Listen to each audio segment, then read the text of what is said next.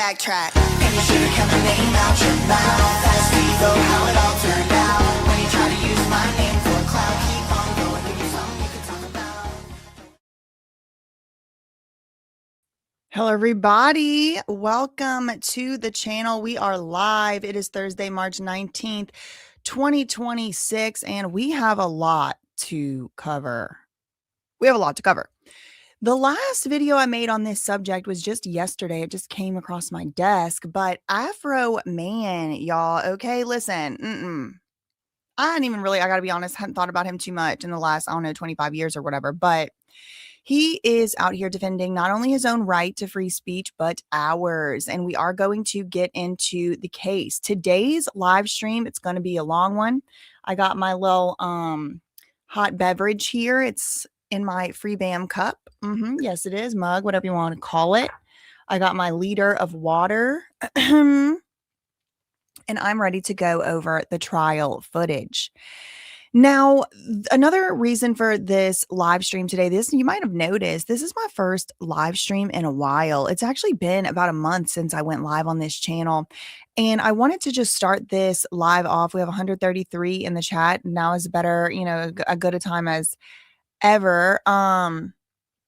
And to announce and to tell y'all that we do have, oh my God, this is so true. We do have another place to convene for live streams, however, okay? I did start another channel. I haven't gone live over there yet. I am going to be going live for the first time ever on this channel tomorrow. The live stream is already set up. And I don't know how, but and I'm very happy. I'm very thankful, grateful, hashtag blessed. But the channel already has 3,000 subscribers. So I thought today we could do a little subscribe-a-thon while we're at it. It's called BJC Live Show. And, on any other day after this one, I would be doing this very live stream on that channel. Pretty much, I don't plan on ever going live on this channel ever again. This is going to be my live channel over here, BJC Live Show. It is linked in the description box. And over the course of the live stream today, I want to see how many subscribers we can get over here. I had this, fantasy in my mind that before tomorrow's live stream, maybe we could get it up to 5,000. I never really expected it to even go up to 3,000. Like, I don't think I really had an expectation. I do know when I started the channel, and as I'm starting the channel, I feel like a little bit nervous because pretty much everything has all lived on this channel, the live streams, the short videos, the long videos, edited videos, non-edited videos. But we're in a new era of YouTube where they are kind of like, and they're allowed to do this. I'm not complaining. They're kind of prioritizing showing channels that have more similar types of videos in them. So like if you're doing a live stream, show live channel, do live channel. If you're doing pre-recorded videos, do pre-recorded. So that's what I'm doing. All right. So I don't know. Let's just see like what we can get this up to. I know a lot of y'all in this chat right now have subscribed. If we do have any mods in here, if y'all want to just drop the link every so often, and then y'all remind me throughout today, and I'll go over there and check how many we're up to over there on BJC Live Show. Those are my initials. My name's Brittany Jareem. Yes, it is Brittany Jareem Corville.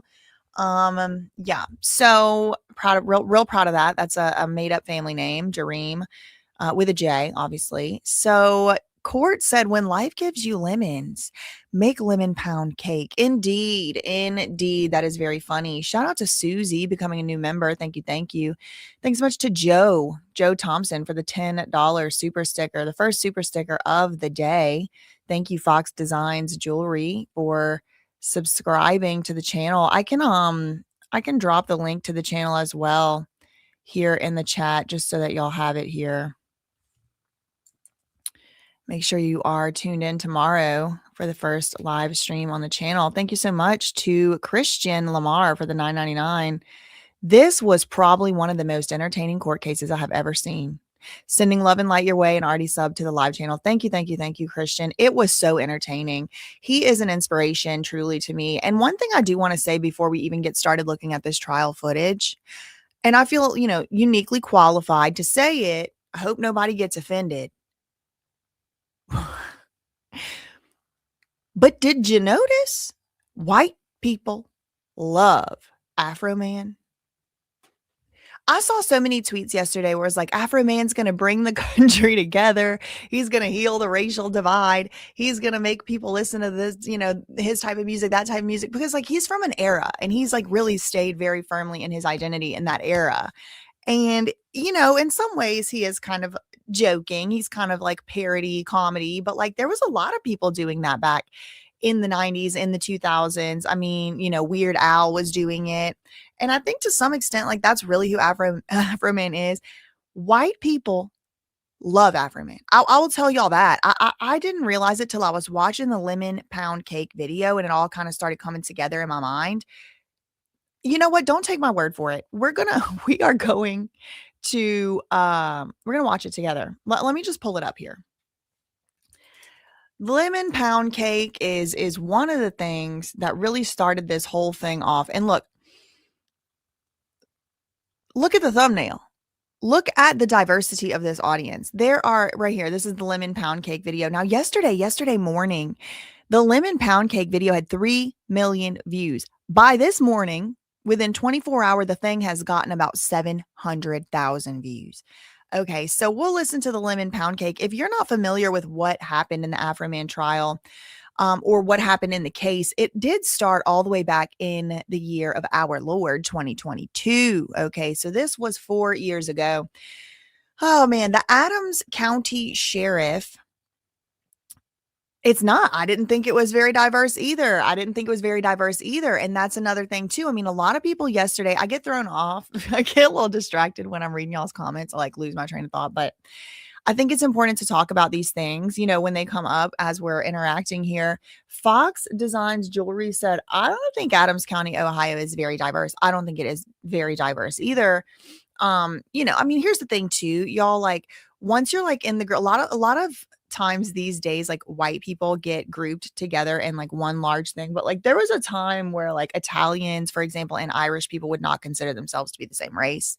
But yes, that's, we're white. It's white. They're white, whatever. And especially now, especially in the United States, like we are all mixed all up. Okay. I am like, that Airhead flavor white mystery. That's me. Okay. That's me. Anything from Europe over there except like Italy, I got a little bit in there. And I'm sure the same is the case for most of y'all.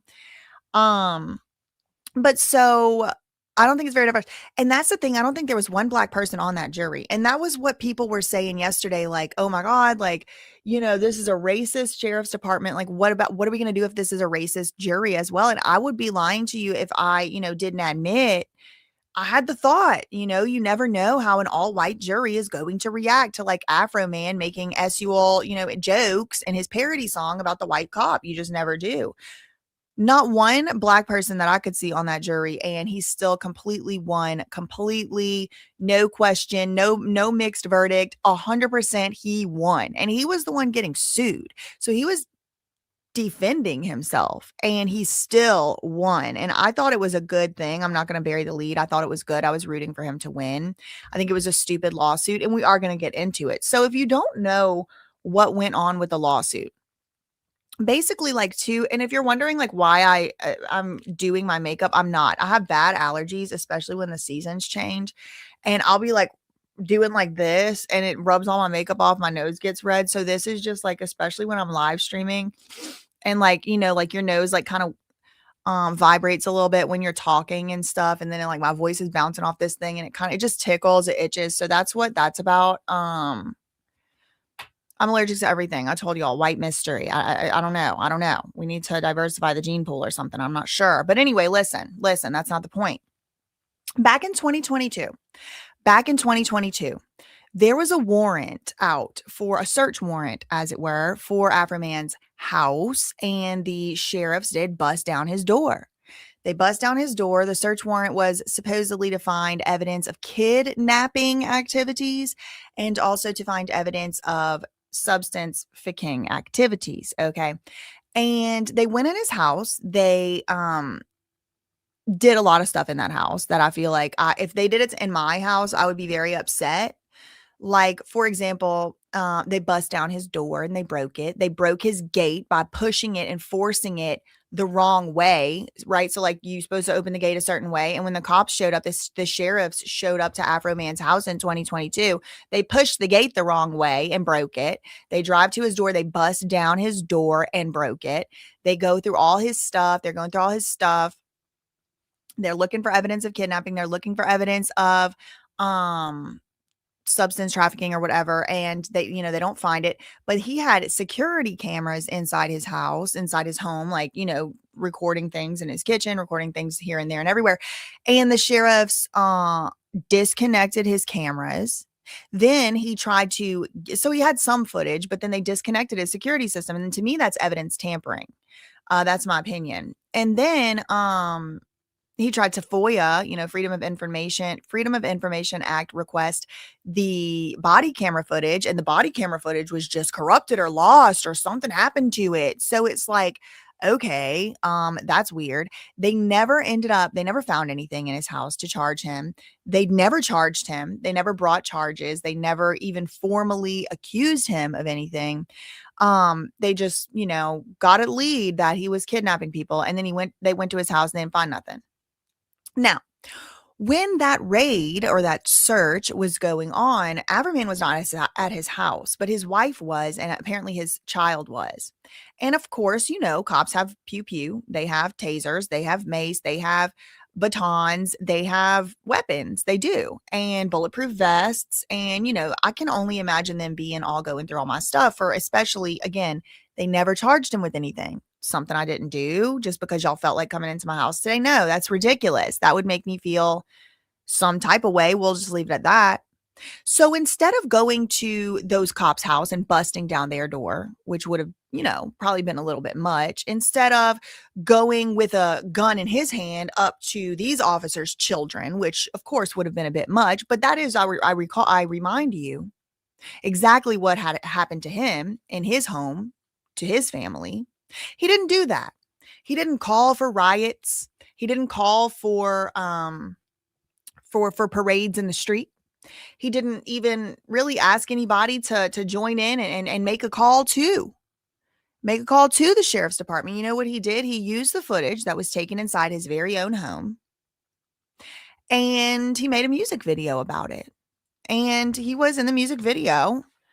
I think he was holding a lot of punches. I think it could have been a whole lot worse. I think it could have been a whole lot meaner. I mean, this man makes kind of like parody rap for his job, for his career, for his lifelong art form. Okay. So he makes these songs, and some of them are rap, some of them are songs.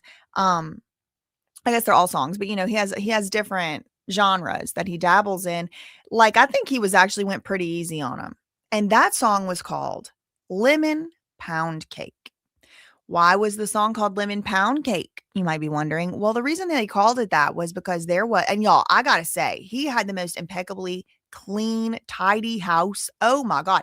There was not one thing out of place. Everything was organized to the nines. Everything was color coded. I didn't see not one crumb, not one speck of dust. He has a very, very, very tidy house. And I don't know why every room is painted green. I don't know what that's about, but whatever. You know what? Good for him. That's how he wants to live. So the house is very clean. And what I mean, that's how he wants to live is like, y'all are going to see. It's like, what is this green? It's like his whole house is a green room. It's like a green screen room inside the whole house. But anyway, it's a very nice house. And regardless whether it's a nice house or not, I can imagine that somebody in that situation would feel I don't know, unsettled in their house.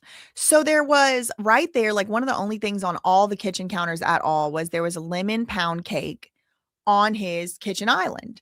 And there was this one cop that's walking by from the sheriff's department during this search, during the raid. He's walking by, he looks over at the island, and he really does. Like, he's got literally pew pew in his hand, if I'm recalling correctly. And he looks over and he sees the lemon pound cake, and it did definitely look like he wanted to cut him a slice. It did. It looked like that to me.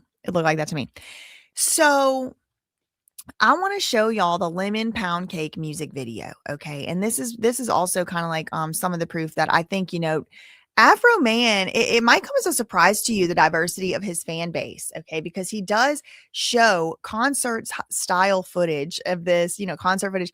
of him singing Lemon Pound Cake, and the people in the audience know the words and they're singing Lemon Pound Cake. Okay, let me let y'all see AFROMAN's first kind of like bite back at the police, at the sheriff. It's called Lemon Pound Cake. I think they're gonna show it again. But you can kind of already, like, in the first 30 seconds, 27 seconds, you can already kind of get the, oh, okay, I see what this is. This is a joke. Ha ha ha ha. They busted down my door. They did not find any kidnapping victims, but they did find just some lemon pound cake. And look, this cop watches. I'm going to go back 10 seconds. Look at his double take. He was on the stand yesterday. We're going to look at his testimony as we go through the different trial footage today on this live stream. We'll hopefully eventually get to his. What is this audience? What is this audience? What is this audience? You know what? AFROMAN, that's how you know he's a real one. He has real fans. Look at these people are the ones singing Lemon Pound Cake. Okay. Look, they are on the front row singing Lemon Pound. They know the words to this song. So funny to me. Like, y'all know I went to Port Island High. Like, so it makes sense. Like, I would be listening to AFROMAN. I had no idea this was AFROMAN fan base. Look at this. Shout out to him. I need to turn my fan on. I'm already hot. Okay. Shout out to him. He is so funny. Okay. So that's kind of like what kicked it all off.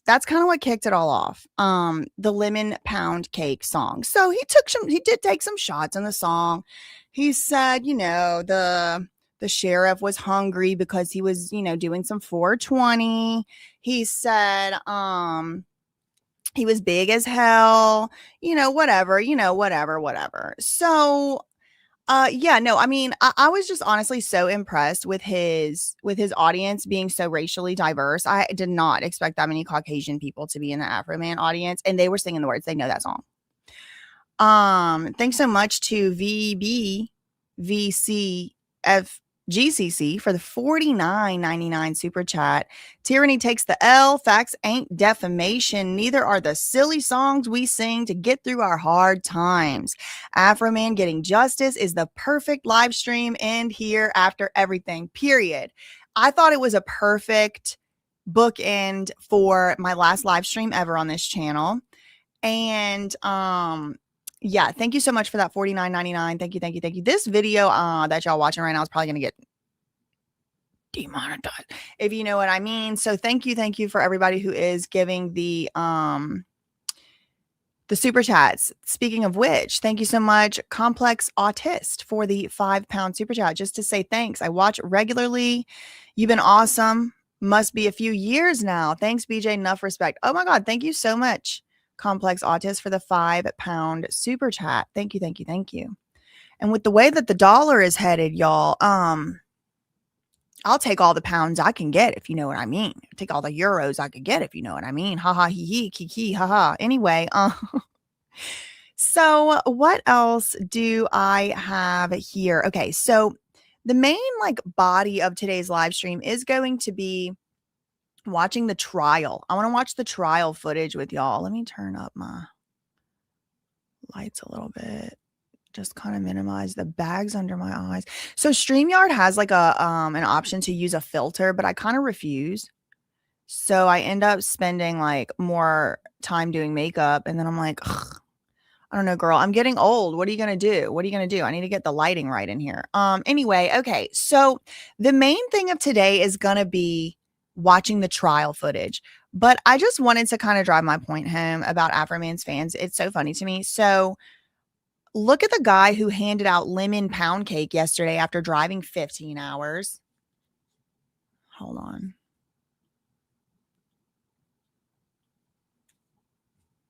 Near and far with the message both verbally and of 250 pieces given out. This is the last one, and I'd like to give it to you. Supporters of AFROMAN coming from near and far with the message both verbally and symbolically. For me, this isn't really about AFROMAN. It's about free speech. So when someone like AFROMAN stands up for my free speech by using his talents, his musical talents, to fight the corrupt system, we got to come out and support him. I'm glad things went my way, but if they would have took it off from me, I was happy about all the love I was getting from everybody after them people kicked my door in. In Adams County, when life give you lemons, you you make lemon pound cake. When life gives you lemons. Look at his fans. Look at his fans. I would have never thought this was going to be the demographic of the Afro Man fans. It is funny to me, and I support it. I'm completely in support. I'm a fan too. Let's see another little footage here. These are some of the little different celebrations. Look at his fans. All right now it is These are Wednesday not in front of the courthouse. These are not people who are just buying a CD and buying it and downloading a song. These people are out here at the courthouse with a sign. Okay, they're talking about each of them. We're talking about their favorite Afro Man song. What's this one? Outside this Adams County courthouse, Look at who he comes out of the courtroom with. I think this lady is one of the actors from his music videos. There's his lawyer. Look at him. He was celebrating winning. I thought that was cute. Look at this one. Might be the most joyous video of the whole day. Look at this. So fun. Yeah, we did it, America. Yeah, we did it. Freedom of speech. Right on. Right on. Yeah, God bless America. Yeah, power to the people. Yeah.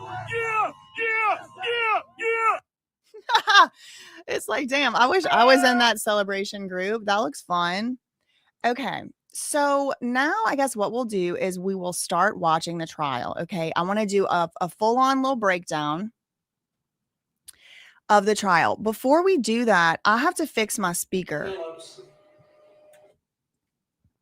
I have to fix my speaker because it's not reaching. So first thing I want to do too before playing the first thing. So what I want to do, I know, protect him at all costs. I love him. I want to go, like, he said he was going to have a party. I want to go to the party. He said he was having a celebration party. I want to go. I hope I get an invite. I want to be singing Lemon Pound Cake. I did. He has a few songs too, y'all, just so you know. He has Lemon Pound Cake, but then what ended up happening was the cops got mad about it and sued. Well, then when that happened, he started making, the gloves came off. I mean, in my opinion, the gloves came off. I do want to give a huge shout out, a big thank you. I hope I don't get copyright struck here by Cases of Interest. Let me do a subscribe. Oh, let's go. Cases, let me subscribe to both. And give them a like. I thought I had, but I have several videos we're going to watch today. This is supposed to be the first day of court. Now, I'm doing my best to watch every moment of court that aired while it was going on. But what I will say is I'm not 100% sure that these videos are like 100% of every single thing that happened. Like, you know, sometimes like the camera would cut on, but they were like in the middle of a sentence. So I don't know exactly how much got cut out. But this is probably like 9 total hours of footage. So I'm going to speed some of it up for sure. And, you know, like go 1.25 or 1.5 times the speed to try to get through all of it today. I do need to go under my desk real quick to fix the wire on this speaker because it's not reaching as far as it needs to reach. So after that, yeah, it's a full album. I mean, he needs to put out a full album if he didn't already. So just give me a moment to go and situate this wire. It somehow has gotten caught up, and then I'll be right back. Welcome into my world. You're playing my. Oh, girl. Welcome into my world. You're playing my game. Thought that you could come up and they're fitting off of my knee. Talking out the side of your neck like you're insane. Cortisol levels to the roof. Inflame. Kids these days so shameless. Selling out real friends for a paycheck. Mama didn't teach them no home training. Wanna be me so bad, but they failing. Step to the plate though. I'll take a challenger. I ain't scared of no low life scavenger. I should warn you though, if you haven't heard, I know Kulie, ukulele ballanger. Shots been fired. Wanna tell that? Say it to my face though. Now behind my back. Won't be long till you share it in the group chat. And when I call you up, you're gonna backtrack. And you should've kept my name out your mouth. That's though how it all turned out. When you try to use my name for clout, keep on going. Give me something you can talk about.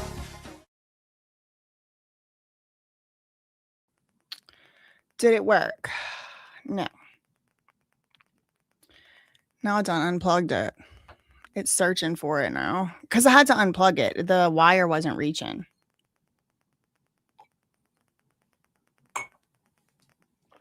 Great. Love when we're having problems here.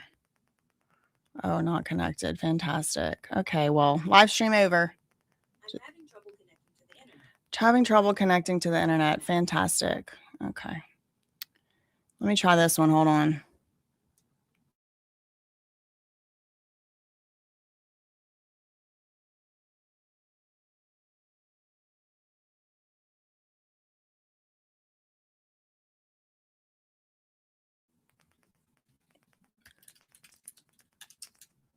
Just troubleshooting here. Put a 2-2 in the chat if you can hear me. Put a 2-2 in the chat if you can hear me.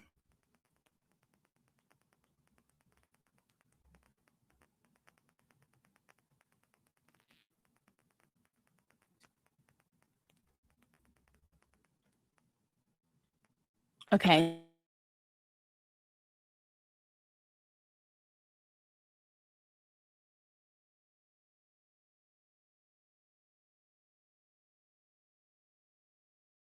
If you can hear me.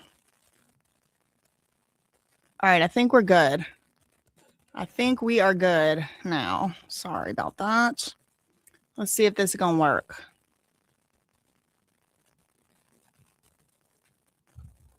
Thank you, Mr. Klingler. Go ahead. Thank you, Your Honor. Good afternoon. Okay, there's one more thing I need to get because I'm going to be here all day. So one more thing. Give me just a second.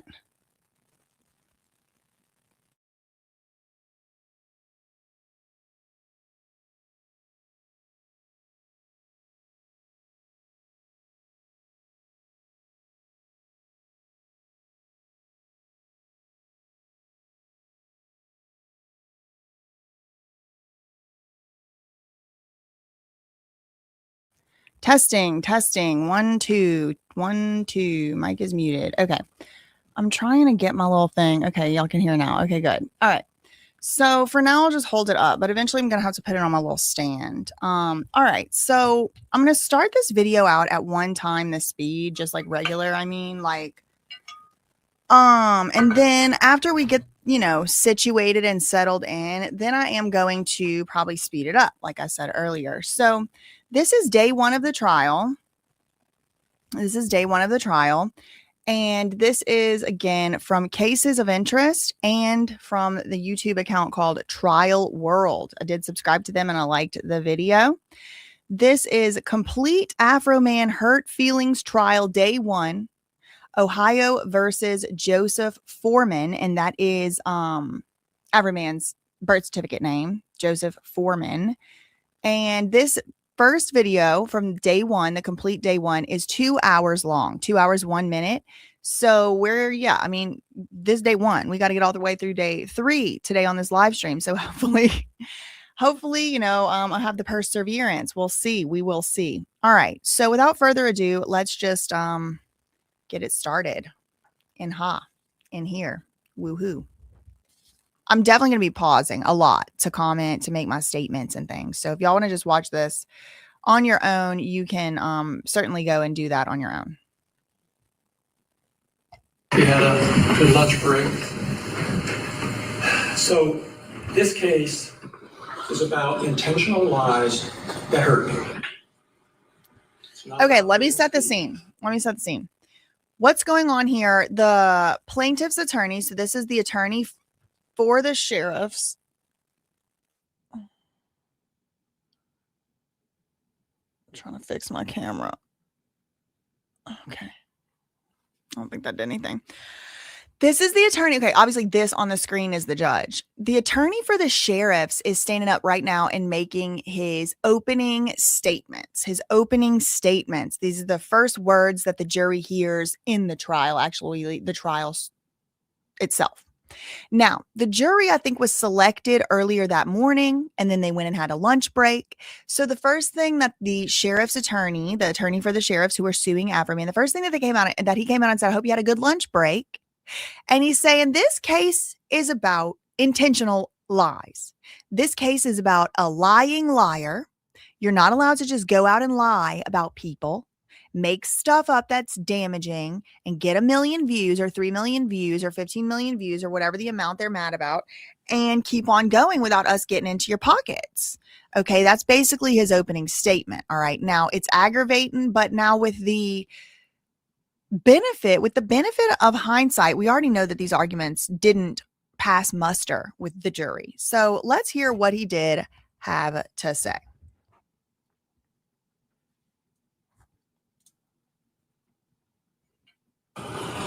Lies that hurt people, as Judge Hines said, that's what defamation is. That's the definition of defamation. And when a person publishes things that are untrue about somebody on the internet, and it injures those people, then that person who published that is responsible for the damages that resulted. Now, let me tell you the story of this case. Mr. Joseph Okay, so Foreman, he says, let me tell you, sorry, I just got to tighten my mic. Let me tell you the story of this case, he says. Like, why is everything like, do you know how wobbly this is? What the hell? Let me tell you the story of this case, he says. Oh, I want to know. I want to hear the story of the case right now. Tell me, sir, what's your story? Again, this is like the people who went against AFROMAN. They make their case first, and then his lawyer gets to stand up and make his case. Now, I think no, he's talking to the jury. Okay, he's talking to the jury. Got it. Okay. The jury's like off screen over there. You'll be able to see him. AFROMAN. He's a rapper, hip hop artist, songwriter. He's quite famous among some folks. He has a big fan base. He makes money producing music and selling merchandise. He travels around doing live shows. He lives here in Hamilton County. His former wife lives here, and his children live here. But he often travels. He's often gone on his road performances. Now, back in 2000, sounds like a successful musician to me. I'm going to speed this guy up. I'm going to speed him up now to 1.25 times the speed. The captions are on, so you should be able to follow along. If you need to slow it down, you can. Because I just want to kind of get through this and get to the testimony. This is a 2-hour long video we're watching. So just look at the audience. Or the gallery, I should say. Here's this guy with a camera. You're going to get a few different camera angles throughout this opening statement. And at some points, you will be able to actually see the jury. So he's just describing, this lawyer right here is just describing AFROMAN's career. He's like, sometimes he's in Ohio, or not Ohio. Where are they? Adams County, Ohio. Yes, Ohio. Sometimes he's in Ohio. Sometimes he's traveling. He travels a lot. He's a producer. He's a music performer and a producer. And so he travels. Okay, so what? Who cares? All right, moving on. Mr. Foreman began posting music videos about several Adams County deputy sheriffs. At first, he called them thieves. He said they stole $400 from him. Lots of videos, lots of songs. I think some of you probably heard them. He posted songs that alleged theft by these deputies on the internet that was seen at least 12 million times. Oh. Then he posted other things about these deputy sheriffs. He posted that Detective Brian Newman is a pedophile. He posted that Brian Newman likes to fondle little boys. Okay. He posted that Brian Newman is a PDF file. He posted that Brian Newman likes to bleep little boys. All right. Now, what do we know about defamation? Facts are not defamation. True statements can never be defamation, even if they're harmful. I'm not by any means saying that this sheriff is a PDF file, but it's going to become an issue now at trial whether or not he is. So just bear that in mind. So one of the things they're complaining about is AFROMAN implied or stated in his silly songs that the sheriff deputy was a PDF file. Okay. That was one thing they were upset about. Rightfully. Listen, I would be upset if someone called me that, by the way. I'm not saying that the cops had no right to be upset. They totally had a right to be upset, to be called these things. However, I don't really think they have the right to recover damages in a lawsuit, and the jury agreed.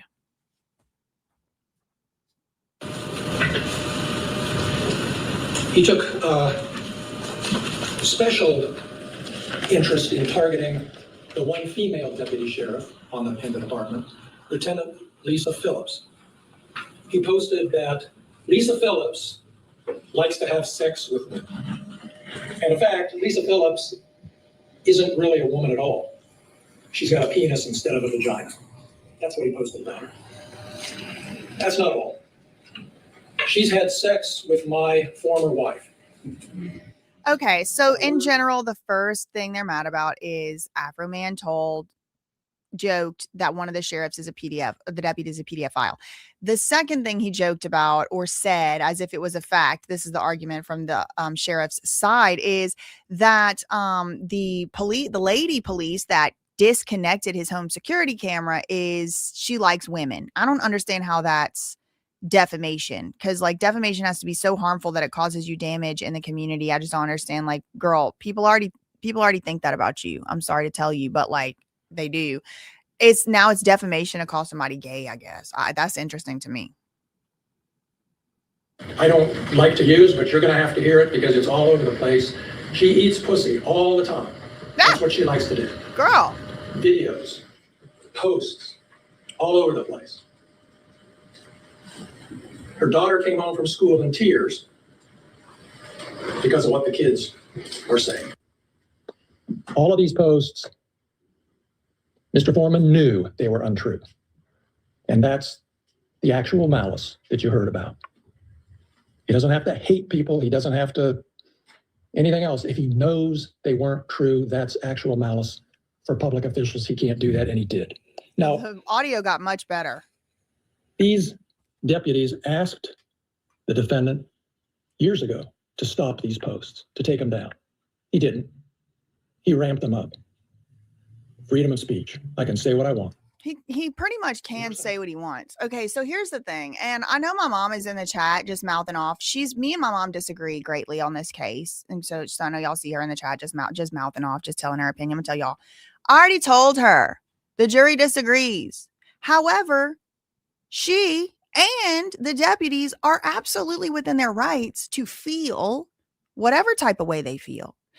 The issue is, if we say he can't make a joke song about that, then next tomorrow, it's going to be, you also can't make a joke song about the president. And then we're North Korea. Okay. Like, you absolutely have to be able to say what you want to say about the cops that break into your house with guns. And here's the thing. You can't sue cops individually. It's very difficult. It's pretty much impossible because they have immunity. So if AFROMAN can't sue them for wrongfully raiding his house, which is what he claims they did, and if he can't go to their house and bust the door down and break the gate and cut off their surveillance footage and hold guns up next to their kids, what is that? What can he do? Make a song. I wouldn't make the song that AFROMAN made, but I absolutely do agree with and vigorously, robustly support his right to do it. I actually think he could have gone way farther. I think he could have gone way farther and it still would have been protected speech. And if you don't like that, you can move to a communist country. I heard they're taking, refugees lately.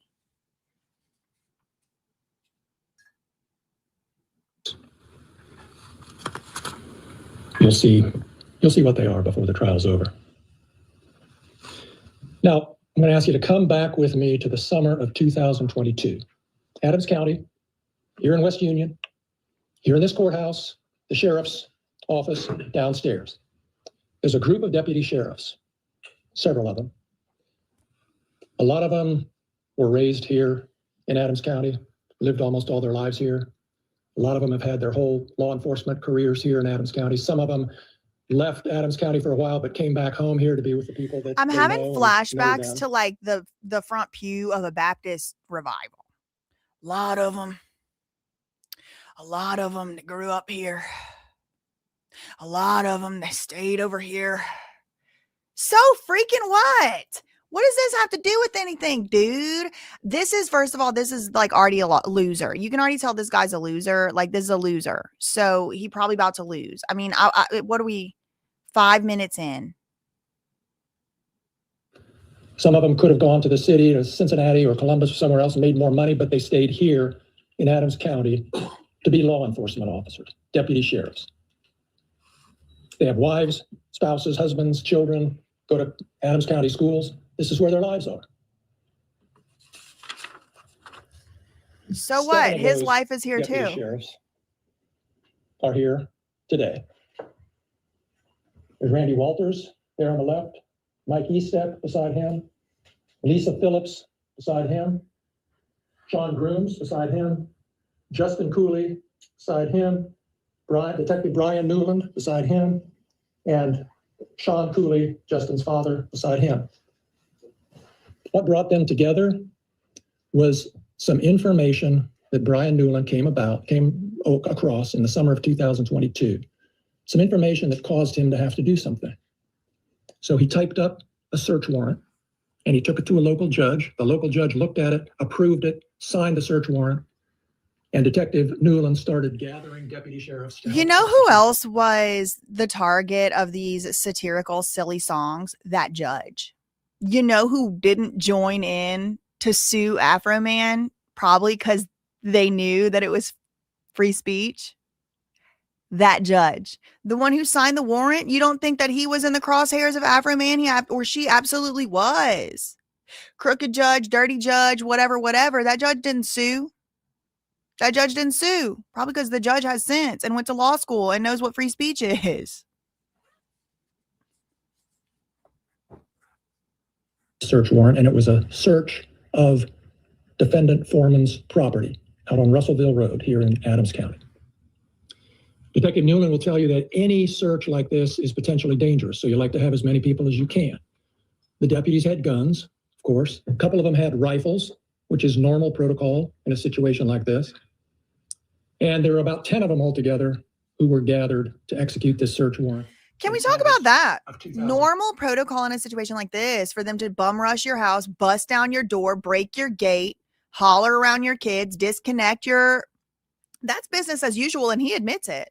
Yeah, we do this all the time to y'all. What do you mean? Yeah, this is normal. Well, the jury said we don't like that. He can sing his song. 22.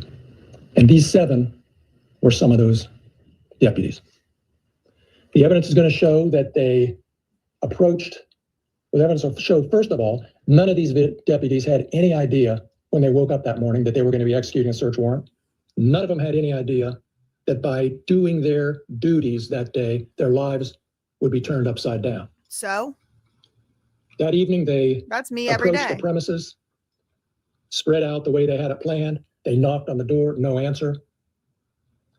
Tried the doors were locked, doors were secured. They ended up gaining entry with a battering ram, had to knock the door down. Again, they had to. That's procedure that happens. No other in choice. Executing warrants, when that's the way you need to get in. Nobody was home. That's not what Mr. he Foreman said. wasn't home. He was away in Chicago. He said his wife was home and got video deputies on her camera phone. So I don't know which one's true. We're gonna have to see the evidence. The house. They found a small amount of marijuana. They found a significant amount of cash. They seized the marijuana. They seized the cash. That's what they do. And that was pretty much it. No evidence of a major crime was found. You know, it's interesting. He left out the part where they disconnected his security cameras inside his house. He left that part out. Put a 3 in the chat if you heard him leave that out. Put another way, put a 3 in the chat if you didn't hear him mention that aspect of things. He said that was pretty much it. Not them tampering with evidence and obstructing investigations and committing possible Brady violations or making the ground very prime for it. What about when they didn't turn over their body camera footage? That was pretty much it. Okay, interesting. Got it. What happened was, after a while, the local sheriff ordered that decided there's not going to be any charges filed here, and so he ordered the cash to be returned. It was over $4,000 total cash found in some of Mr. Foreman's clothing and another place in his house. Shortly after the cash was returned to Mr. Foreman, he began claiming on the internet and every place he could that the sheriff's deputies had stolen $400 from his money, hadn't returned it. You're going to hear the evidence about that And we're going to demonstrate to you that that's not true and that he knew it wasn't true. There was an independent investigation done by Claremont County, but that didn't keep him from continuing to declare that Brian Newman in particular and the rest of these deputies are thieves. Okay, that's just the beginning of it. Then Okay. So he went beyond. if you're keeping track, if you have your notebook out, there's like three big issues so far that they're complaining about. Number one, the guy, I think it may be Brian Newman or another one, being called a PDF file. That is pretty serious. Calling someone a PDF file can be defamatory. Number two, however, we have to look at the context. Okay. I just said can be. I didn't say is. And if you've been listening to this whole video, I'm actually on AFROMAN's side. I don't think he defamed anyone. So that's what they're mad about, though, the PDF file. The second one is he called the lady cop a lesbian. The third one is AFROMAN called these people thieves because they took money from his house, but then when they returned the money to him, it was missing some money out of it. They took a little finder fee and gave it back to him, not complete, not all of his money. So he characterized that as theft. They broke into his house, they took money, and they didn't give it all back. So I see it as theft as well. I see it as theft too. I don't care if it's 55 freaking cents. I got to get my ass up every day and work for money. Nobody is just raining money out of the sky onto me. So yeah, if you took $400 from me, I'm going to say you took $400, you stole. Maybe it was $25. Maybe it was a bag of hot fries. If you took it out of my house without my consent or permission and then you didn't bring it back, you stole it. In my opinion, that's theft, a burglary even. But if the cops do it, it's totally fine, according to this lawyer. They can keep $400. They're allowed. Calling these deputies thieves. As I've indicated to you, he called Brian Newman a pedophile. Not called him. He posted it, published it all over the internet in various posts. He found a photo of Detective Newman from a Shop with a Cop event that Mr. Newman attended with little kids. Disadvantaged kids in the community, shop with a cop, and get them to know law enforcement. Mr. Foreman found a photo of Brian Newman holding one of these children that he worked with. A public photo, got it. Blocked out the face and put a smiley face on it. Okay. He blocked out the child's identity. He found a public picture and he completely covered the child's face. Okay, that's what I'm hearing so far. Brian Newman, and it says Brian Newman is a pedophile. Watch your kids around this man. He likes to fondle little boys' testicles. Oh, my. Posted it all over the internet, not once, not twice, many, many times, seen thousands of times by people. People in the community started making comments to Detective Newman. His daughter came home from school crying because some kids had called their dad a pedophile. Oh. He used to coach cross-country teams. Some of the kids on his cross-country team started calling him a thief and a pedophile. Oh.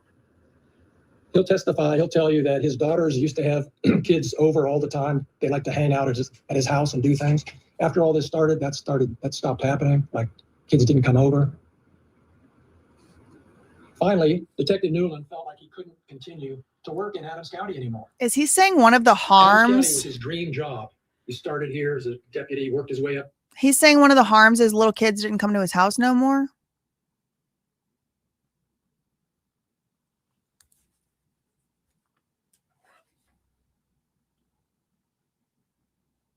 Detective, this is where he wanted to spend his career, but things soured out. He couldn't stand working here anymore. He resigned his job from the Adams County Sheriff's Department and went to Cincinnati and now works for the Norwood Police Department. He commutes, drives every day because he felt like he can't work here anymore. Now, Mr. Foreman, as I indicated a moment ago, saved his most severe attacks for Lisa Phillips. Lisa Phillips worked as a resource officer in the Adams County schools for 18 years. She used to greet the children, including Mr. Foreman's children, when they were dropped off at school in the morning. Hey, kids. Made them feel welcome. How are you today? Mr. Foreman posted that Lisa Phillips likes to have sex with other women. He used other words. She ate my ex-wife just like pizza. Pussy, pussy, pussy, eating, blah, blah, blah, over and over, thousands of times on the internet. Vulgar, saw it, but people laughed, so people from out of state, but people here in Adams County would sometimes yell at her when they saw her. Hey, Lisa Lickumlow Phillips. That was his nickname for her. Over and over. not lick 'em This has been low. going on for like almost 3 years now, Oh, folks. not lick 'em low, Lisa. And it's taken a heavy toll on her. Her child came home from school crying, saying, because the kids were saying, did your mom have a sex change? Because of what they saw that he had posted. We asked him to stop.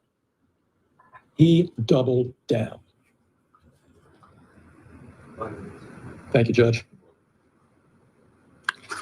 She's out on call doing her duty. Someone yells at her, hey, Lisa Lickumlow calls her a thief. She's had to miss days of work because of the emotional upset. Her doctor has her on medication. Oh, well, that might be a problem. She might need to see Because if of it's a this, side because of effect. lies.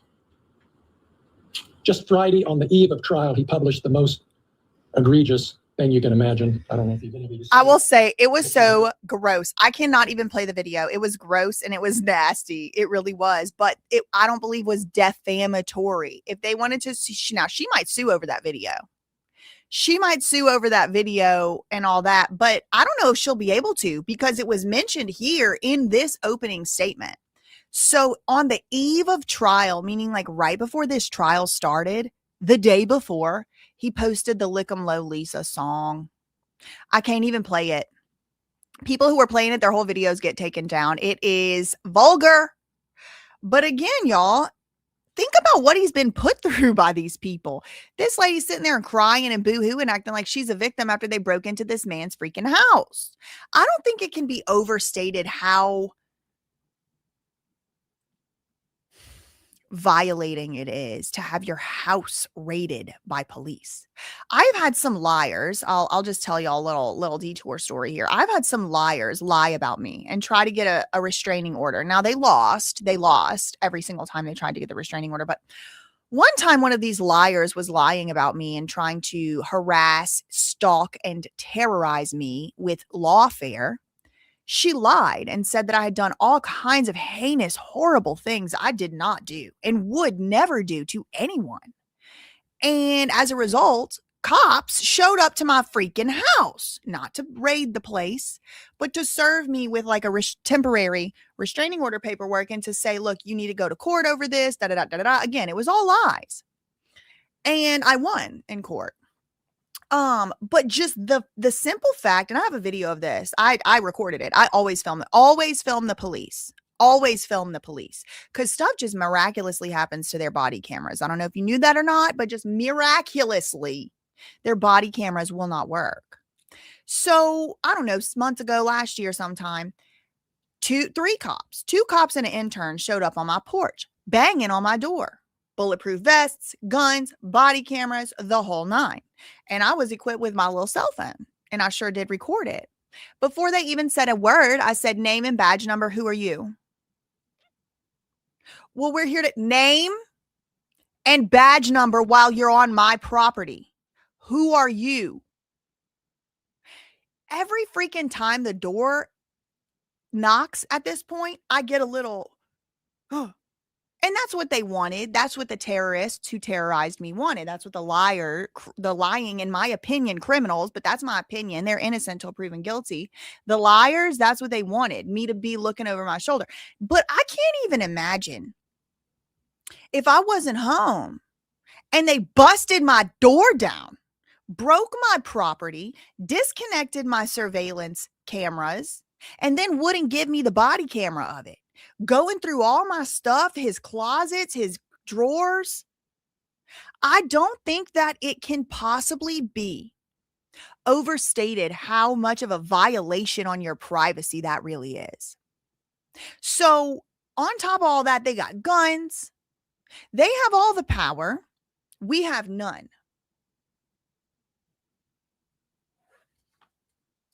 I asked the intern for her name and badge number too. What is your name? Oh, she's just an intern. I don't give a flying rat's ass. She's on my porch and I want to know who she is. Thank you.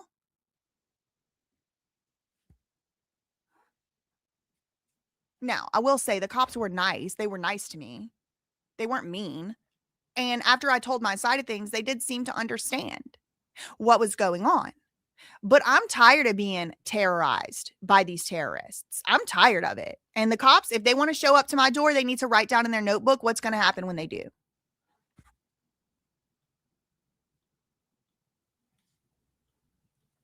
This trial, it's basically pornography about Lisa Phillips. Mr. Foreman also targeted Deputy Randy Walters for special treatment. In several videos seen by thousands of people, Mr. Foreman declares, I used to fuck his wife. I used to fuck his wife doggy style. His daughter came home upset because the kids at school were saying, hey, is Afro Man your father? No. We asked him to stop. He didn't. He's still published. There's new videos today coming out. In your face, I'm going to do what I want. Justin Kulie was targeted by Mr. Foreman as a thief. Sean Kulie, Mike Easton, and Sean Grooms all suffered by being called a thief. They're sheriffs. They go to people's houses to do things. Hey, you're going to steal my money too? Their reputations have been damaged. It's harder for them to do their jobs. You'll hear all the evidence. When they go to other people's houses to raid their houses, people say, are you going to steal my money too? Oh. Facts. At the end of the case, you'll have to decide if Mr. Foreman should be held responsible for what he's done. That's what the case is about. Should he be held responsible? I indicated during our jury selection process the kind of damages we're going to be asking for, the non-economic, the value damages. You'll hear all the evidence. You'll have to decide, how bad was this?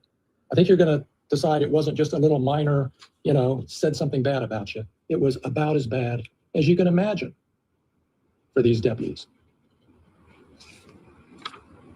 Reputation, pain and suffering, humiliation, personal embarrassment, loss of reputation, all that stuff. You're going to have to put a value on it. And I will tell you this, as I said earlier, I'll try to help give some guidance. You can reject it or not, because it's your choice. But at the end of the day, I'm going to be asking you for a number for all these people that is in the 7 figures. 3.9 million. They got zero. That's how serious we take this. That's how serious the jury took it.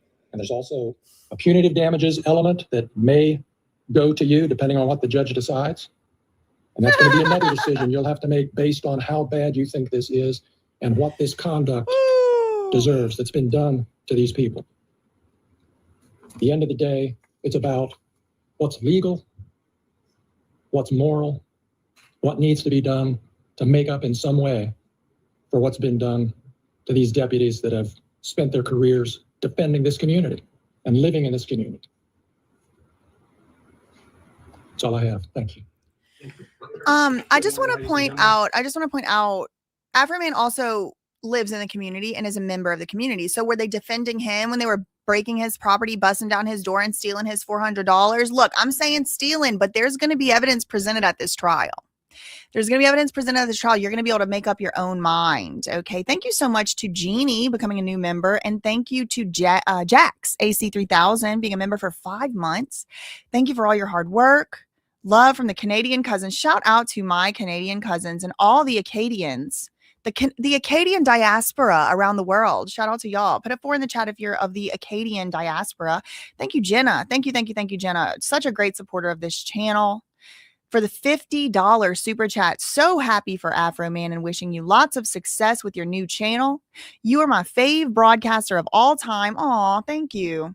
I can't wait to see you on these YouTube streets with our iconic style streams and pre-records. Yes, thank you. And thank you for the $50 super chat. Let's also, while we're okay, so what just happened, if you're just joining or if you're zoned out, we just finished with the opening statements from the Baptist preacher, from the plaintiff's lawyer, and he just gave his little side of things.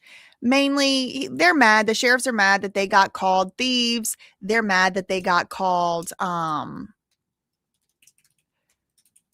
of them got called a lesbian. One of them got called a PDF file. I think that one is the most From all the things the man just said, I think that one would be the strongest argument. We already know how it ended up going. AFROMAN won. These people did not prevail on their claims.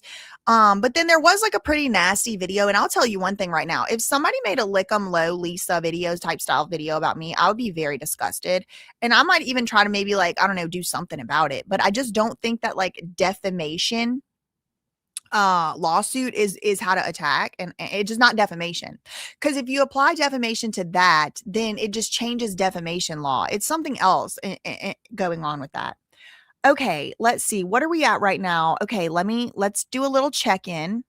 We're doing a check-in on the BJC live show. We're up to 3.09 thousand subscribers. I want to try to at least get to 4,000 by tomorrow. I really was saying I wanted to get to 5,000. So if you could go to BJC live show, make sure you do give that a subscribe. I'm going to be doing my first live stream over there tomorrow. And today live stream is going to be the last live stream ever on this channel. So they were mad about being called thieves. They were mad about being called a lesbian. They were mad about being called you slept with AFROMAN slept with your wife, stuff like that. So now what's going to come next is going to be AFROMAN's lawyer's side of things, his side of the suit, and you're going to hear his perspective. He's going to come up next. I'm going to reintroduce myself. My name is David Osborne Jr. I'm going to go back. Defending this community and living in this community. That's all I have. Thank you. Good morning, ladies and gentlemen. I'm going to reintroduce myself. My name is David Osborne Jr. I represent Joseph Foreman. This is a good old boy Let's go right by here. the stage name AFROMAN. And I want to thank you for your service today. This is not going to be an easy case. This is going to take a week of dedication of you to go through. Took 3 Not days. an easy thing to ask, but something we appreciate you are willing to do. This case is about the freedom of speech protections contained within the First Amendment of the United States and the Ohio Constitution. It is about an American citizen's right to make public comments about the actions of AFROMAN could not, this is my opinion, could not have done a better job choosing a lawyer. Just like, hate to be the one to break it to you if you didn't already know, it really matters where your lawyer is from in these sort of small town cases, especially. Like, you want a good old boy, okay? And you also know that they are very strongly already playing a little bit of the race card, as it were. On the other side of things, the sheriffs are acting like, you know, this big scary black man with his big scary rap songs is terrorizing us. So he's got this good old boy, whatever, Henry Joseph the Jr. or whatever. He's got his American flag tie, his 3-piece suit, and he's somehow from Ohio, got a country accent. But I love it. I love it. Perfect, perfect, perfect. 10s across the board. actions that took place in his own home.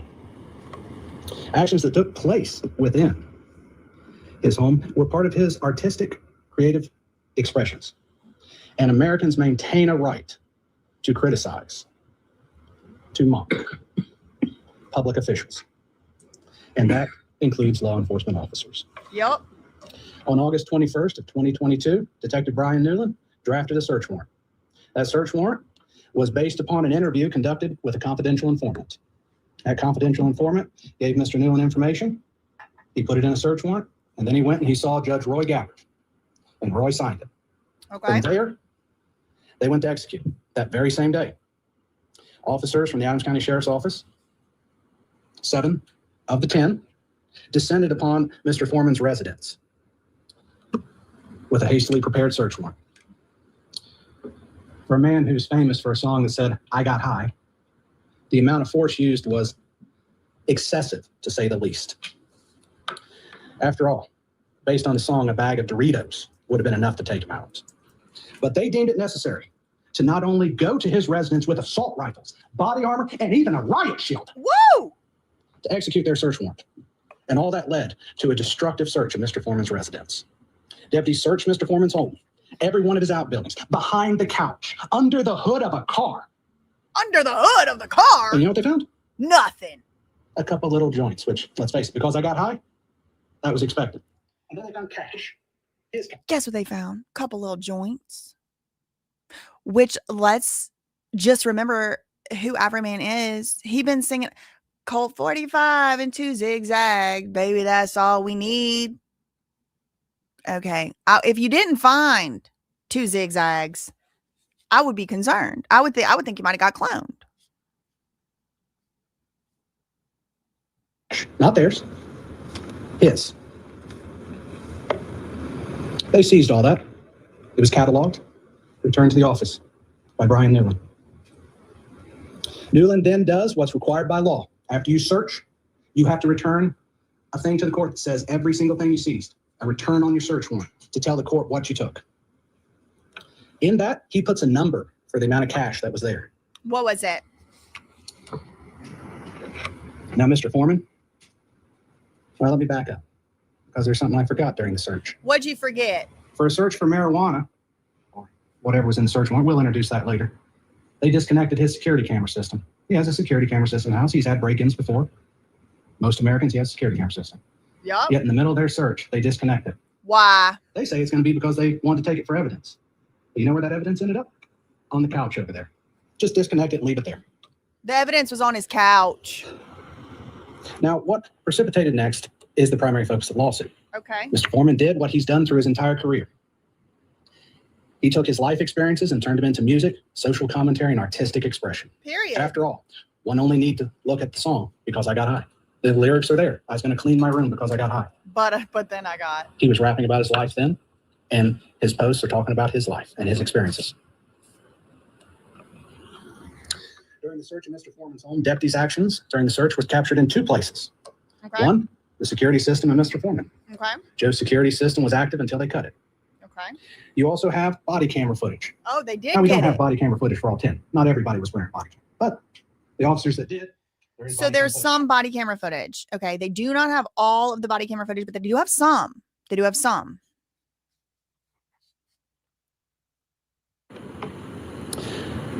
And he used this footage from both those locations to make his music videos. He posted them on social media like Facebook, YouTube, Instagram, and even TikTok. The plaintiffs decided they did not like what Joe had to say about him, or how they portrayed him, or how he used the footage of their behavior as their job as law enforcement officers, as public officials. Their response was to sue him in order to silence his freedom of speech, threaten his livelihood. Yep. After all, have you ever heard of a law enforcement officer suing a person for making a social commentary on them? Yeah. Now Or I have you ever heard have. of an officer suing anybody because someone said they didn't like what they had to say? Officers deal with it all the time. I dealt with it during my election.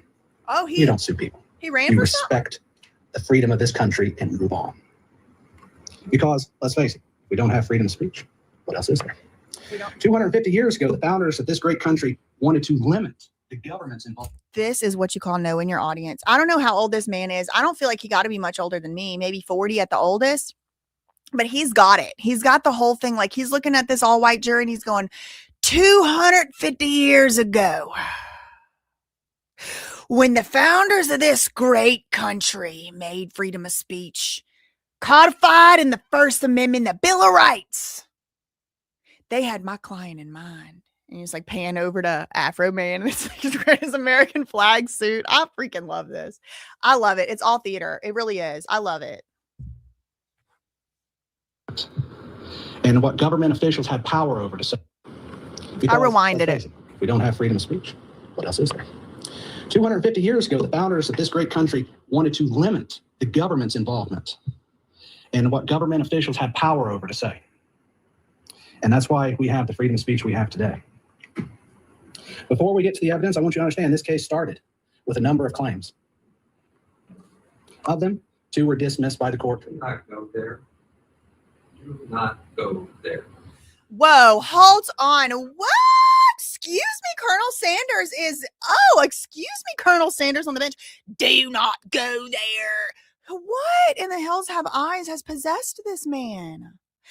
What?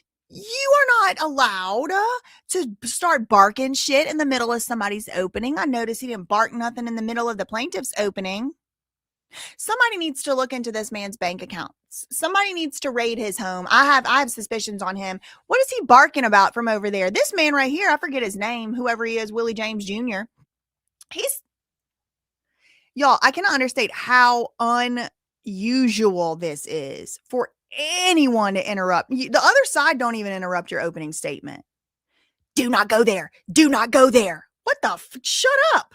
Shut up. You need to retire, old coot. So I want you to understand this case started with a number of claims. Of them, 2 were dismissed by the court. Do not go there. Do not go there. You know and I know. I think that's my cousin. This got to be my cousin. Did y'all see this? He said, he had his hands down. He said, he hit him with that slow blink. Woo, if looks could kill, old Coot would have got zapped. There, I'm not hiding the ball. Claims filter out like they should. I gave the instructions. And you don't need to get distracted about what's not in front of you. Mr. Klingler's like, Shut up. maybe, but you don't need to know that because we're not there. I'll tell you that if you need to know it later. There's a lot of things this case is not about. So he doesn't get to talk about what it's not about. It's only what it is about. We're not gonna talk about what it's. Anytime somebody starts blowing that H out real hard like that, the WH, I start getting suspicious. Like, I feel like he's got a Confederate flag right under his desk or something. Go ahead. Forgive me. I have to readjust my opening slightly. Yeah, let's readjust. What the frick? It should be noted that public officials, such as these gentlemen and Miss Phillips over here, are held to a higher standard than an ordinary person. Look at that demon They're back public there. officials. They are expected to be criticized and mocked. The evidence will indicate that Mr. Foreman created songs with titles like Will You Repair My Door? Lemon Pound Cake. These songs went viral, yes. People connected with the message and understood what Joe was trying to say. The videos and songs resonated with the public because they addressed something that people care deeply about as Americans, and that is how law enforcement officers conduct themselves. Joe also made statements on social media about the search and the officers involved. Some of these statements were openly critical and expressed Joe's opinions about what happened. Statements about missing money. And he used some strong language, some exaggerated language. He did. Call it hyperbolic language to present his message and his opinion. But all these statements were a matter of public concern as well as statements about his personal opinions. The experience of law enforcement officers executing a destructive search warrant is well beyond question, as it is a matter of public concern. The plaintiffs are going to point to specific statements that Joe made. They're going to claim these statements are defamatory. They are going to attempt to remove them from their Did you say defamatory? Statements aren't in a vacuum. There's context. If you get called a name, if my wife yells at me, there's probably context to it. That context is what we're going to show you. Because if you look at those statements in isolation and simply ignore the conduct that sparked them, you can't understand really what was going on. Right. You'll be asked to forget much of that context of the statements. At least not the, I should say the least of it is that the plaintiffs are public officials and the public has a right to criticize them. The evidence will show that Mr. Foreman's statements fall into 3 categories. Okay. The first, many of these statements are his opinions. All right. Opinions are not assertions of fact. So not defamation. They are Joe's subjective views about his encounter with these public officials and the execution of their duties. The First Amendment protects the right to express those opinions, even if they're harsh, even if they're mean, even if the person who is the subject of them hates them. Yep. They are protected. Yep. Second, many of the statements are exaggerated, rhetorical exaggeration, as you might expect from a musician. After all, if you didn't have Because You Got High, if I said I just didn't want to clean my room, no one would have bought that song. You have to exaggerate something. You'll see he used colorful language, sarcasm, and satire. No reasonable person would have understood these statements to be literal assertions of fact. That's a big For one. example, Mr. Foreman created nicknames and made comparisons to cartoon characters. No reasonable person would understand those as a literal assertion of fact. That is a rhetorical satire flourish. Okay. That has always been part of our social and political commentary in this country. After all, pick up the newspaper, you're going to see a political cartoon making fun of somebody. True. Watch Saturday Night Live. They make fun of people all the time. True. Hey, they made fun of Joe. True. It just happens. It's part of our freedom of speech. And also, Mr. It's Foreman's very tripping me out that this lawyer is calling AFROMAN Joe. Like, it's funny. I mean, I'm sure that, I mean, that's his name. His name's Joseph Foreman. But like, I'm just like, he's like, my client Joe. I'm like, oh my God, that's AFROMAN.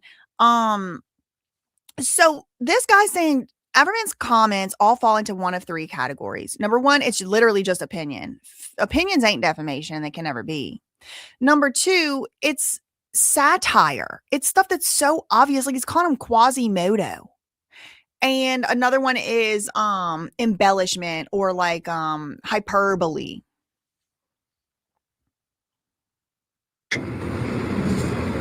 The third is the extent that any of the statements assert facts. They relate to matters of public concern. Matters of public concern are exempted. These statements address how the search was conducted, what actions were taken, and how Mr. Foreman experienced this as a homeowner with these people executing their hasty search warrant. Indeed, the public's concern for such issues is reflected in the viral response that his content got. The plaintiffs bear the burden of proof in this matter, not Joe. They must carry the day. They must prove every element of their claim. Looking at the invasion of privacy due to false light, it's one of the claims that they're claiming. The plaintiffs must prove that Mr. Foreman portrayed them in a false light that would be highly offensive to a reasonable person. The evidence will show that he did not. He used real actual footage of them performing their duties. Stuff in the public domain. Joe's statements were based entirely on his personal experience and within his county of residence, which that is something I do want to clear up. Mr. Foreman lives in Adams County, not Hamilton County. Mr. Klingler is wrong about that. So he is a resident of this county. Oh! Regarding the defamation claim, plaintiffs must prove that Mr. Foreman made false statements of fact, not his opinions. That's very important because we all have opinions as Americans. It's one of the great things about this country is we can share our opinions whether we like them or not. Whether they like them or not, they can hear my opinions. But they must prove those statements were not opinions. Because public officials, they must prove that Joe acted with actual malice rather than just simply exercising his First Amendment right. The evidence will show they cannot meet this burden.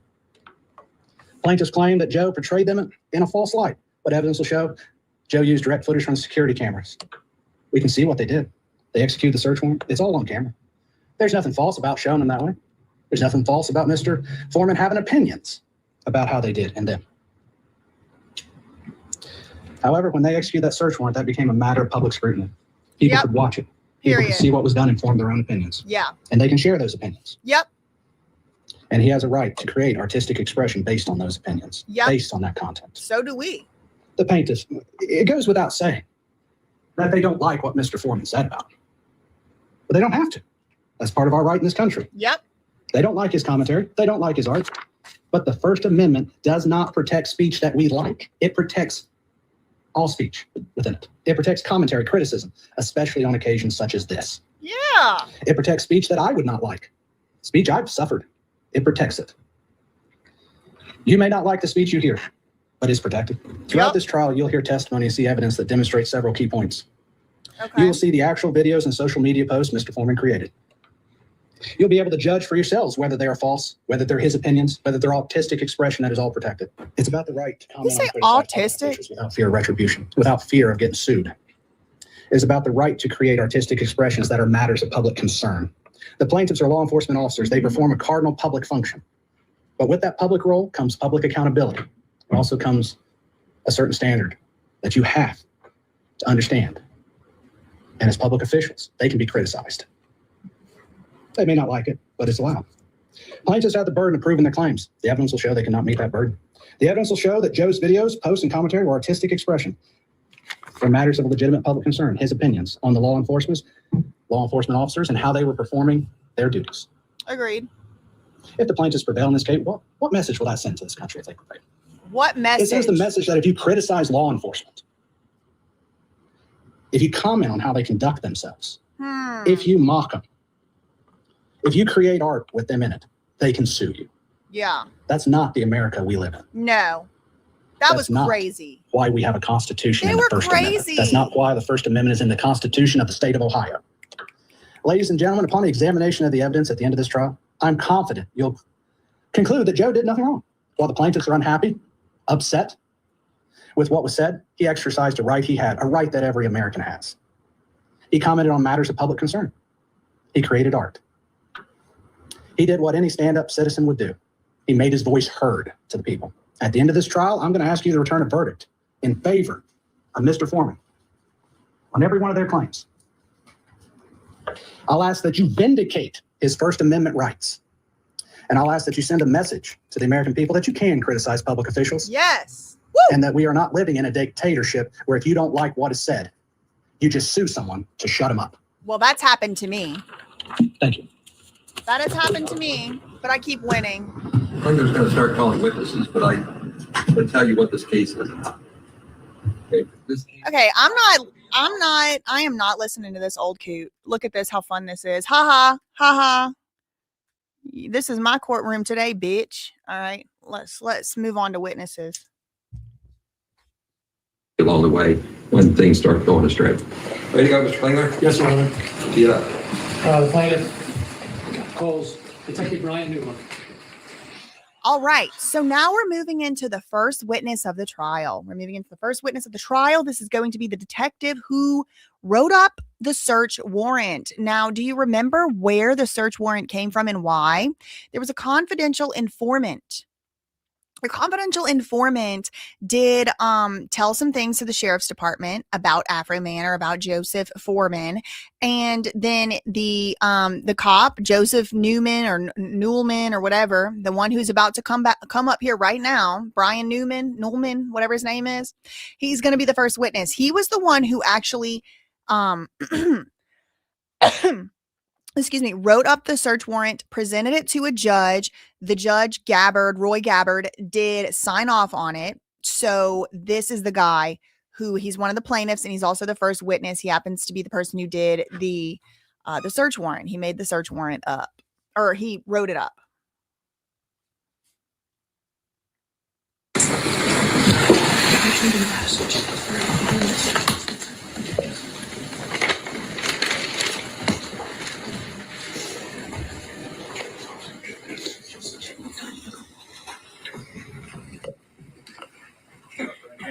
Do you solemnly swear the testimony you're about to give, show the truth, the whole truth, and nothing but the truth, as the issue, so answer unto God? Just so y'all know, I have it on 1.25 times the speed right now, so it is a little bit faster, a little bit sped up. That's because I'm trying to get through all 3 trial videos today, and so I'm just trying to get through them. We're making okay time, I think. We're 38 minutes through the first day out of 2 hours. So it is a little fast. I may slow it down. I may even speed it up as we move along. But this is the first witness. He's being sworn in. Brian Newman.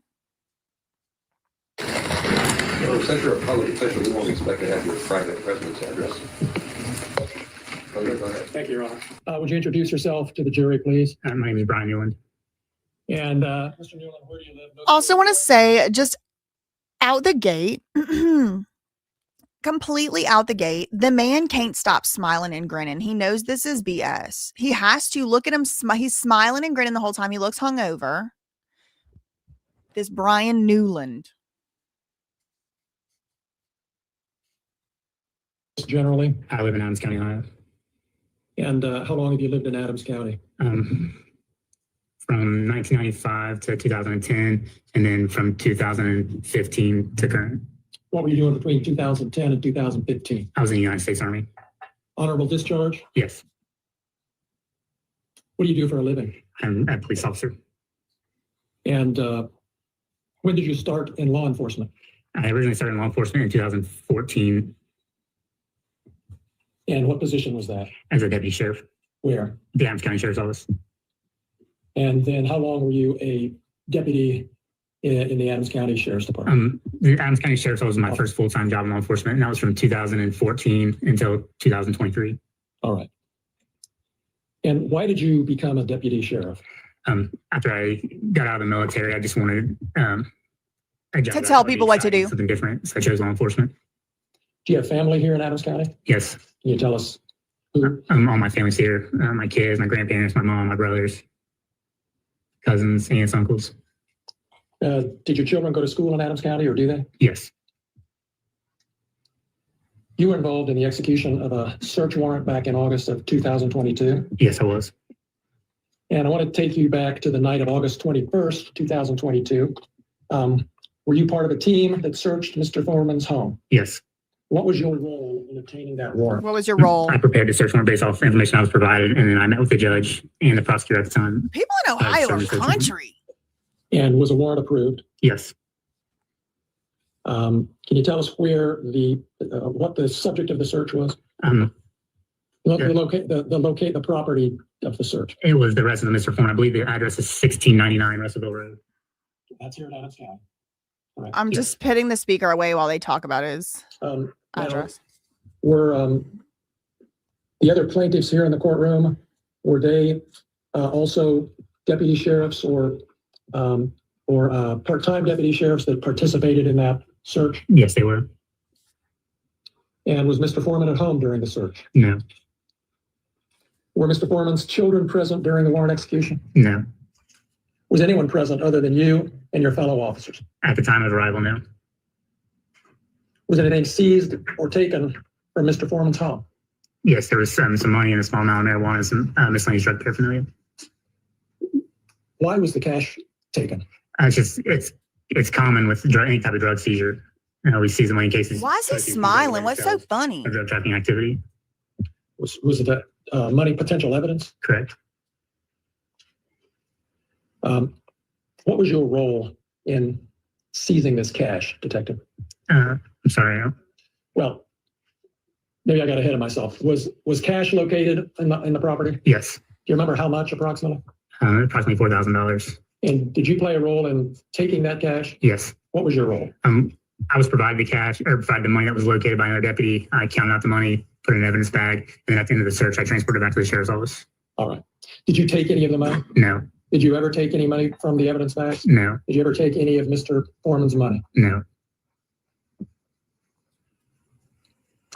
Was your counting of the cash recorded on your body cam? Yes. And have you had a chance to review that? I have. Has Mr. Foreman accused you of taking his money? Yes. Are you aware that the cash was ultimately returned to Mr. Foreman? Yes. And can you tell us why that was? The prosecutor at the time decided we're not going to pursue any current criminal charges and the property was released back to him. Okay. Were you present? That was kind of fast. So I'm just going to Mr. repeat Foreman? what happened after you took the money away or whatever. He said they gave it back. He wasn't, AFROMAN was informed that they would not be pursuing criminal charges, and then they returned his property. So he claims, this guy, Brian, he claims that he counted the money on camera. And I do not like the smug look on his face. He doesn't look agreeable. He doesn't look like someone who is used to being held accountable. He looks like someone who tells you what to do right now and you're going to do it. But that ain't how it went for him in this case. Picked up the cash that had been seized? No. Do you know whether any press was invited to attend the return of this cash? I learned that there was later. Okay, but you weren't there. Correct. Can you tell us what happened when the money was returned to Mr. Foreman? Your Honor, I would object to that. He's already testified he wasn't there. Right. True. Okay, let me rephrase it. That's fair. Was an allegation made that there was less cash than there should have been? Yes. And who made that allegation? I believe Mr. Foreman. How did you learn about this discrepancy? The evidence technician that releases property had called me and told me that the count was short. The count was Tell us what you short. mean by that. The count was short. Just that there was more money listed than what there was inside, and that was less money was returned than what was indicated. And where was this amount indicated? On the bag. On evidence bag? Correct. Looks like he stole it to buy beer. My opinion. The amount of money that was indicated on the evidence bag was more than what was actually returned to Mr. Foreman. Correct. And were you able to account for that discrepancy? I wasn't. No. What happened? Once the allegation was made, the sheriff contacted the Claremont County Sheriff's Office to conduct an independent investigation. Do you know whether an independent investigation was conducted by the Claremont County Sheriff's Office? Yes. And do you know the results of that investigation? They were to determine that I miscounted the money during my original count. He can't count. Did they conclude that any money had been taken? They said that there was not any money taken. Did that stop Mr. Foreman from continuing to claim you had stolen $400? No. Did he accuse anyone other than you of stealing money? Multiple times he accuses all of being thieves. Look like y'all are thieves. The money didn't add up. Do you know where he made these allegations? Instagram, Facebook, YouTube. In my Social opinion. media. How did you learn about these accusations on the internet that you were a thief? Friends and family were sending them to me. Were the accusations true? No. I think you said you've reviewed your body-worn camera from that night? Yes. And were you able to tell what happened? From what it appears, if I began counting money, I stopped the reshuffle of money that was in my hand, and then began counting again after putting money down. And it was Maybe he's smiling like that because he's realizing how stupid he looks. Like, I was counting the money and the money did not add up, and now then when they want to get the money back to the man, and then the money did not add up to the money I had said the money, and then but they said I counted it wrong.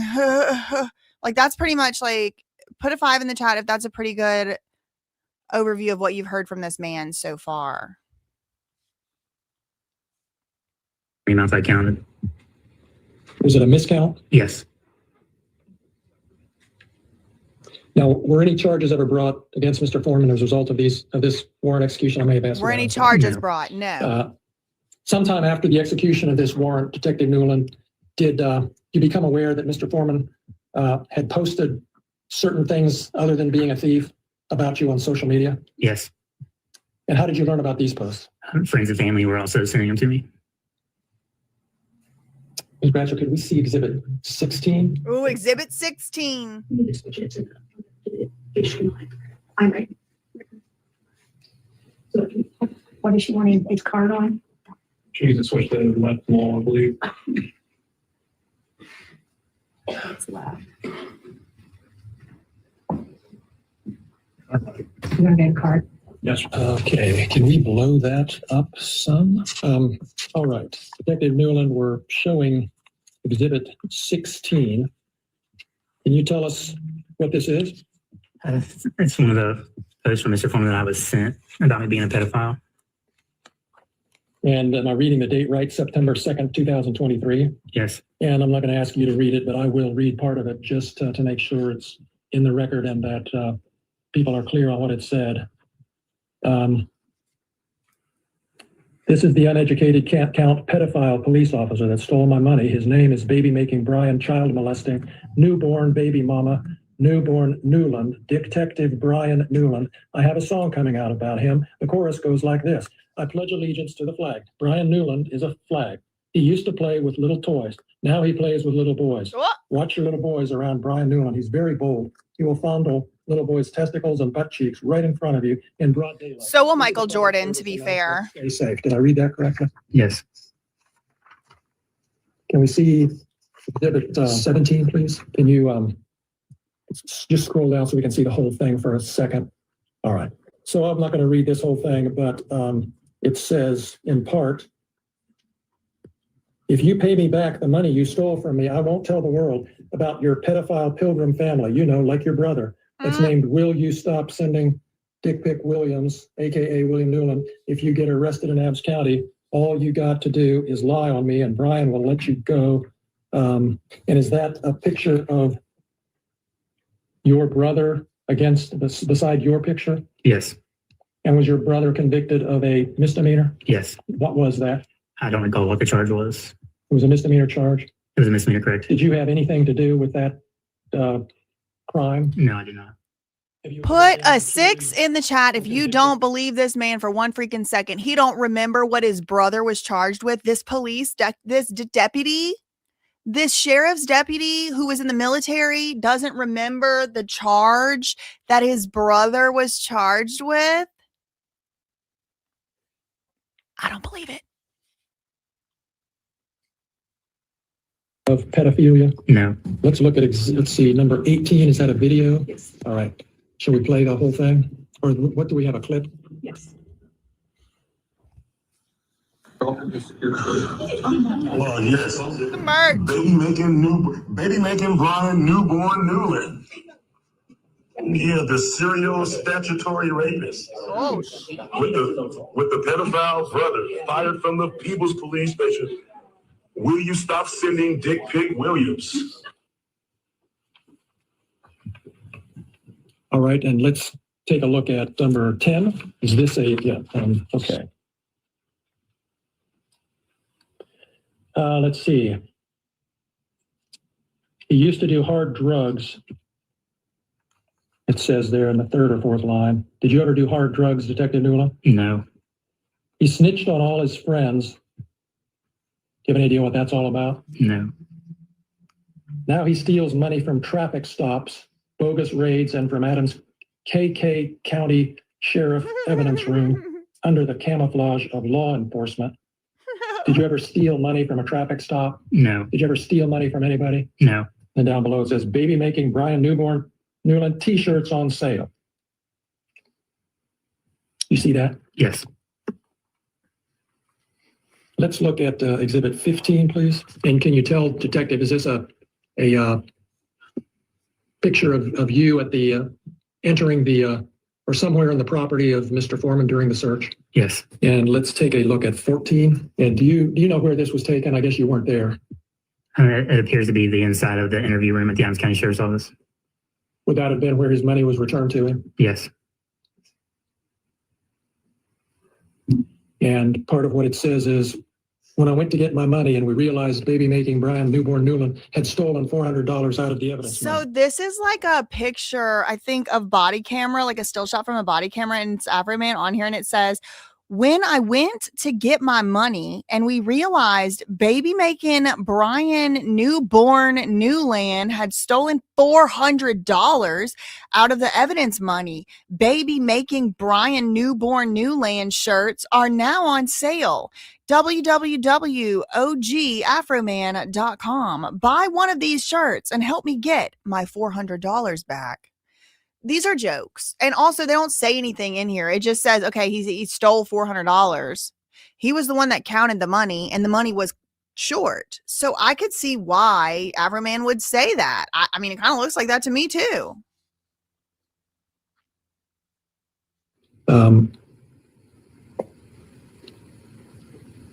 Again, did you ever steal any of his money? No. Let's take a look at Exhibit 15, please.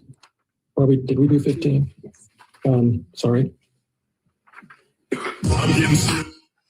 Number 2. For telling the truth and the truth. Okay, awesome. Objection. Yes, Your Honor, I've got the objection to this. Can we order it? Your Honor, this objection is video because this video, if I'm not mistaken, was published within the last 2 weeks. The law on this has changed. Ohio has actually passed what's called an anti-SLAPP law, which therefore extends immunity to things, actually, in a way, increasing a person's freedom of speech rights in Ohio. Yes. Wait. Oh my God. My cousin on it again. He said, nope. Ohio has now an anti-SLAPP law that has been passed in between the time they sued my client and the time that video was posted. That's anti-SLAPP. So if they want to bring stuff in that was posted after the anti-SLAPP law, then we're going to have to recalibrate this whole trial, Your Honor, because we're going to have to move on anti-SLAPP grounds. New Jersey also recently passed an anti-SLAPP law. I also have prevailed.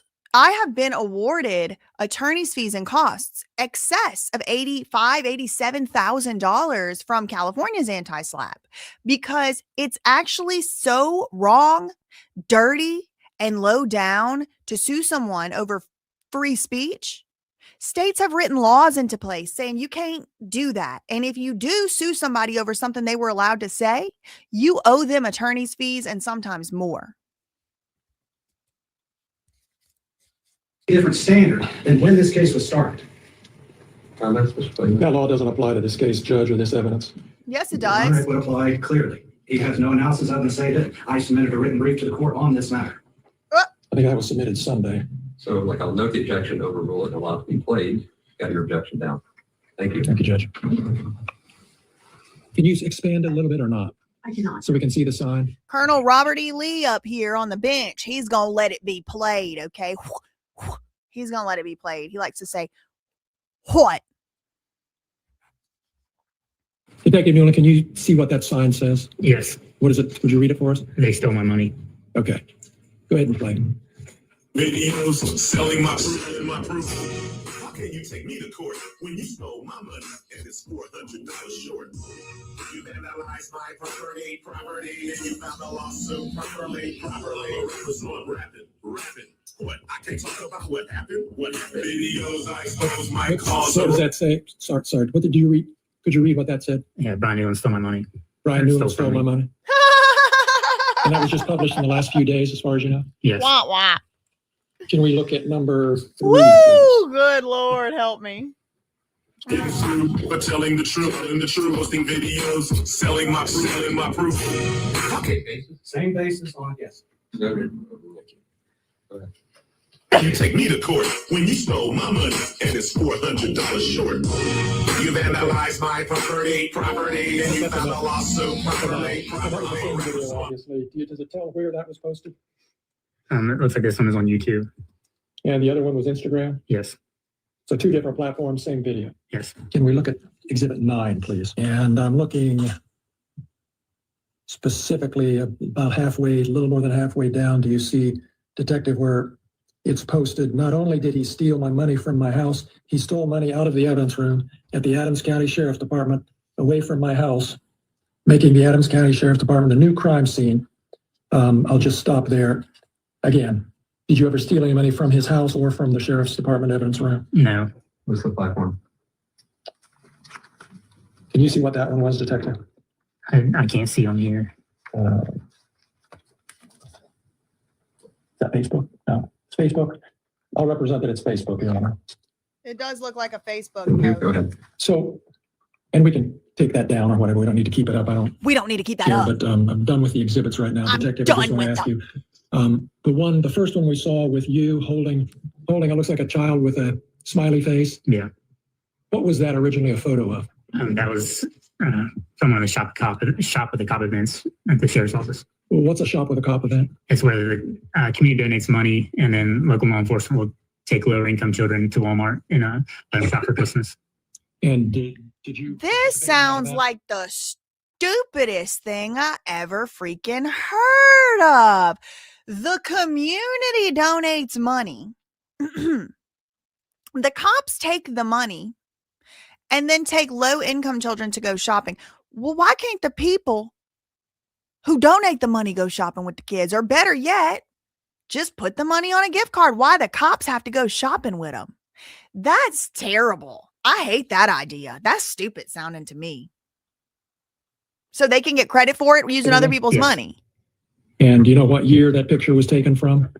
I don't recall. All right. And the little boy you were holding there, can you tell us anything about who that was? Not his name, of course, but who it was? I was just a cool little boy that got picked to shop the cop and chose me to be his officer. Chose you to be what? His officer. And what did you do? Did you do something with him, shop with him, or what? We put him in the cruisers, turn the lights and sirens on, pray through town, and we go to Walmart and help him shop. I hadn't seen this man look happier or giddier talking about nothing else except this little boy. I'll say that. Fire department or whatever, and help them get their toys ready or play or, and feed them pizza, stuff like that. And, you do And that more feed than them 1 year? pizza. Yes.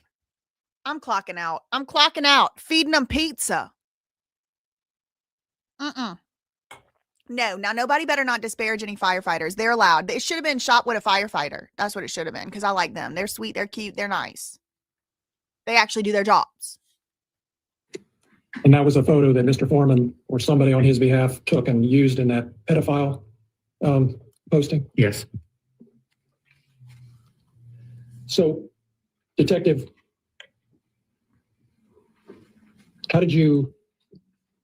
what effect did it have on you when you saw these posts that you're a pedophile? I was angry, sad, depressed, upset. Why were you sad or upset? It's just isn't it just somebody exaggerating or making jokes or making a comment? I didn't find it funny at all. I work in law enforcement, have kids, have friends, family. I was involved in the schools, and then I'm being blasted all over social media for the entire United States to see that I'm a pedophile. Did you ever have any evidence that other people were seeing these things other than the fact that it's on social media? Did anybody ever say anything or do anything to indicate they'd seen it? I've had comments made to me since day one. Like what?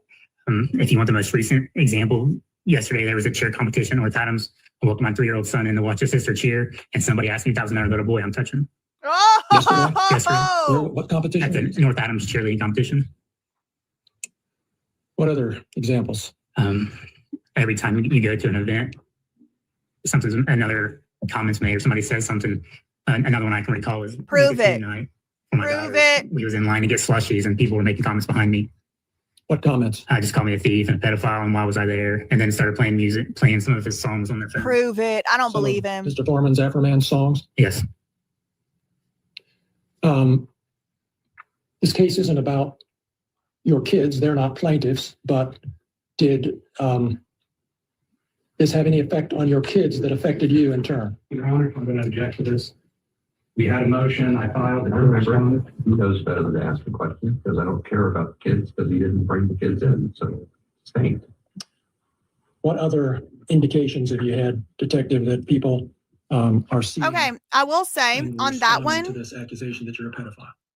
the judge sided with AFROMAN's lawyer. They were getting into talking about this guy's kids, like how did it affect the kids, whatever, like this guy's kids. And AFROMAN's lawyer's like, no, what are we bringing them? And that's nothing to do with him. That's hearsay. He can't speak for how his kids feel or whatever. So the judge said, true, like sustained. Don't ask about that.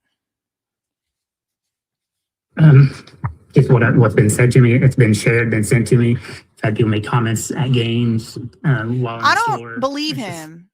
There's so much stuff's happened. I don't even know. I want to see proof that he's just. So you. Here's the thing. I want to be very clear. I'm very clear. If somebody accused me of being a PDF file, I would be livid. I would be infuriated. I would be very mad. That's part one. But here's part two. I have been accused of doing horrible things and they were false. And I keep winning in court over it. I have been accused by liars of doing horrible things. And so it's like, I just cannot take people for their word anymore. I'm completely unable to do that anymore. I need to see proof because I now know that any crying, lying loser can just lie about you in court. I now have had to learn that the hard way, that any crying, lying loser can lie in court under penalty of perjury, sign their name to it, and apparently have no remorse and no guilt about it. And so when I say prove it, I want to see the proof. That's where it's really coming from. Because there have been people who have accused me who have lied. There have been people who lied on documentaries that went on HBO about me. Provable lies. It doesn't even have to be a he said, she said, she said, she said. It's just lies. There's no proof for it at all. It's just literally made up. So when I'm saying prove it, I don't believe it, that's where it's coming from. Because it's like, all right, you don't have no proof of this. Did you bring in an email? Did you bring in a text message? Did you bring in a DM? Did the department get any DMs? All these emails. Do we have any proof of this? Can you show it to the jury? Because anybody can just make shit up. That's where I'm coming from with it. That's where I'm coming from with it. Hamilton County Deputy Sheriff. Sorry, I said that earlier. You were an Adams County Deputy Sheriff, and you're not anymore? Correct. Why? Embarrassed. I leaving the sheriff's office just because of this, because of being called a pedophile and a thief.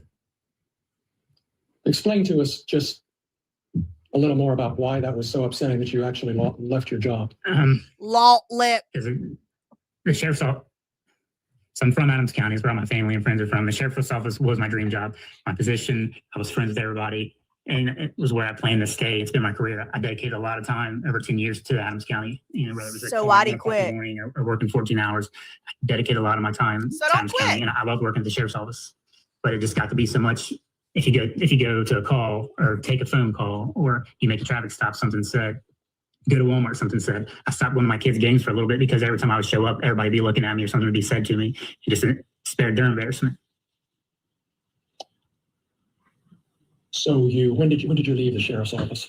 I ended up leaving in October 2023. You have do your kids' friends come to your house and hang out? They don't anymore. Did they used to? They used to have huge slumber parties, especially on their birthdays. They'd have 10 or 11 kids over. And essentially once this started, it stopped. I don't recall the last time my daughters have had a friend over, if they've had one ever since then. Detective, did you ask Mr. Foreman to take down these posts? I didn't personally. Did you through your attorney? Yes. And have they been taken down? No. Are they still there? Yes. Those are all my questions. Thank you. Is this a good time for a 10-minute break? Yes. We'll do that. Let's go off the record. Take a 10-minute break. So Brian, you're still employed as a police officer, correct? Yes. You're employed in Norwood, correct? Yes. When you went to Norwood, you got a pay raise, correct? Yes. Wow. So you're still employed, aren't you? You still have a job, don't you? Yes. And your job, it's in Norwood, just right over there, right? Yes. And when you started that job in Norwood, isn't it true you got a pay raise?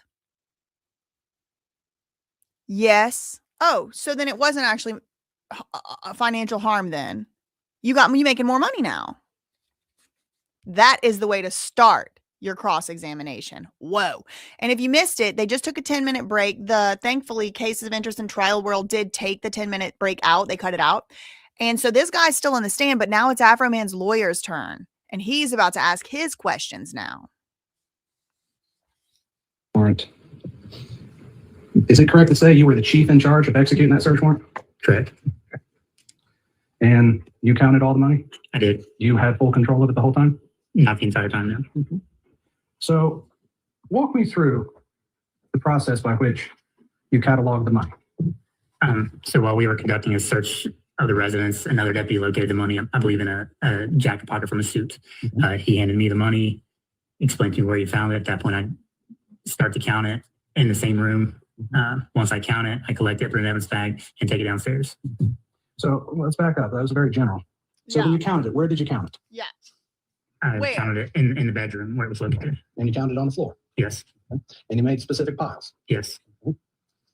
Now, that's not all the money that was recovered is what was coming out of the suit, right? Correct. Where was the other money recovered? There was more money covered from, I believe it was an office downstairs. And where did you count that money? In that room. On the floor? I don't recall if it was on the floor or maybe on a desk that was there. And you were wearing your body cam the whole time? Yes. What was the time? Okay, interesting to me. This was two separate sums of money were found in the house. One was found inside a suit jacket pocket, and then one was found elsewhere. Look at him smirking. Look at the smug little smirk. And look, he took his ear gauges out for this. That's nice. He wears ear gauges. It looks like it. I mean, I could see the hole from here. Money and the money downstairs. I don't recall. You reviewed your body camera? Yeah, it's been a year. I reviewed it every year. I don't recall what the time frame was. Well, Mr. Newman, let's ask that question. You were deposed, correct? Yes. You were deposed on August 8th of 2025, correct? Correct. Have you watched the body cam since then? I haven't. Well, I take that back. I've watched pieces of it. Haven't watched the entire thing. What pieces have you watched? Just of me counting the money from the bedroom. You watched only the part of your body cam where you recounted the money in the bedroom only? Correct. You never watched the part for downstairs? I did not. You never watched the part where you sealed the evidence bag? No. Did you seal the evidence bag? The evidence bag was not initially sealed, no. What do you mean by initially sealed? So it's not a self-sealing bag. It has to be taped. Mm-hmm. So it was placed in an evidence bag and then brought downstairs to a central location until it was transported to the sheriff's office. In the central location, where was that? In the kitchen. And you left it there alone? No.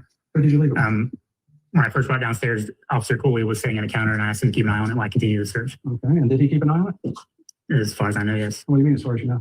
I mean, I wasn't there the entire time. I went on Okay, good to point. continue searching the residence and come back down. But wouldn't he be in the chain of custody? Yeah. So did he sign the evidence bag? Okay, so he brings the bag downstairs. We probably all put a 7 in the chat. You've seen one of these evidence bags. It's plastic. There's like a strip. You take the thing off and you can close it down. It tapes closed. The man can't keep his eyes open, especially that one on his right hour left. That indicates usually, I think, some type of traumatic brain injury. I'm not really sure about this man's frontal lobe. He might need to get down to the Amen clinic. However, the bag was not sealed. So he counts the money. He comes up with a sum. He writes it on the bag. He doesn't close the bag. He doesn't seal the bag. He takes the money downstairs, puts it on the table in the kitchen, tells somebody else, watch this bag, but he doesn't seal it.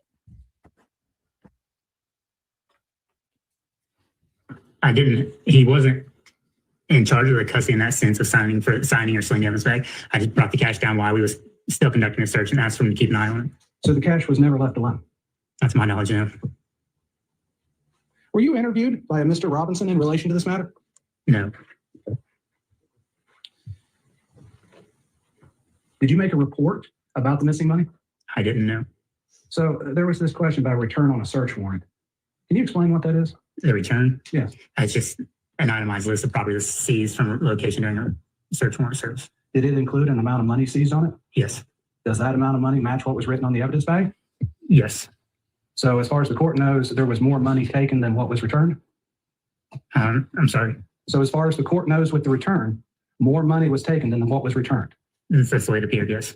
That's the way it Did you put appeared. in an amended Okay. search warrant return? So for me, we have a few things going on here, right? Like he's accused, AFROMAN has accused them of a few different things, and the few different things are all different grounds for supposedly defamation. One of them is he called them thieves.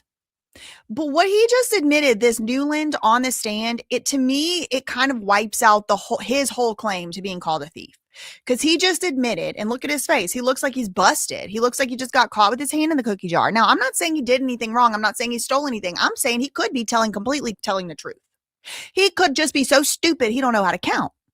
He could have just, who knows, been distracted. He forgot how to count. He could have not even done it on purpose, but actually just miscounted. But when he wrote down the number of the money, it was a certain amount. Let's just say 4,000. I don't know what the exact amount is, but the amount of money that he wrote down, that's not the amount that they got given back to AFROMAN. Okay.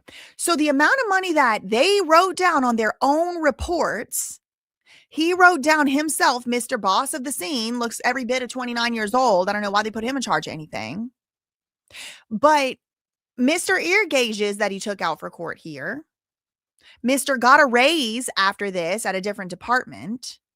He admitted on the stand just now, that is how it appeared, that we did not give him back as much money as we took. That is how it appeared, he said. But that isn't, he's trying to say, but that's not true because I miscounted it. Well, whatever. I think at that point, AFROMAN saying they stole his money is a substantially true statement, or at least a reasonable person would think that. I believe so. So you never corrected your statement to the court? Correct. Okay. Never corrected his statement to the court. Does the Adams County Sheriff's Office have a policy and procedure pertaining to the counting of money as evidence? I believe so. What do you mean you believe so? They have a I policy. worked there in almost 3 years. Oh, before you worked there, did they have one? It was, I don't necessarily know that it was a written policy, but it was to have 2 people count the money. Did 2 people count the money? No. Broke the I'm confused on that. policy. Can you tell me why? So explain to me why it matters, like where you're going in this case's context. Oh my God. Colonel Sanders Robert E. Lee tried to sabotage this trial. I rebuke. Hold on. Judge Robert E. Lee over here with his Confederate flag up under the desk, if I had a guess, has piped in again. Okay. The Metamucil must have kicked in. He must be ready to get this going because he's, explain to me why it matters. Hold on. Explain to me why, but the judge wants the lawyer to, okay. Put an 8 in the chat if you could answer that question yourself, not even being a lawyer on this case. Why does it matter? Somebody explains to me in the chat. Why does it matter that they had a policy? The policy is 2 people have to count the money. That's the policy at the sheriff. Adams County Sheriff has a policy, 2 people count the money. Okay, question, officer. Did 2 people count the money that day? No. And why not? So do you understand why that's a relevant question? Where you going? Well, explain to me where you're going with this. Explain to me. Let me get a fake cigarette real quick. This is how he is to me. Hold up. Hold up. Explain to me why you're asking this question. It's obvious as day, you old freaking bat. They violated the policy. When a sheriff's department violates their own policy, that's grounds for a question at trial. Stupid ass. Any one of us could have been the judge on this trial. My God. He would have done a better job just sitting there being quiet. Honor, this is relevant because if the evidence of Mr. Robinson is admitted, which he has not been here yet, but if it is admitted, this would be direct evidence since he did not interview the person who counted the money. This would go to counter Mr. Robinson's report.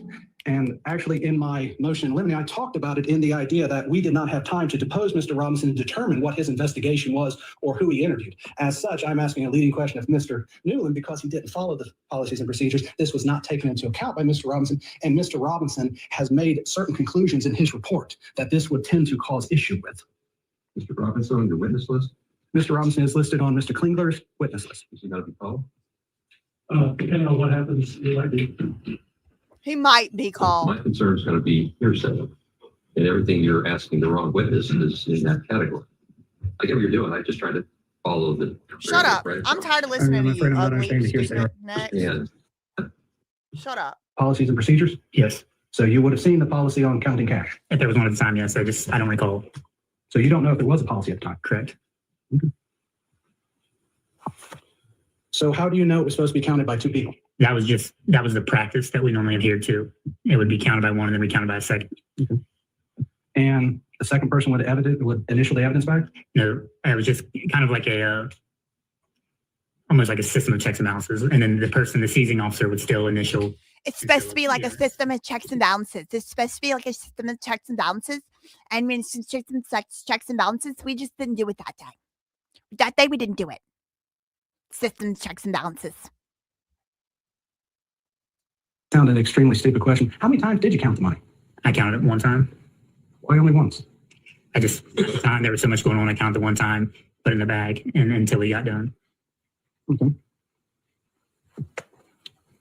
So when you retrieved the bag, you never counted it again? Correct. Did you seal the evidence bag before you left? I did not. Did you seal the evidence bag at the Adams County He Sheriff's never Department? sealed it. Yes, it was sealed at Adams County Sheriff's Office. I didn't ask if it was sealed. I asked if you sealed it. Did you? Yes, I would have sealed the bag. I would have or I did. Back to the deposition of August 8th, 2025. Do you remember that day? Do Yes. you remember I asked you about the money? I remember the conversation about the money, yes. Do you remember I asked you if you sealed the evidence bag at that time? I don't recall you asking that. Really? Okay. Did you ask the sheriff to do an investigation on the missing money? I didn't know. So I just want to get something clear here because my notes are a little fuzzy. You were in the Army at the same time you were a deputy, right? For a year. Yes, I was in the reserves at the time. So that's why you would have been a full-time deputy in 2014 and then discharged honorably from the military in 2015? Correct. Okay. You said this job was exciting. Huh. Yeah. What do you mean by exciting? So like I said, when I left the military, I wanted a career that would be not mundane, but kind of like an exciting, something new type of career. And so I chose law enforcement. Like busting down And you've been Afro called Man's door. Derogatory names before, correct? Yes. Significant derogatory names, correct? Yes. And that's by members of the public, correct? Yes. And that was prior to 2022, correct? Yes. You mentioned you have some brothers. Do you have a brother that worked in law enforcement? Yes. Was he the chief of Peoples? He was. Why did he leave? why does it matter? Your Honor, it has been brought up because one of the Why evidences does that it matter? Newman- Why does it matter? We got Colonel freaking Sanders piping up again. Oh my God. Why do we even need a defense? Why do we even need a prosecutor attorney? Why do we need not a prosecuting attorney? Why do we even need a plaintiff's attorney? Why do these sheriffs need an attorney when the judge is going to do the work for him? The attorney isn't even piping up. Why does it matter what if he's got brothers?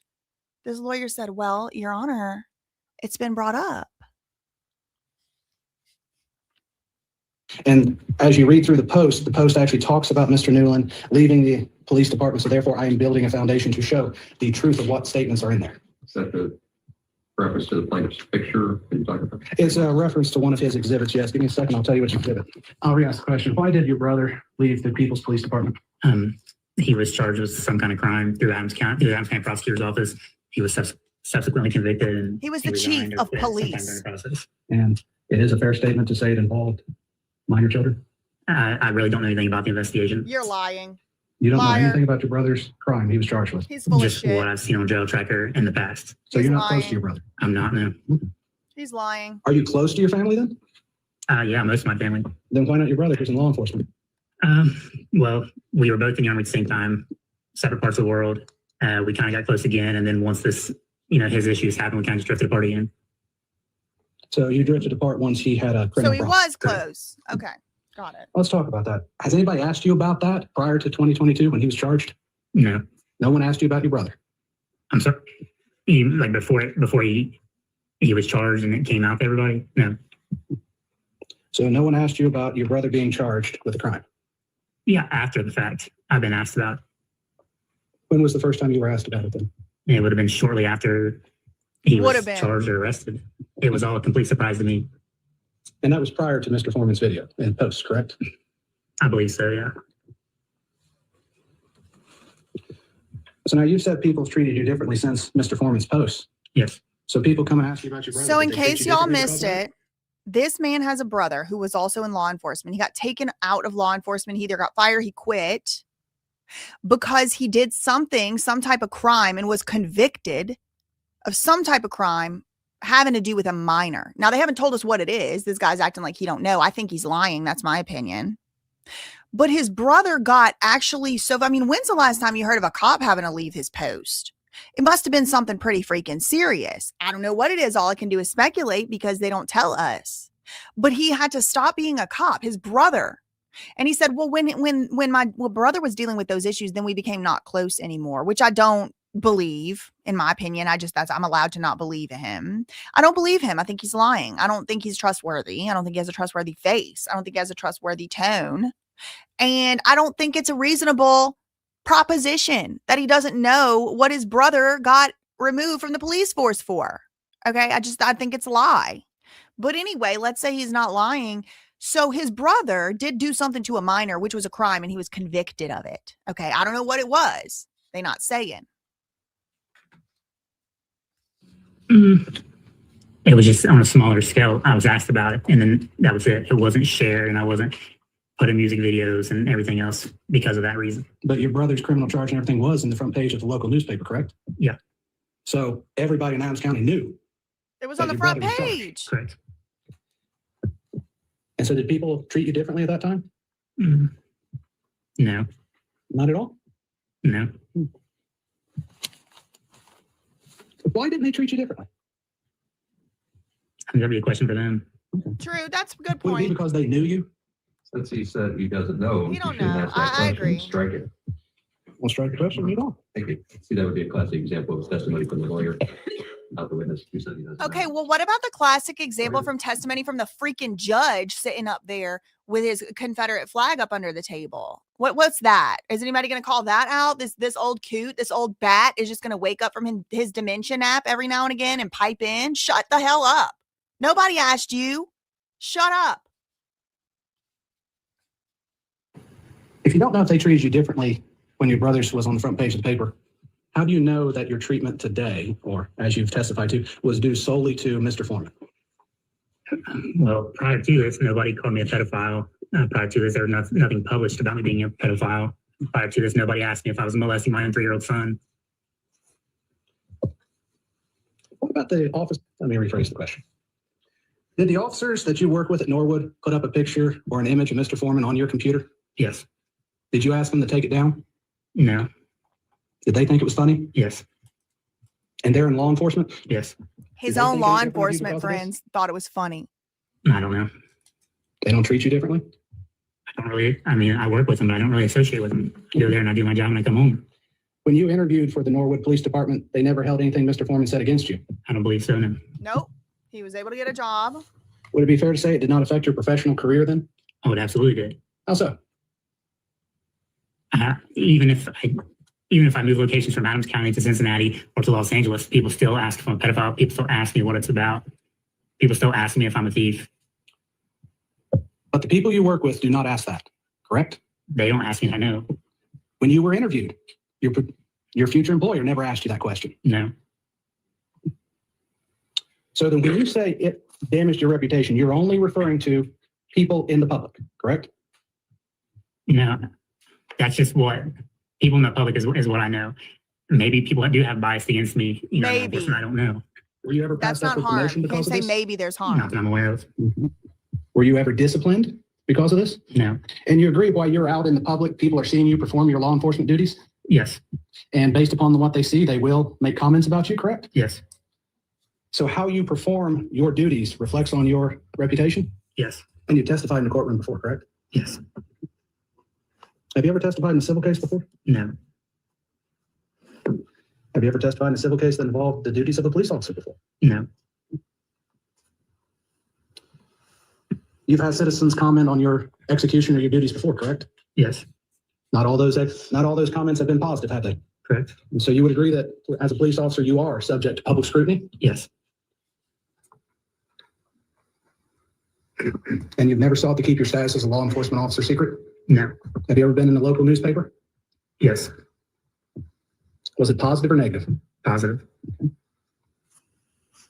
But not everything they write is positive, is it? Correct. As you said that people can comment on your execution of your duties as a police officer, did you follow the procedure correctly in execution of the search warrant? The No. execution of the search warrant itself, yes. Okay. So you knocked about on the the door count as and the required by money? law? Correct. Okay. And then you decided to kick it in? Correct. And then when you couldn't kick it in, you went to the side door with a battering ram? Correct. Why did you try to kick the door in with your foot? Is this what we're not trying? Your Honor, he has opened the door and saying that his, No, I closed the door. So I don't think we're trying the search warrant case. Your Honor, he is claiming that his reputation is linked to how he performs his official duties. I am merely introducing that he has not followed procedures, and therefore a person can criticize him on that, and therefore he would have that as part of his reputation that everybody would have to consider. We don't have any standard against which to measure that, which is the whole point. Mhm. So Shut how are we going up. to get a standard against which to measure that? Otherwise you get a chance at a Shut feedback up. that say we're not dancing it. He's called so he can tell us what the policies were at that time.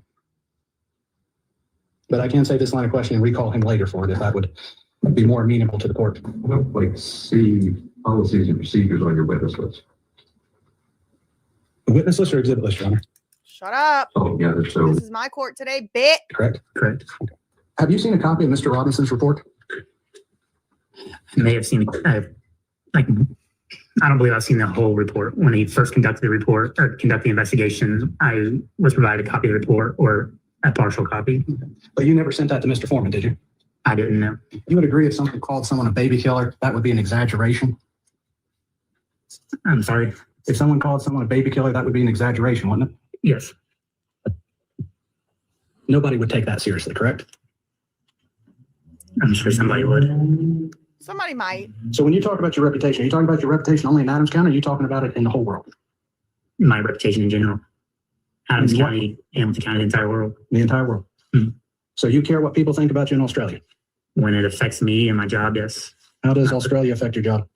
I'm not saying that it does. I'm just using it as a generalization. If it affects me and my personal life and my job, yes, it matters to me. Now you're claiming that by being called a thief, you were painted in a false light. Yes.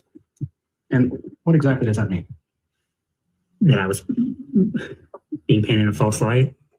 You've been accused of stealing from traffic stops before.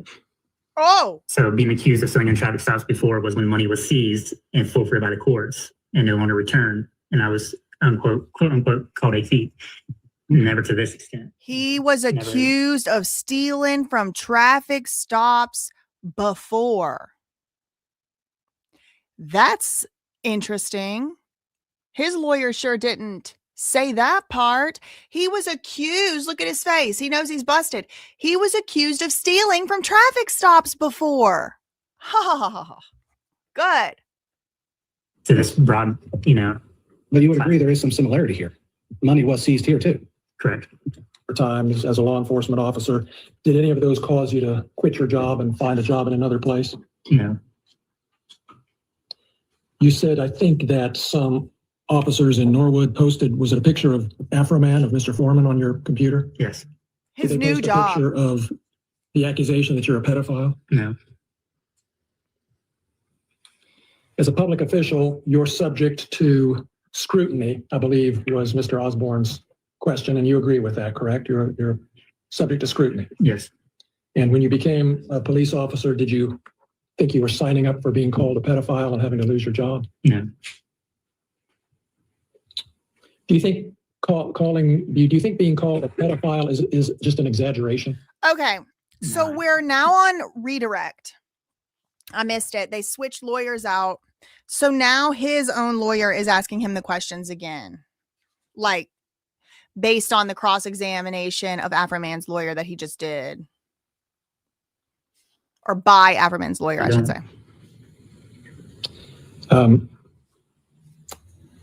You got asked a question about your emotions and whether or not you've seen a doctor. And I believe you said you haven't. No. Can you tell us anything about the atmosphere in law enforcement circles that as you've experienced it and the attitude toward Objection, therapy relevance. and emotions and that sort of thing? Objection, relevance. There's a stigma on seeking medical help or seeing a doctor or taking therapy. You just expected to take it and move on, and it's all fun and games, kind of like, them posting that picture on my computer. I didn't find it funny at all, but they did. Like, it's just that stigma around law enforcement in general. So you've been dealing with this by yourself, as you say, without medical help? Yes. Those are all my questions, Judge. Thank you.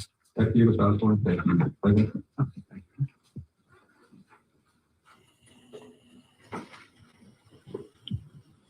Come through. Come on, cousin. Get up here to this microphone. Just a few more questions, Brian. You would agree that there was mistakes made during the search and counting the money and everything, correct? Yes. So it was not done perfectly, correct? Correct.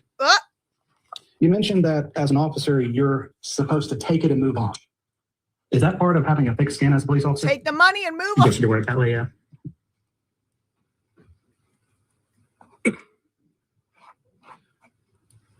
Is it correct to say that the officers at Norwood found it funny, but you didn't? Correct. So some people find things funny that you don't find funny? Yes.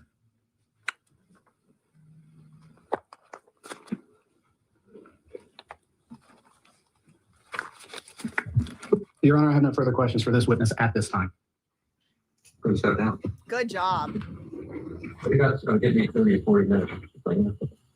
Our next witness, Judge, is Lieutenant Lisa Phillips. Can you get through your direct by 4:15 to 4:30? I may be there. Then give me somebody you can get through. I think I can get through my direct, Judge. That's the goal. Thank you. Okay, so the judge is basically just trying to get a witness up here that he can get through. Okay, here come Lieutenant Lick'em Low Lisa. Oh boy. Okay. Okay. So the judge was like, "Can you get through this in an hour, like, or 30 minutes? Can you get through this by 4:15, 4:30?" And her lawyer is like, I don't. That's gonna be pushing it. And the judge just goes, "Okay, put somebody up there on the stand who you can get through in the next 45 minutes or whatever it was." And he's like, "Oh, okay. No, I can have Lick'em Low Lisa. She can come up. All right, that's fine."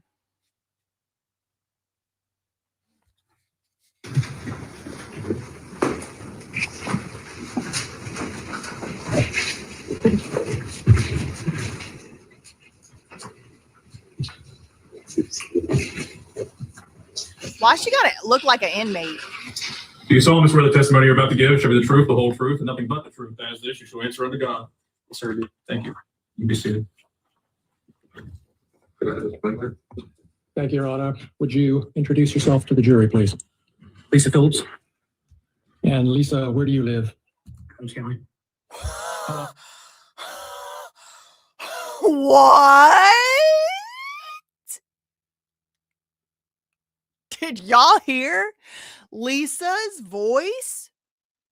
There is a 0% chance that AFROMAN started the rumors that she was a lesbian. There's 0% chance that she's never heard those rumors before. I don't mean to make fun. Truly, I don't. People's voices, what they are.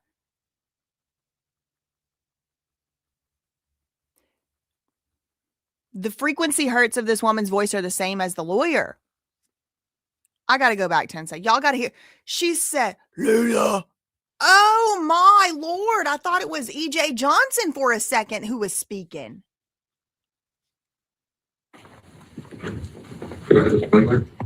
Thank you, Your Honor. Would you introduce yourself to the jury, please?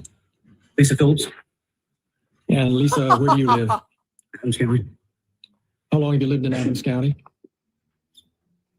At least 24 years or so. And what do you do for a living? I'm a deputy sheriff. When did you start your career in law enforcement?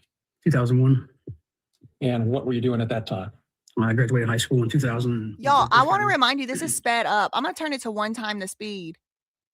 Because when you speed it up, the voices get high, a little higher in pitch. This is regular speed. 2000, went to the police academy. Well, what academy did you go to? Greenfield Police Academy in Hillsborough. And how long have you known you wanted to be a police officer? Since I was a kid. What was your first position then out of the academy? Part-time West Union Police Department. And then when did you was your next job a deputy sheriff? She has some freaking nerve. When did you start as a deputy? She has some freaking nerve.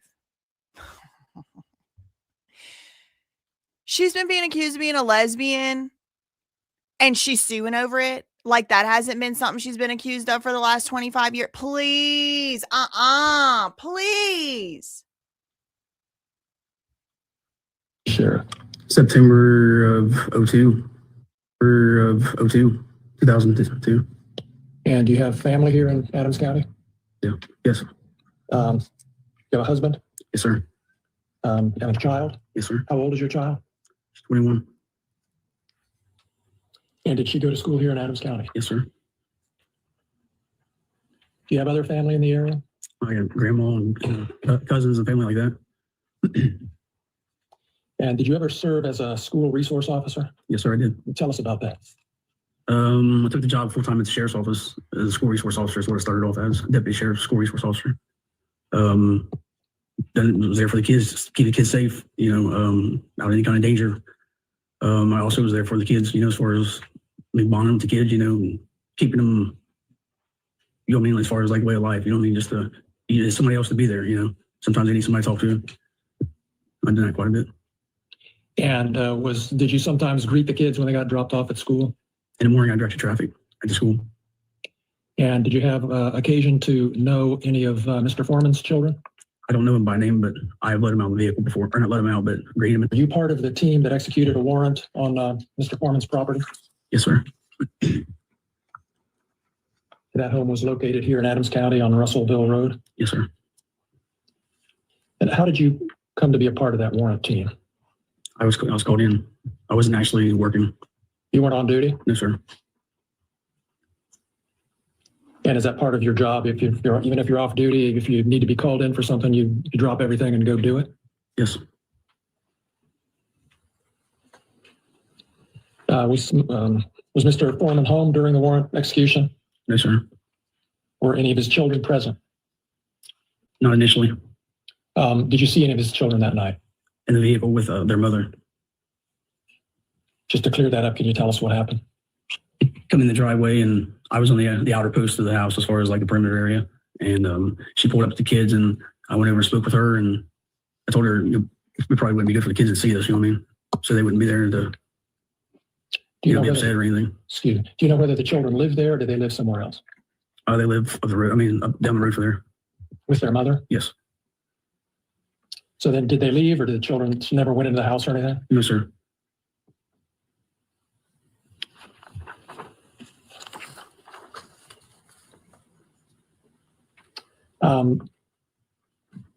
Did you take any money that night? Yes, sir. How many Marlboro Reds does it take for a lady to sound like that? Sometime after this warrant was executed, did you start becoming aware of things Mr. Foreman was posting about you on the internet? Yes, sir, I did.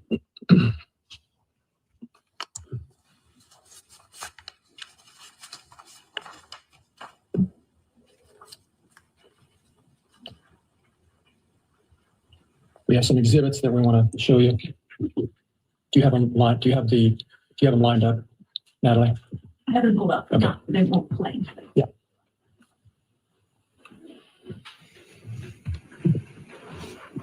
Let's go to the first one.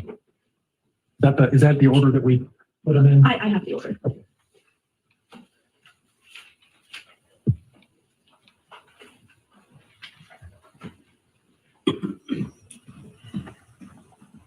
Which number is this? This is number 19.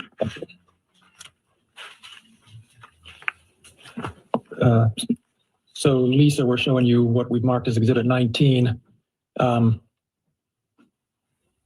This looks like a post from September 17th, 2022. Was that shortly after the execution of the warrant? Yes, sir. Oh, no. Can we blow it up just a little bit? Lickum Monica. Oh, Mona Lickum Low Lisa. Okay, down.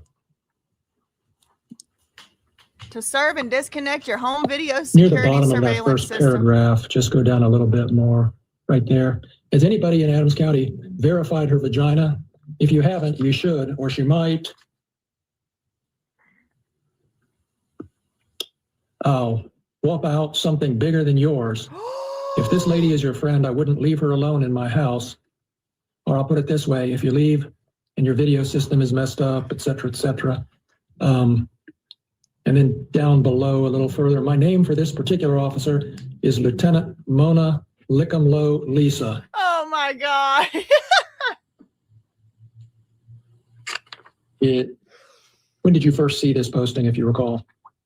Shortly after the warrant. That was over three and a half years ago. Is that right? Yes, sir. Let's go to the next one.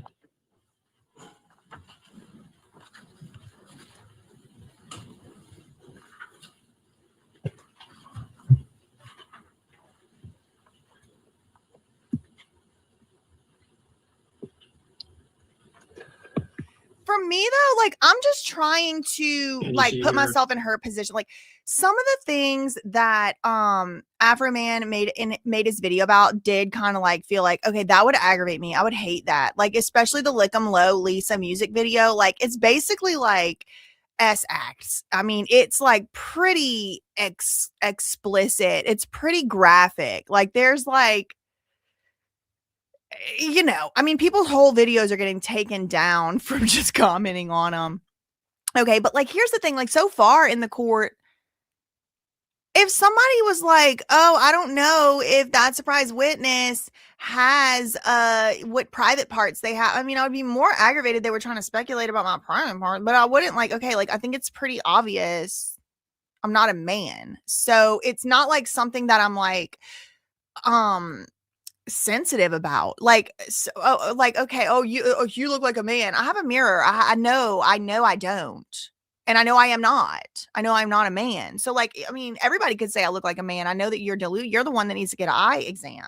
So I'm just trying to figure out what but BJ's a lesbian. Okay, like what's so offensive about like I don't get it. Like I'm trying to understand like what she's sitting up here crying about. Being called a lesbian and a man, I don't like if somebody called me a lesbian and a man, I would be like, well, no, I'm not. But like, okay, like, what am I? Well, like, I'm missing why this is worth $5 million or $4 million. I'm missing it.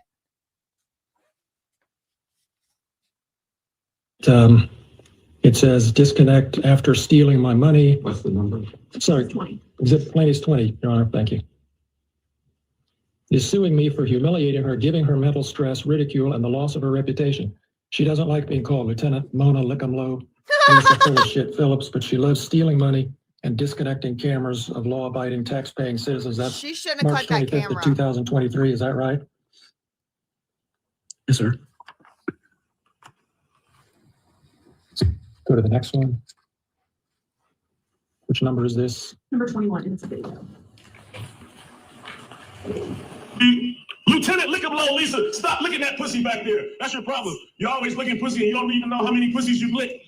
You don't even know how many video cameras you've disconnected. It's obviously a joke. Yes.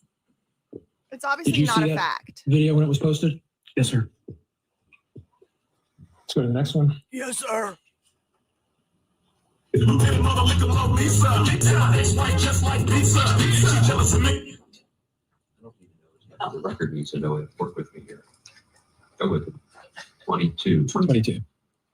Lieutenant Mona Lick 'em Low Lisa, ex-wife just like pizza. She jealous of me and my love jail. That's why she disconnected my camera. Was that the same one over again, or was that a different one? That is number 22. That's the same. 22. Yes. Same one. All right. Lieutenant Lick 'em Low Lisa ate my ex-wife just like pizza. Is that what you understood that to say? Yes, sir. Let's go to the next one. This is 23. They keep playing this 22 Mona over. Lick 'em Low Lisa, ex-wife just like pizza. She jealous of me and my love jail. That's why she disconnected my camera. That's the same thing on a different platform. Do you know what? Can you tell what platform that is? Search YouTube. And the other one was Instagram. But let's don't play it. Just pull it up. See if we can. Don't play it. Don't This is play the it. 22. Yeah. Mona Lick 'em Low Lisa. Is that that's YouTube? Yes. I'm just trying to figure out which two platforms were they both the same Ooh, platform? Lord have mercy. She just got to sit there and listen. Look at Lisa over and over. Okay. And then there's Please. more exhibits of this. Yes, I don't know why we had two of the same one, but I'm sorry. So for the record, are we saying that Exhibit 22 and Exhibit 23 are duplicates? They are not duplicates. They are postings of the same video. One was posted on October 4th, 2022. One was posted on October 23rd, 2022. They were posted on his YouTube account on two separate occasions. One is like Can that. we clear that up for the record, Your Honor? I think we just did. I don't know which one was posted when. No, I get it. Yeah. You're thinking like I'm thinking. Go ahead. Thank you, Judge. Let's play the next exhibit. 24. Yes. Exhibit 24. Same thing.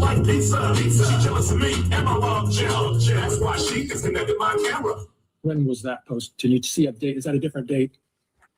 Isn't he supposed to know this? Probably ideally. It's September 25th of 2022. Okay. And is that a different? That's a different date from the other two? Yes. Thank you. Next exhibit. If it's that same clip. Number 25. Number 25.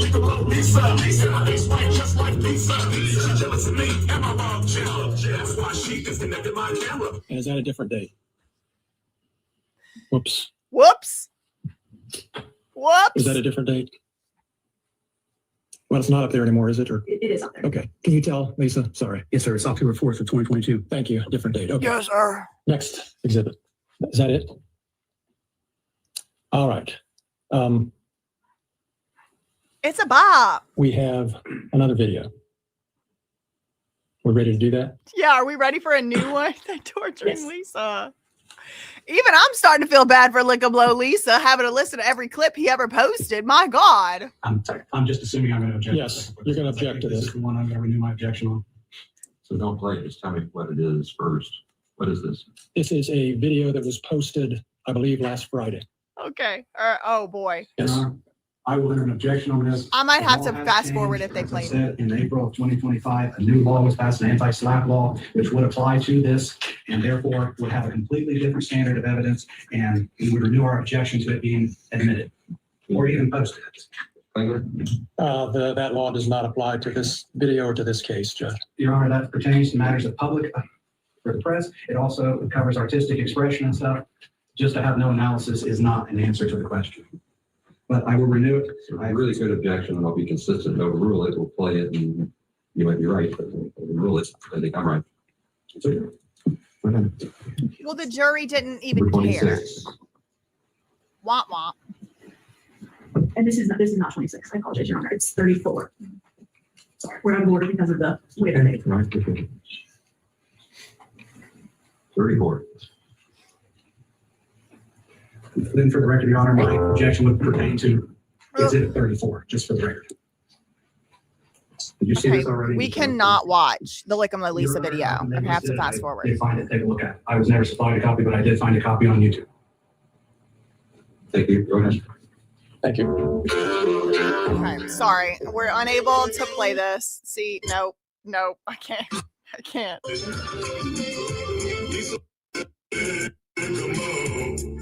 Hold on. Okay, there she is crying.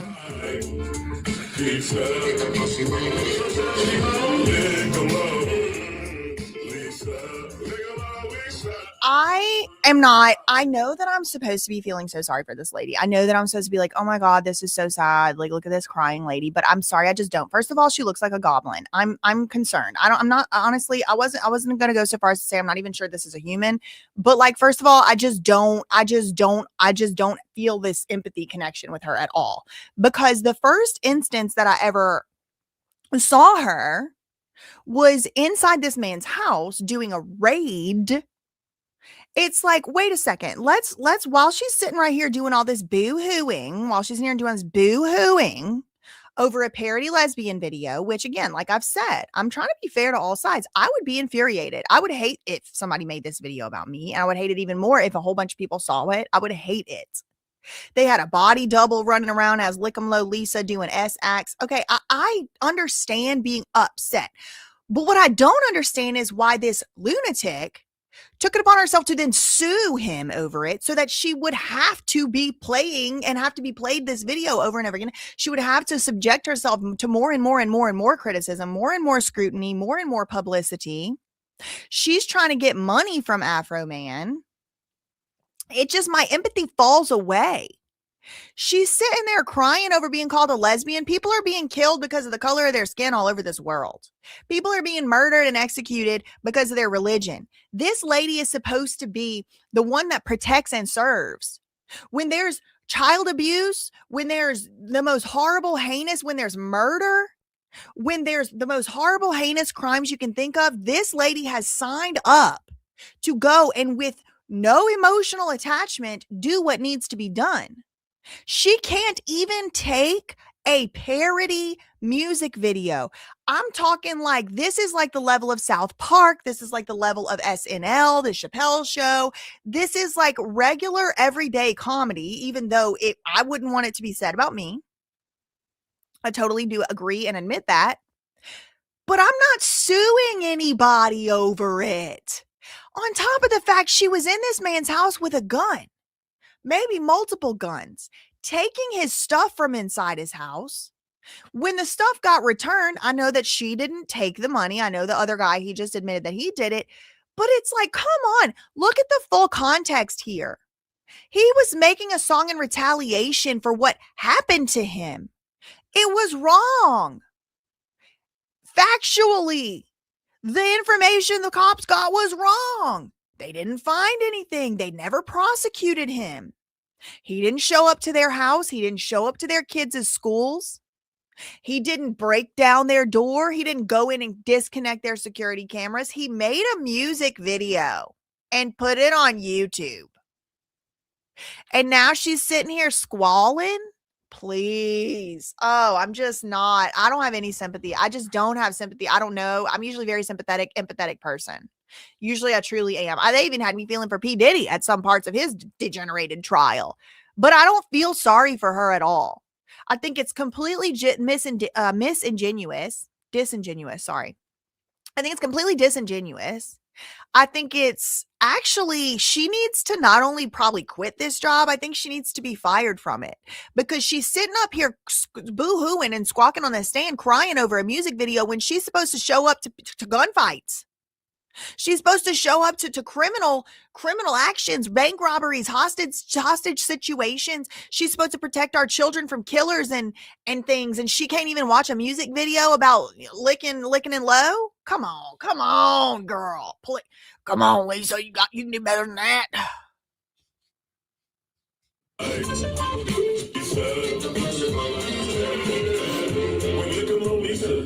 Join the Adams County Sheriff's Department. She's kind of bopping a little. Lisa lick 'em fast. Lisa lick that percent. Whoa! Lisa lick that. Oh no! It's pretty graphic. I'll say that. Pizza. Lisa, she likes pizza. Not pizza. It's nasty. It is nasty. It's gross, but it's allowed. Lisa,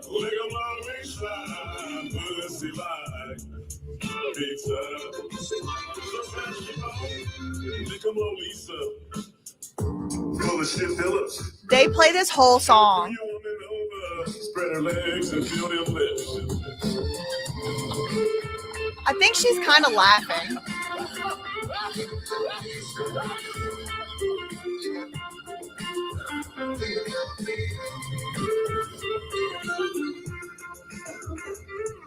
She was in his house with a gun.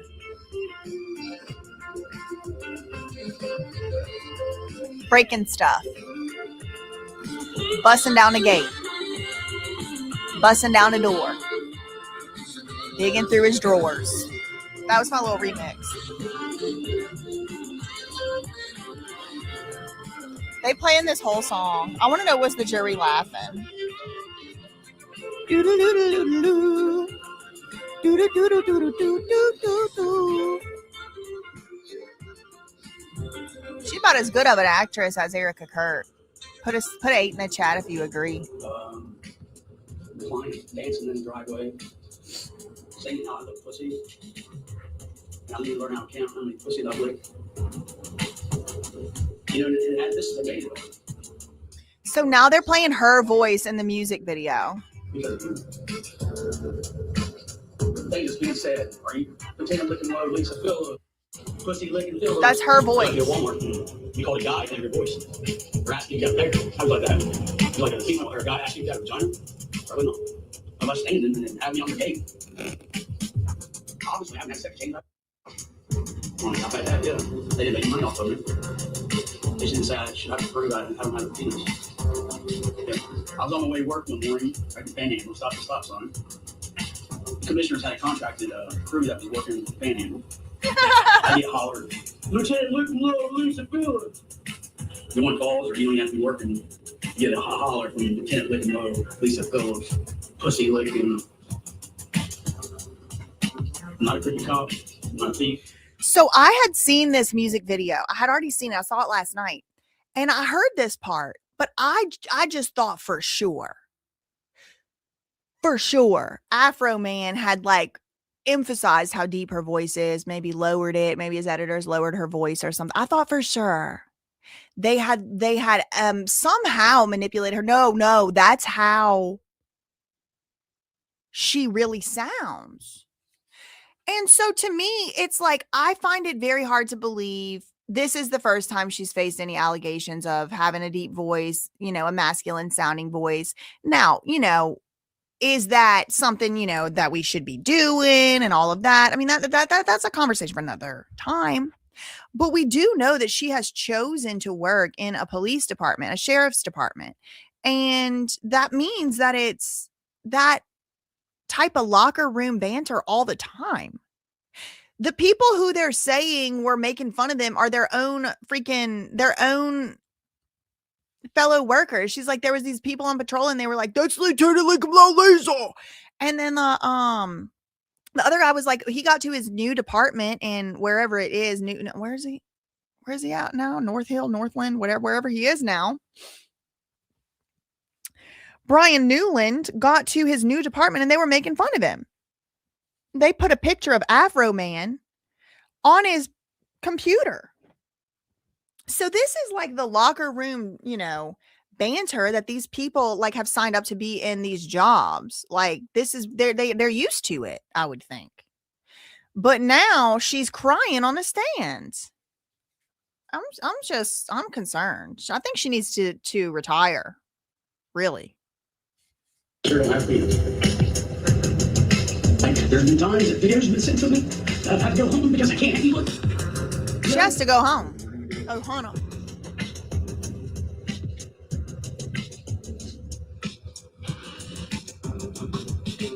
You know what I think was sad is the fact that this is still the music video. Because your client lies. I've had a deep voice in my entire life. I did not wake up one morning and beg God to have a deep voice. All right. I have not had sex change. I do not have a penis. I shouldn't have to prove I don't have a penis. Or about having a penis bigger than the rest of the guys that I work with. And pulling people over and licking pussy on me the whole time. So you don't think the damages due to emotional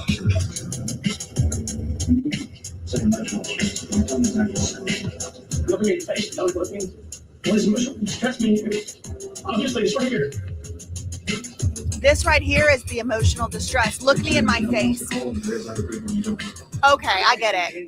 So she's sitting up there on the stand right now trying to show off for the jury so she doesn't have to provide any medical records or anything because none of these people want to go to therapy. They're like, oh, we don't go to therapy because of the stigma. So just look at me cry on the stand. That's my emotional distress. Got it. Okay, got it. Just trying to keep up. It's day one. Lisa, I'm sorry. I didn't know that hurt you like that. You kind of intimidated me. I mean, you're a cop. I know you're. I'm sorry. I mean, you guys raided my house. You knocked down my door. I was upset. I would never shoot you or I would never try to punch you. I thought crack some musical jokes. And He's like, I I'm didn't know joking. they hurt you that bad. I'm sorry. I think you're a nice looking lady. I didn't know you was a biological lady. I'm sorry. I was just having fun with the bad situation. I'm sorry, baby. I'm sorry. Oh, man, Jesus. Hang on, let's take a little break, everybody. And Then he's got a body double. Look what he goes do to. This is his body double.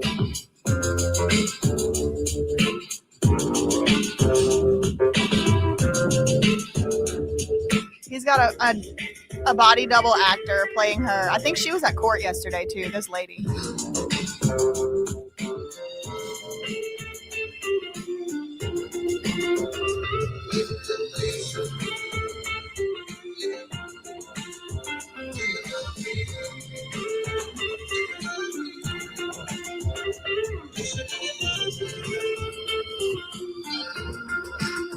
It's a bop. She was in this man's house with a gun. Now she wanna run to try to get his money. They busted down his door. They busted down his gate. And they wanted pound cake. I'm just adding a little, you know, give me some pound cake. Oh. Wait a minute. What the fuck? He's laughing. He's I funny. did a show one night, and this girl said, "Hey, AFROMAN, I want to give you some pussy."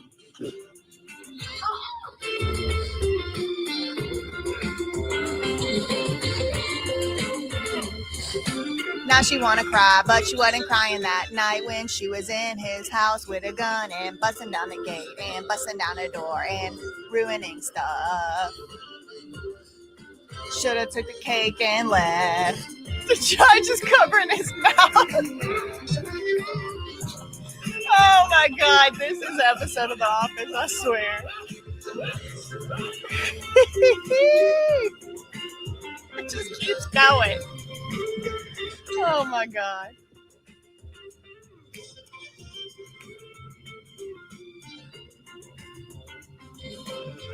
Honestly, she's kind of like a pop culture icon at this point. She just needs to embrace it like the Hawk Tua girl did, truly.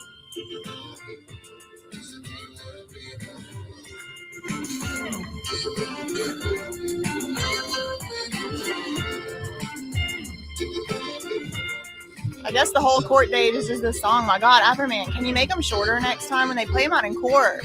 We have nothing to do. Boop, boop, doo, boop, boop. Nick-a-no, nick-a-no, nick-a-no. It just keeps going. Okay. Woo! Talk my salad for hours. They seem to lay on the floor. Let me fix it. It's still going.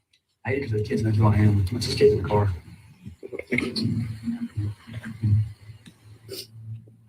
That it? Yes, that finally is it. My I'll God. give you 15 minutes tomorrow to start. We're done. You're still under arrest. You're directed not to coach her testimony. You can talk about other matters, but not for direct. Understood, Judge. Thank you. We'll start at 8:15 tomorrow, and you can have your 15 or so then. Thank you. I think the judge is trying not to lie.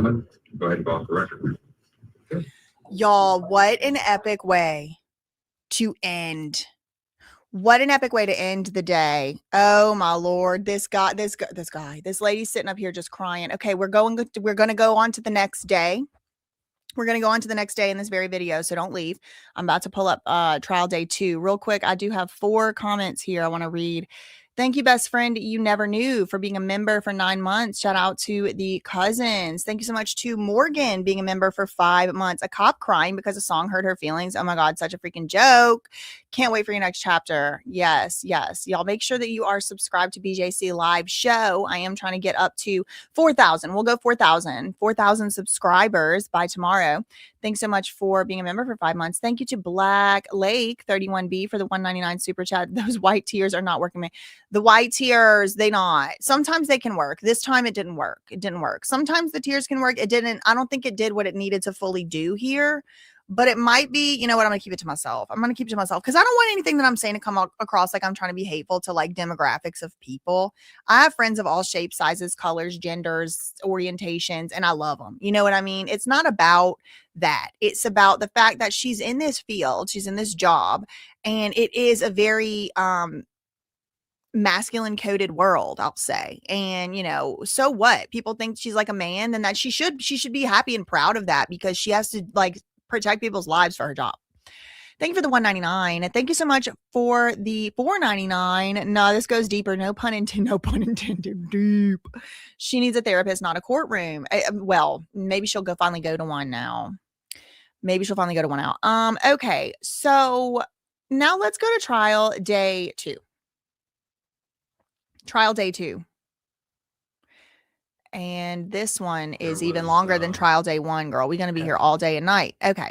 So same channel, the cases of interest in trial world, trial day 2. So the person they have on the stand first is the technician. All right.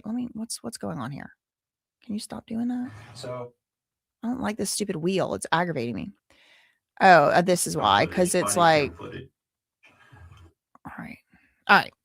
This guy right here, I believe, is the technician. He's the technician who was in charge of the process of the money counting. He was a technician in charge of the process of the money counting. This is trial day 2. And as you can see, this is starting at the, 0-second mark. And it is, this is just where it starts. So we'll start here. This is the technician who is now they're getting into whether or not somebody stole. Because why? Because facts ain't defamation. Truth ain't defamation. So did they steal his money? That's a question they have to get to the bottom of. Now, this guy is somebody that works at the sheriff's department office, and he's the tech that helped with the money counting, if I recall correctly. Okay. So there is more reasons then than Mr. Foreman that caused you to leave the sheriff's department. Okay, this must be like a good bit into the second day of trial. Again, this is just, I'm doing my best here. This is where it picks up. So this is where we are. The person who's talking is actually AFROMAN's lawyer. So maybe this is him making his case. I don't know. Maybe they didn't put Lick'em Lisa on the stand again. I don't know. It had to do with the handling of this case. He also left the sheriff's department because of this case. What fact about you that receding hairline or dipshit refers to, please? I'm sorry? What private fact of yours does that refer to? I mean, there's a picture of me and see here talking about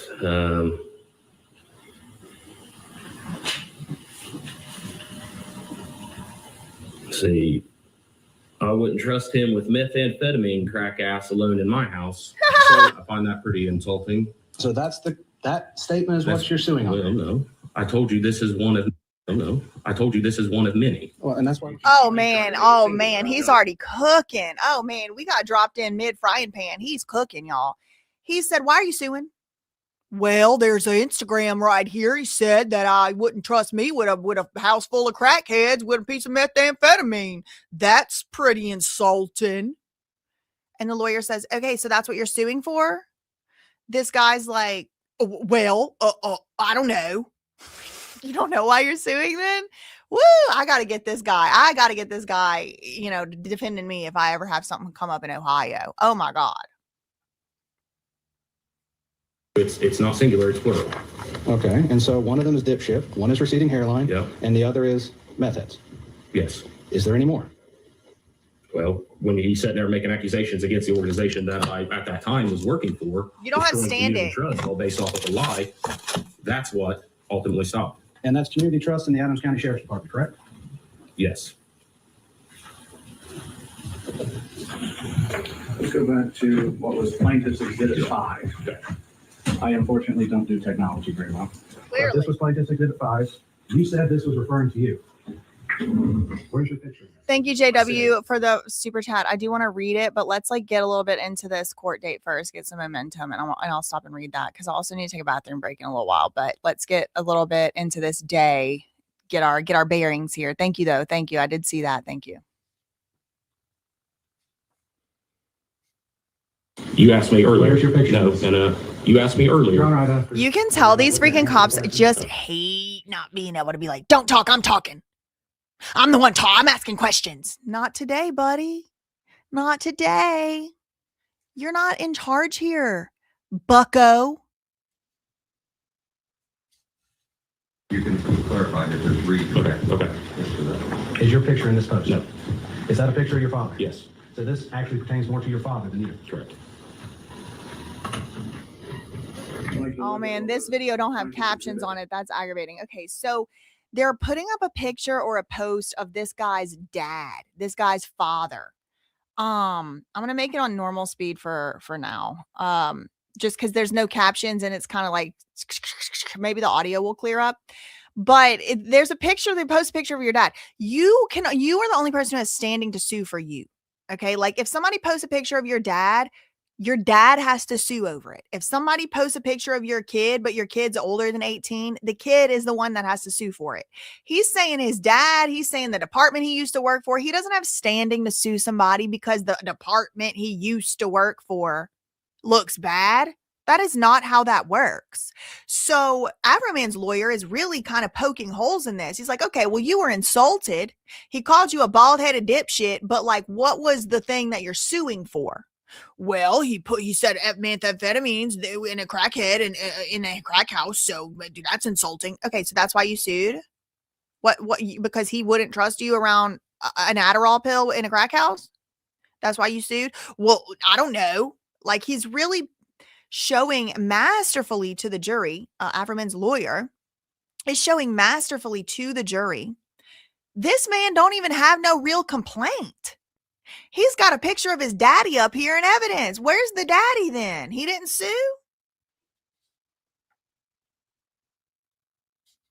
I'd like to look at what was Plaintiff's Exhibit A. Can you turn a little bit? Well, here, I'll do that. Just turn a slide there. Right. Yep. Perfect. Okay. So there's no Plaintiff's Exhibit A. Oh, sorry, Plaintiff's Exhibit 1. Thank you. So this would have been Plaintiff's Exhibit 1. It says, in court early. Were you at that hearing? No. So this is a post about a legitimate hearing that we have in this case. Right. But you weren't present. No, sir. Do you know if your friend was present? I don't know. This kind of goes without saying you're not a judge. Nope. You're not.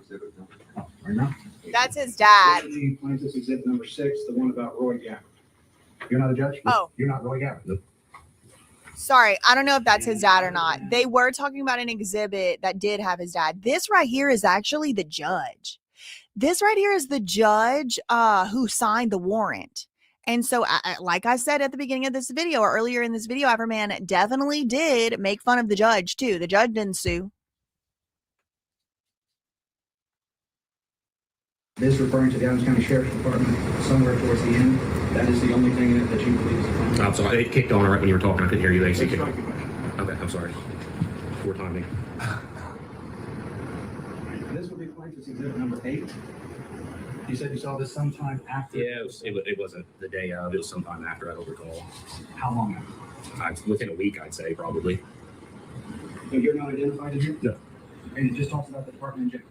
Correct. It just talks about a guy that hit Mr. Foreman's mailbox? Correct. And you didn't hit Mr. Foreman's mailbox? No.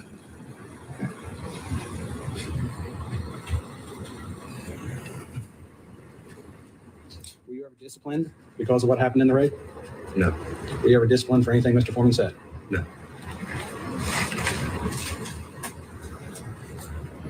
Okay, maybe I had it wrong. This isn't the technician. This is just another cop from the raid. This is just another cop from a raid. I think the technician is coming up at some point. Look, here's Pound Cake. There's Lemon Pound Cake. He's going to be doing his little, what is it? Testimony today.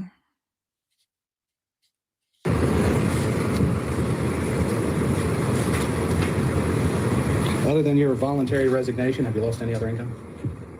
I haven't been employed in a year. I've been living off savings. You know, I can't keep gainful employment because I'm going to VA for 5 days a week sometimes. Well, you said that you went to surgery. When did you go into surgery? I don't remember. That's been so long ago. It was a nice time at home. You didn't oh have my any gosh, duties. yes. Was it a long time ago? I don't recall it. I'd say it's been over a year, but the dates, I'm sorry, I can't read. I had no idea Ohio was so country. That's my cousins over there, I guess.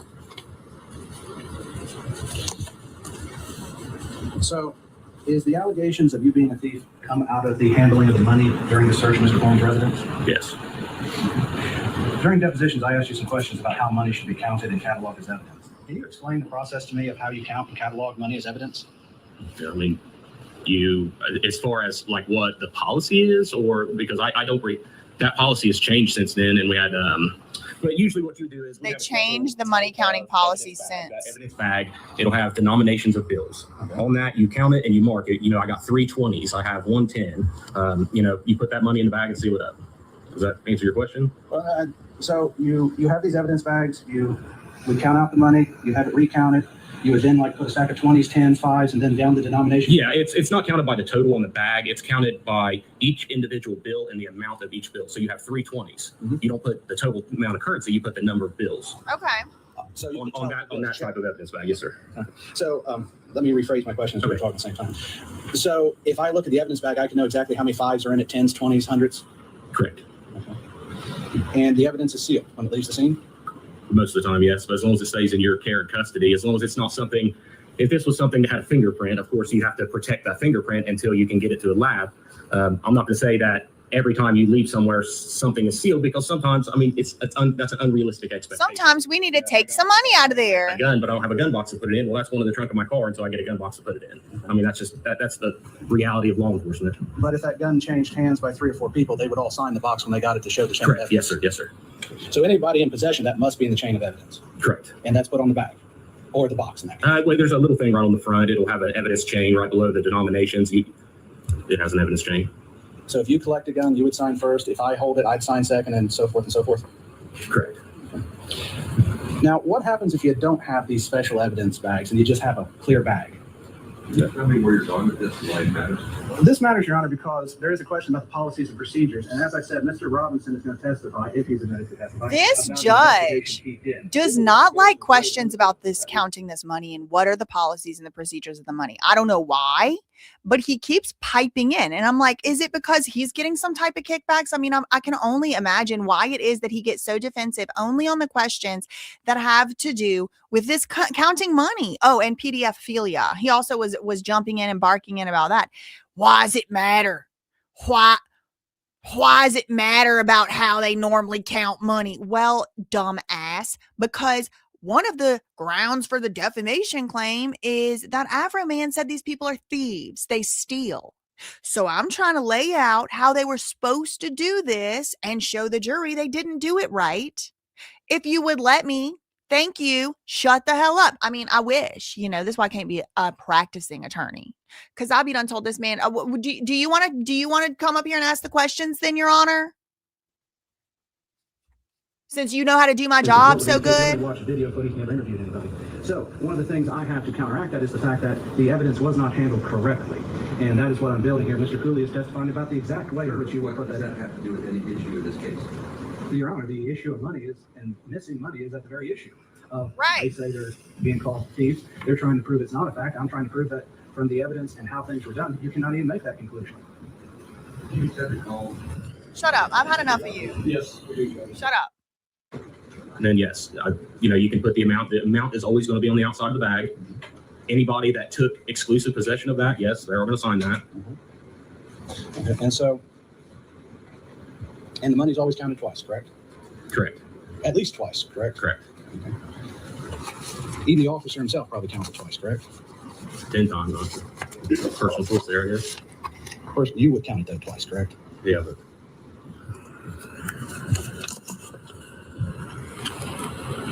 did you ever have possession? This audio is terrible. During the search of Mr. Foreman's home? to be honest with you, I don't recall. I don't believe so, but I don't recall. I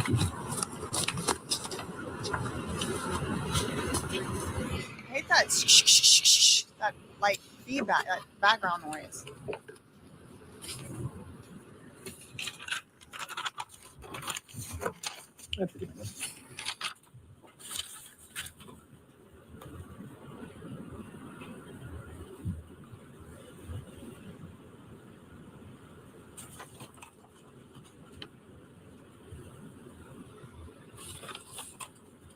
Looks could kill, huh?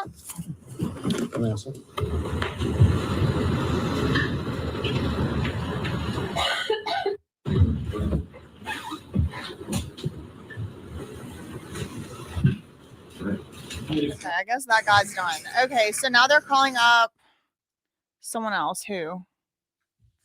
Please call Mike Easton. Mike Neistat?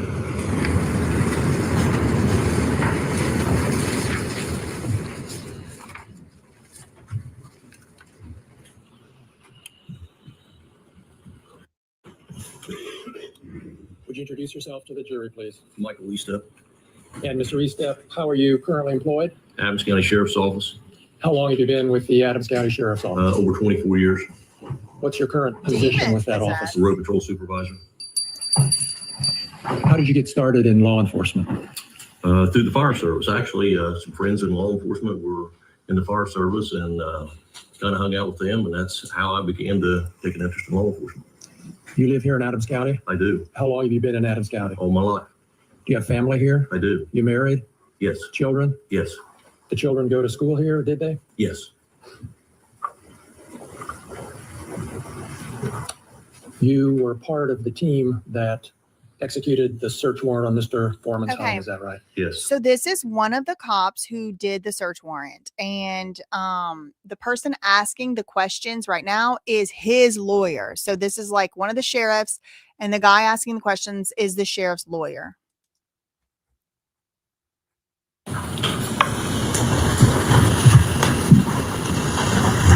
Did you steal any money from Mr. Foreman's home? No.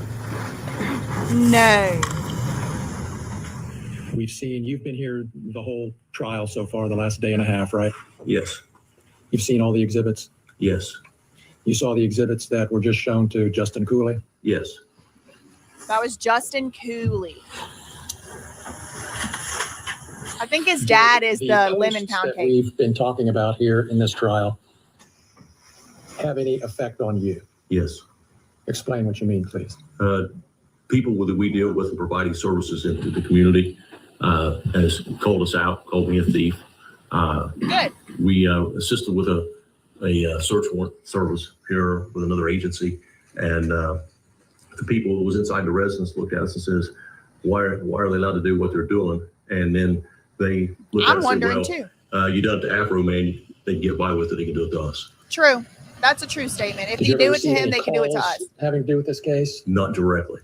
Are you aware of calls that were received by dispatch? Lots of them. How Tell many? us about that. Exactly. My daughter actually works in the dispatch center. Of course she does. Along with all the dispatchers that I'm very familiar with. that So I work don't with trust skilled them. workers on a Sorry. day-to-day basis called and anything from why did you do this to why did you tear down the door? Why don't you pay the guy back? You guys are thieves, and on and on and on. Your Honor, I'm going to object. It's hearsay. None of that sounds He like was a not there. He does not defamation have the phone either. calls. He's hearing them actually third hand the way he's described them.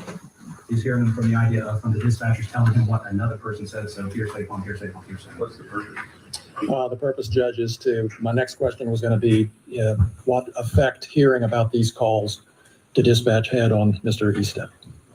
Wait. Just for the jury's benefit, if the content of the calls was an important issue, then we wouldn't let it come in. The speaker here would have testified.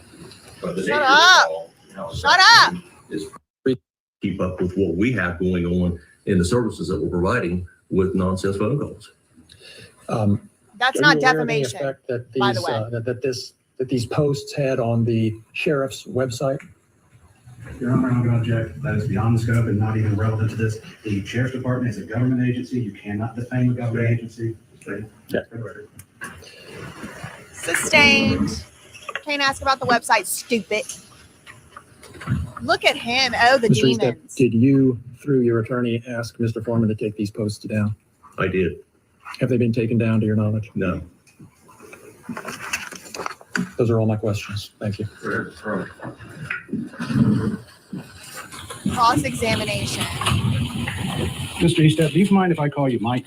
That's fine. Mike. You've been an officer for a very long time, over 21 years.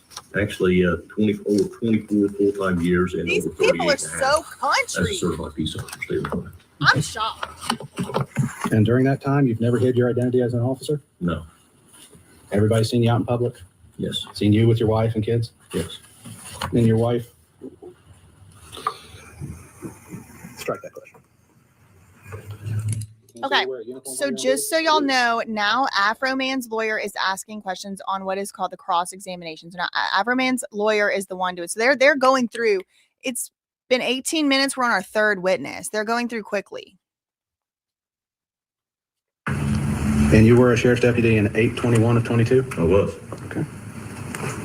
And people have criticized your duties before, correct? Yes. And you've been called a lot of names by people in 24 years, correct? Oh, yeah. Oh yeah, a lot of Worse than a names. thief, correct? Worse than a Name-wise, but not not as detrimental how people look at you. I mean, you're seeing, people calling you names directly, but not put out there to be detrimental in something that is criminally related. So people have come up to you and asked you if you were a thief. I've had phone calls and I've had it happen. When was the first time that happened? To you personally during your career? In my Here's entire the career, thing. yes. Questions are not defamation. It would be one thing if people were walking up to him and hitting him in the head and saying, "You're a thief," or someone broke into his house. Like someone walking up to you and saying, "Hey, is it true you're a thief?" is not defamation. I don't understand why they're even. Well, some people asked me a question and some people called the dispatch and my daughter's at the dispatch. So what? So what? And this man has been a police officer for like most of my life. Like, you can't handle a little rap song? Oh my God. By a clown. Like, let's be honest. Thing until this came around. You never had anybody ask you told about no. being a thief and when your wife was charged with theft? No. When your wife pled guilty to stealing from her employer? Tell me why you would do that to the jury. Your Honor, I would ask this. Your Honor, I'm asking a question that builds on his reputation. He says he has never been called a thief before, yet he keeps saying that everybody treats him differently. This goes to his reputation. This lawyer said, didn't your wife plead guilty for stealing? You're telling me you never been called a thief, but your wife is a thief. The judge, what are you doing? Why would you do that to the jury? Why? He said, well, he's saying he's never been called a thief before. I find that highly implausible because his wife is a bona fide admitted thief. Oh. This is the only thing causing the problem that's ever hurt his reputation. He's opening up the door so that I can ask the question about what's affecting his reputation. Thank you. We're not gonna, I assume, have a trial about every family member and what every family member of these plaintiffs might have done in their lives. This is a case about these deputies and about Mr. Easted. It's not about his wife. It's not about his family. We're gonna try a case here about what somebody else might or might have done, whether they might or might have not been guilty. It's about what. Oh, he looks shook. As a result of these. And how it affected his reputation, which is exactly at issue. He is talking about his reputation, how it's been affected. He's opened it up.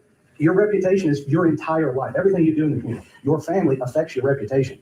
You can't say that you have, if my brother gets in trouble, people ask me about that. This case is about what he did to his reputation, not about what was his reputation like before this started then? True. So how about you play this out in front of the jury so they can understand how to separate the evidence? There's no claims here for your benefit, ladies and gentlemen, for family member interest. But how family members' reaction to claims affect a person's relevance. So you get to hear that my daughter was upset when I was Okay, I'm told tired of hearing you. I'm sick of you. Goodbye, clown. Right? Get out of here, There's a law bozo. school example and argue with you, Joseph. Get out of here, bozo. Bye. Redo them as you. Don't care. So restating the question, Mr. Easted, your wife did steal from her employer, correct? Yes. And it was a felony sum of money, correct? Yes. Which is over $1,000. Yes. Oh! And you were part of the search of Mr. Foreman's residence, correct? Yes.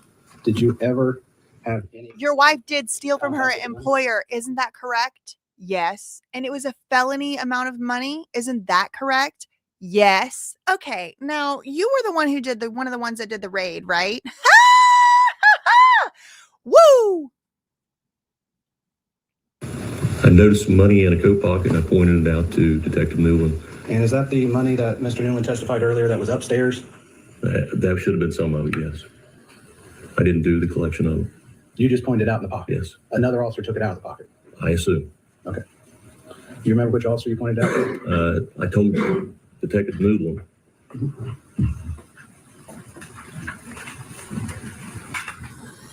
You realize that during that search, everything you said was captured on your body cam, correct? Absolutely. Did you ever make derogatory remarks during the search warrant about Mr. Foreman? Not if I can recall.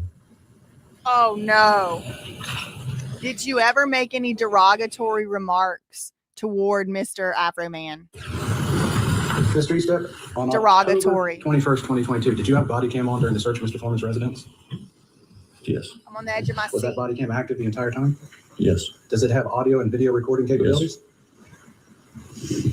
If I show you a clip of that body cam, can you Sure. identify it? Sure.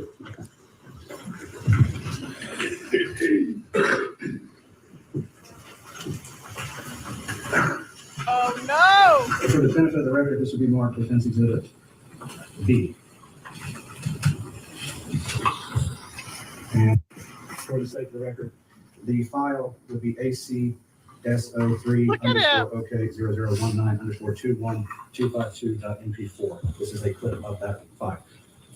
Is there a way to know what portion of the time it's like? They are still using CDs at the Adams County Courthouse. It should have A CD-ROM. And court appeals to know that you didn't play the whole thing, you just played X amount of time. Yes, Your Honor. That's what I'm looking for. As there's over 8 hours of body cam footage, we have We just have to make a note.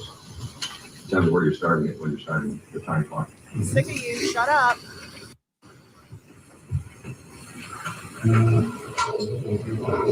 Okay, here we go. Okay. Your Honor, this could be marked body cam in the upper left-hand corner, in the bottom left-hand corner. It has 8/21/2022. Sorry, 8/21/2022, starting at 20:56:02. That's where you're gonna start playing. Actually, Your Honor.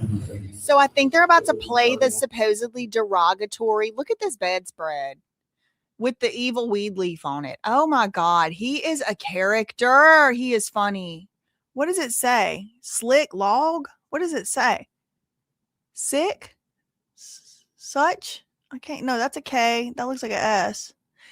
Girl, I don't know. I don't know what this is. Look at this thing. Where do you even get something like this? So this is supposed to be, you remember when I said his whole house looks like a green room? Look, it's green, green, green. The carpet's green in some of the rooms. This is supposedly about to be something derogatory that this officer who's on the stand right now said about AFROMAN in the body camera footage, but I don't know what it is. I'm dying to know.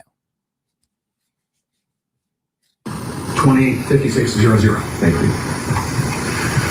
Mr. Eastep, I'm going to ask you a few questions before I play this. Can you see what's been marked Exhibit B? Yes. So when your body cam is recorded, does it record in color? Yes. Does it also record black and white? Yes. Okay. Now looking at this, does this appear, as you can recall it, to be the inside of Mr. Foreman's bedroom? Yes. And is the, did you have the date in the bottom corner of it? Yes. Is that the correct date for when you searched? Yes. So this would be a copy, a segment of your body cam taken that day? Yes.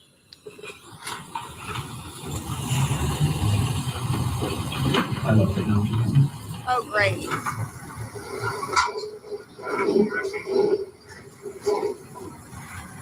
Your Honor, as you approach, What's it have to do with? It has to do with what I think might be coming up. I wasn't aware that this was going to be shown. Okay, so now the plaintiff's lawyer, the cop's lawyer, is like, Your Honor, may I approach? The judge said, what does it have to do with? And he said, well, it has to do with what I think might be coming up in this video, and I didn't even know they were going to be playing this. See what the judge says. Stand up, don't leave, just stretch. Try your chair.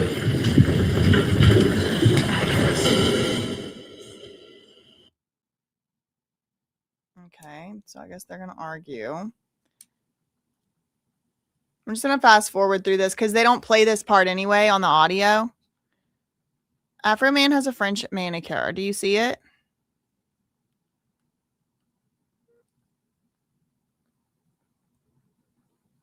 Oh my God, this is a very long sidebar.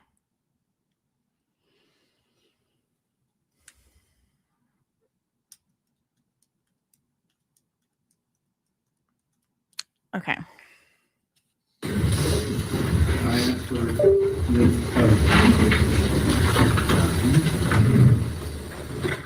Okay, here we go. Here we go. I mean, the number. Oh my Lord. I'm not sure. Yeah.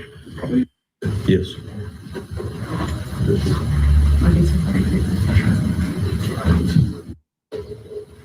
Okay, hold on. So you see those blue something?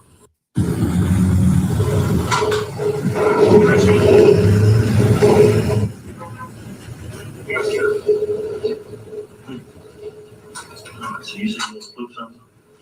I can't tell what he said.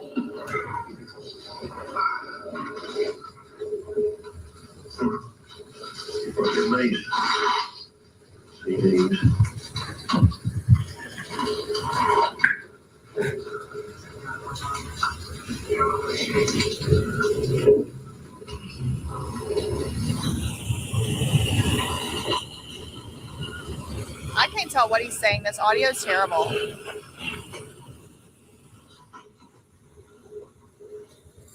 I'm going to stop it for a second, just for the sake of context, as there is things happening sort of below the camera. Mm-hmm. Were you searching through CDs Yes. and DVDs? I looked at them. He was searching through CDs. But that's what you're looking at right now. Yeah. Probably looked at stuff because some stuff I think was mentioned in there. He threw his CDs across the bed. Look at the throw. Watch him throw. Watch him throw. Probably looked at stuff because some stuff I think was mentioned in there. It sounds to me, I bet you the lawyer is about to, reiterate what he said, but it sounds to me like he said, I don't even want to look at that stuff, and threw the CD case across the bed.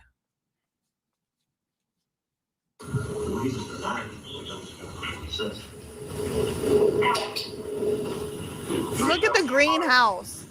On your body cam during an official search, you called Mr. Foreman a sex addict? I couldn't clarify her addict. I couldn't clarify. Would you like me to replay? Yeah. Mr. Biden, can we turn up the volume? Yeah, turn up the volume. For the sake of the record, since this is roughly about a little under 3 minutes long, we're going to just back up and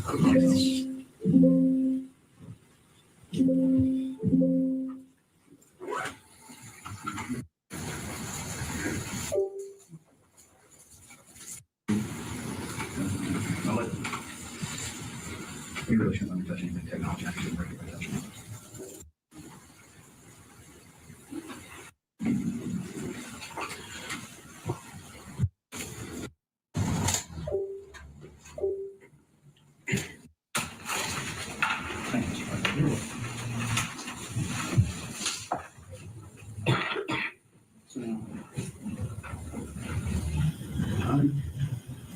For the sake of the record, I'm going to start the playback at 33 seconds in. 33 seconds in.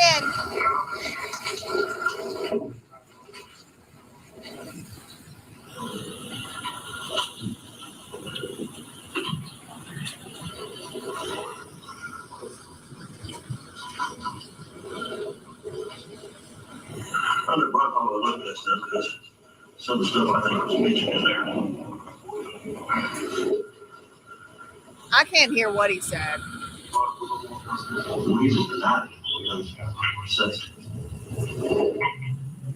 Mr. Easthead, do I need to play it again? I still can't decipher it. I mean, I can't either. whatever. Can we get the hearing aids from Mr. Easthead? So they're going to bring him some earphones.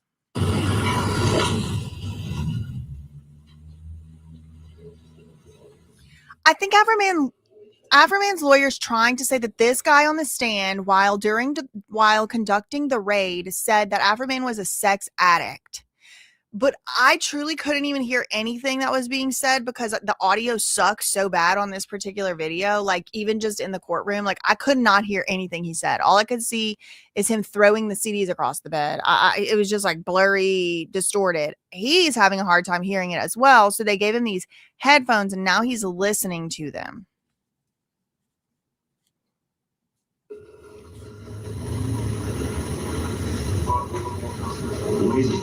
Sex addict? Yeah. Okay. Wait, hold on. You would agree that this is a Were you able to hear at that time, Mr. Yeah. You heard Do you agree it. that you called Mr. Foreman a sex addict? Yeah. You did call him a sex You would addict. agree that this is a public record? Yes. Yeah. So the body cam is available to the public? Upon request. Okay. And Mr. Foreman cannot edit any of it, can he? No.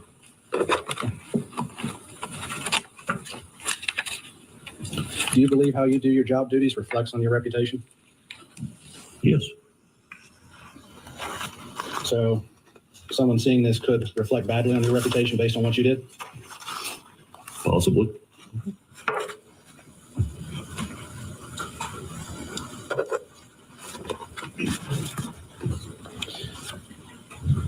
Now, this is going to be very stupid questions, but Mr. Klingler referred to previous posts when he was asking you about how they affected you.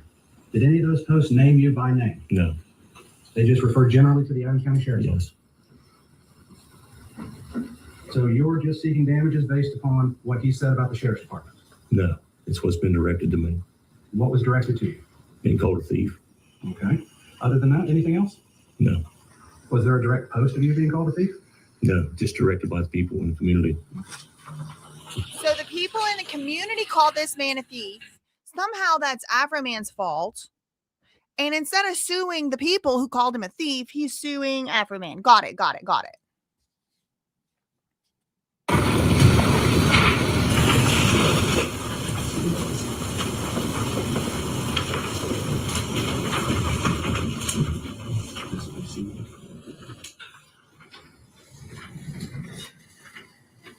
I'm going to get your steps in there. Oh my God. What is this? Hold Mr. on. Estep, I'd like to take a look at the screen in front of you. No.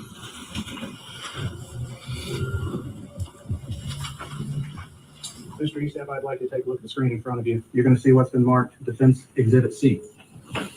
Have you seen that post? Yes. And that is the singular post that Mr. Foreman made in reference to you, correct? Yes. Where you were called, and I quote, Colonel King Kong Bundy.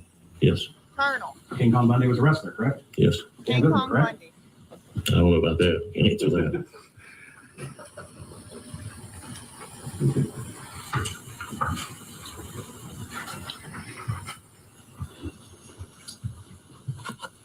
That was the one post with him in it. That was it.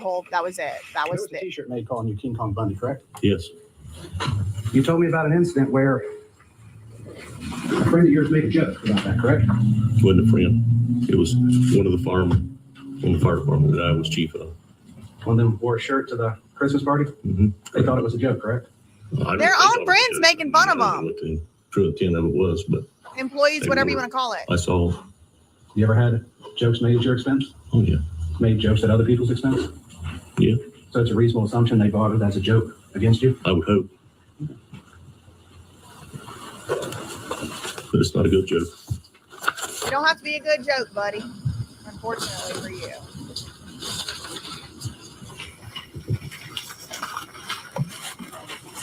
And we'll wrap up that day. So after the search, you went home, correct? Yes. And you left directly from the search to go home? Yes. After a 19-hour shift? Yes. No further questions, Your Honor.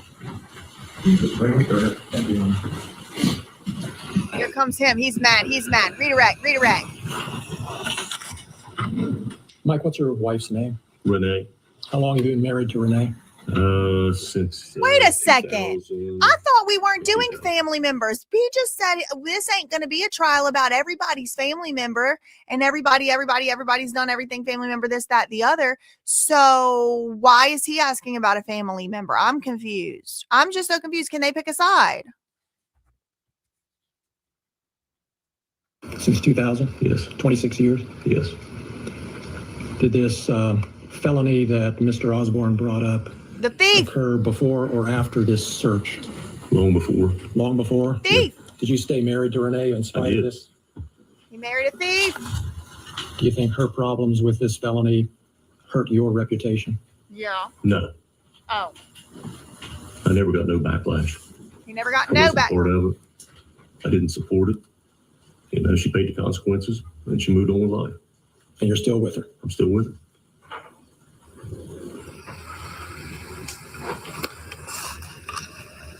this body cam footage that we saw, did you ever publish that body cam to the world? No. Did you ever post that? It's body a public cam on the record, internet? dipshit. Did you ever share that body cam, and specifically that part of the body cam where you refer to Mr. Foreman as a sex addict? Did you ever share that with anybody? No. It's a public record, dipshit. We saw Mr. Osborne just showed you a post of you being called hunchback or something. King Kong Bundy. King Kong Bundy. Correct. There is going to be specific names for specific people, and we need to keep things as orderly as possible as to who's called what. What did he call you in that? Colonel King Kong Bundy. Thank you, Colonel King Kong Bundy. Was that post made in the context of all these other posts that call the sheriff's department thieves? Yes. Those are all my questions. Thank you. Brief, Ron.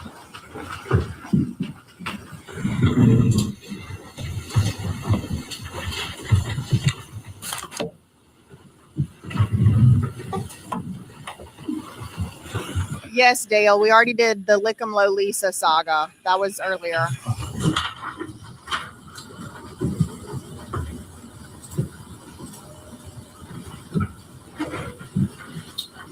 Mr. Eastep, look at what's been marked. This is the post where you're called King Kong Bundy, correct? Yes. Does it call you a liar? Strike that. Would you read the entire post?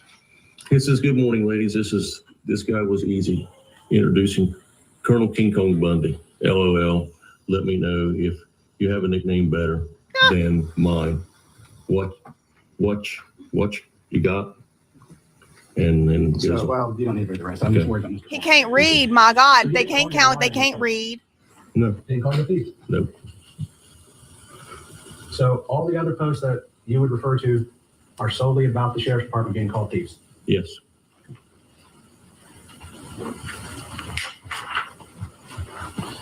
Your Honor, if I may have a sidebar. Yep. Okay, they're gonna sidebar. I'm gonna run to the little girl's room.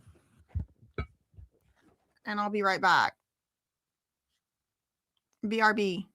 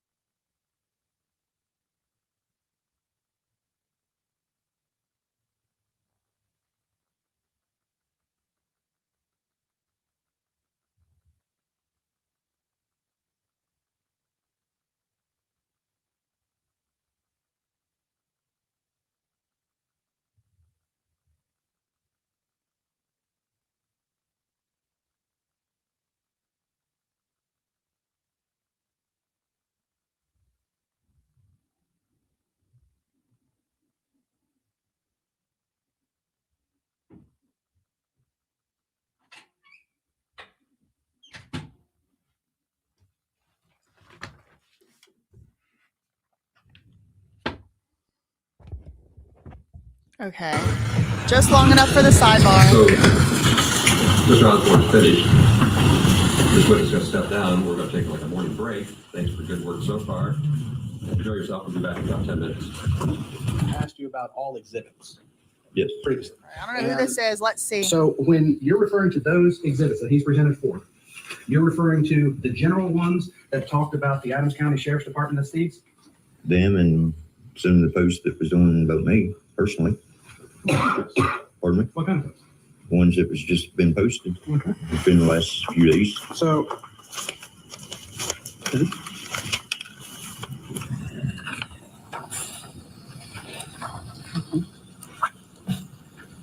and you've been in law enforcement between the West Union and Adams County Sheriff's Department for 21 years. Correct. And you've arrested a lot of people. Yep. Okay, you have to verbally because a shaking of the head doesn't Yes. get recorded. And you've been criticized before for your job duties? Yeah. And you've been called names before? Yeah, but not a thief. We're not No a thief. person ever before has called you a thief in 21 years. No, they have not.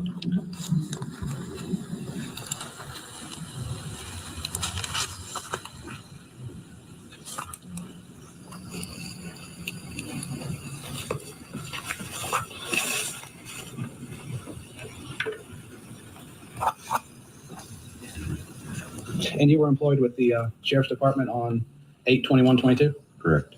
And you took part in the search of Mr. Foreman's residence? Correct. Did you ever encounter the money? No. Did you ever see it? No. You were never present in any room when it was being counted? Not when it was being counted. But when it was maybe sitting on a table or something? No. Do you ever remember seeing the money during the search? I seen some when they pulled it out of some of the I pockets. seen some of it. This is also sped up, by the way. That's all I seen. So your job duties were other places during the search? Yes.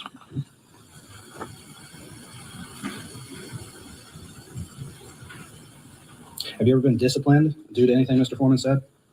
No. Reprimanded in any way? No. Were you ever interviewed as part of this investigation into the missing money? No.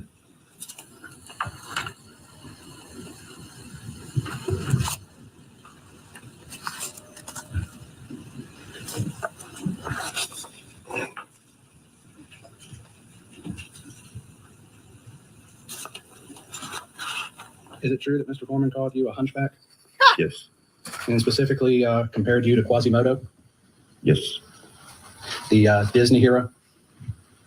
I'm assuming that's who it is. Quasimodo from the Disney movie, The Hunchback of Notre Dame? He said, did AFROMAN ever call you a hunchback? He said, yeah. He called you Quasimodo? Yeah. You mean the Disney hero? Quasimodo? I love him. He is funny. So I don't know. And he don't even know. He's suing for something. He don't even know who you would agree that when a Quasimodo person is. says that someone's a crooked defense attorney, they're not meaning that on like a vine, they're meaning that as a opinion, correct? Correct. Would you agree that when someone calls you a thief, it might be an opinion of theirs? Can be, yeah. Same as if when people say crooked cops, it's just an opinion? Yeah. And so is your entire claim for false light that you were called a thief? Yes.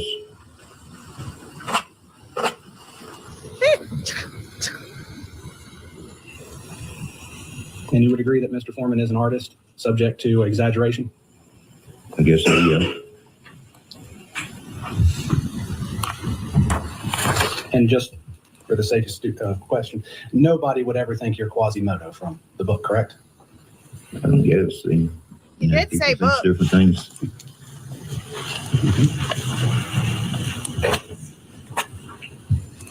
Listen how Have you ever aggressively taken the he's chance to talk with the local newspaper, the People's Defender or Informer, to tell them your side of the story? No. So how long before you filed the lawsuit through your attorney did you send the cease and desist letter to Mr. Foreman?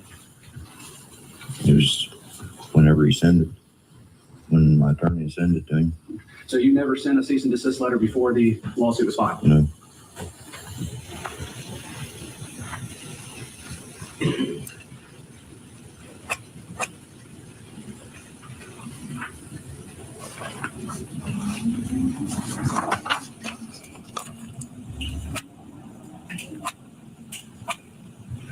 And you're seeking damages due to your reputation, correct? Correct. Your reputation in the community locally. Correct. So you don't care what people think of you in Australia? Not really. Would you agree that everything you do as an officer reflects on your reputation? Yeah. All the good and the bad? Yeah. Anything wrong you would have done would be a stain on it? Yeah.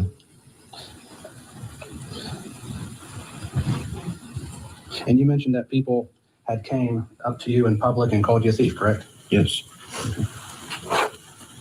I don't believe it. I need proof.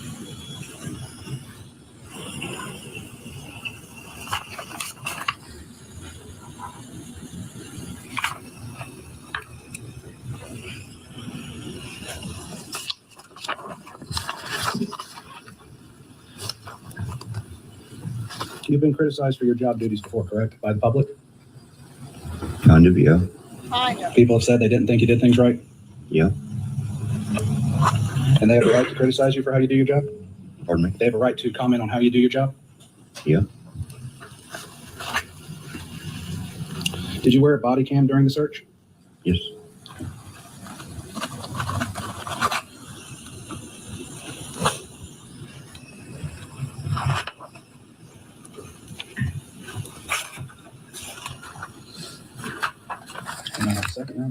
Go ahead.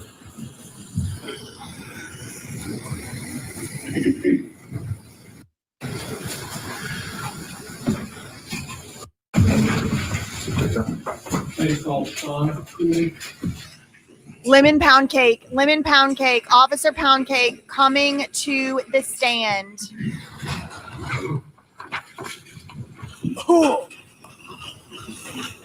Do you solemnly swear the testimony you're about to give shall be the truth, the whole truth, and nothing but the truth? As this, you shall answer in the God. I do. Thank you. You can proceed.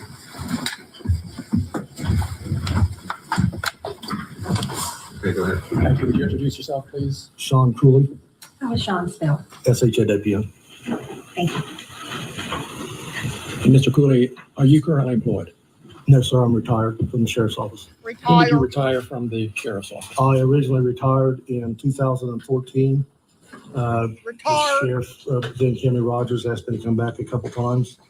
So eventually I did, and I worked up until about 2 months ago. So up until 2 months ago, you were back as a deputy sheriff? Yeah, I started out as a part-time deputy, and then as their manpower dropped, I went ahead and took a full-time position to help them for a while. And that's here in Adams County, correct? Yes, sir, it is. When did you begin with the sheriff's department? Sheriff's office? It would have been late 80s, early 90s. Okay, long time ago. Long time ago, yes. Do you have family here in Adams County? Yes, sir, I do. How long have you lived in Adams County? Over 40 years. And one of your family members is Justin, Yes, sir, that's my youngest son. and he's another plaintiff in this case. Yes, sir, he is. You worked with him for a while? So in the if you Adams County missed Sheriff's it, Office. this guy, Officer Pound Cake, him and his son are both sheriff deputies, or he's not anymore as of 2 months ago, but they're both suing AFROMAN. Both of them, him and his bitch. Both him and his son are suing AFROMAN, or were. They lost yesterday, but both of them are plaintiffs on this case. Yes, I did. Most of the time we were different shifts. Okay, but I mean, you worked Yeah, for the same sheriff's department for a while? Absolutely, yes. Are you married? Yes, I am. How many children? 4, 2 girls and 2 boys. Did they go to school here in Adams County? Yes, sir, they did.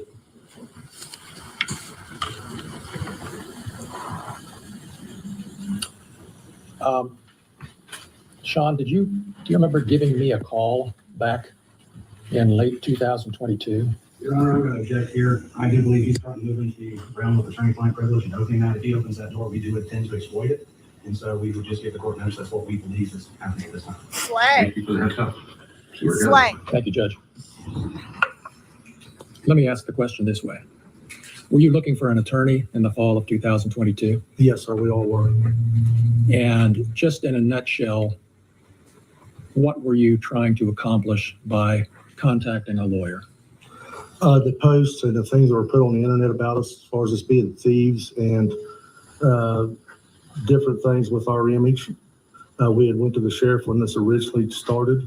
I'm stunned how country they are. Mr. Foreman had Image. an attorney. We had 2 attorneys prior to this one. We had the sheriff contacted, try to get it stopped. Then again with the next one, then again with this one. So our only other alternative was to try to file some kind of suit. And that's why you ultimately decided to file suit to get it to stop? Yeah, that was our last alternative. Has it stopped? It's gotten much worse. It's gonna only get worse. You were part of the team that executed the warrant on Mr. Foreman's property? Yes, sir, I was. Did you steal any money? No, I did not. Did you have anything to do with the money that evening? The only thing I had to do with the money, I sat in the kitchen and talked to Mr. Foreman's wife. Mr. And- Foreman's wife, Angela? Yes. AFROMAN's wife. Ex-wife. Oh, thank you. Ex-wife. Let me stop you there for just a second. How did Angela Foreman end up being in the kitchen of the home that evening? I don't know which supervisor it was that let her come in. Your Honor, I'm going to object to this line of questioning. If the search warrant is not going to be an issue, if we want to open that door, then I will have to present that evidence and make that case. But Mr. Klingler now wants to bring up who everybody is there. So if he wants to open that door, I'm going to ask for the same latitude upon my presentation of the case. Good. And I think the court has already made it clear we are not litigating a search warrant. I'll withdraw the question. I don't need to know how she got there, Judge. Just for everybody's benefits, they both push beyond Shut up, what I don't was care. going to do, so let's try to keep. We're not listening to him.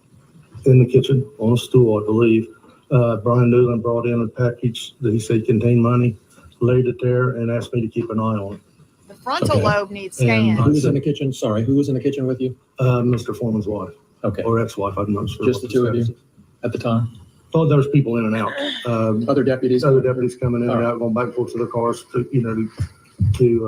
get different items. I think Sergeant Walters came in at one time and talked to Mr. Foreman on the cell phone. Okay.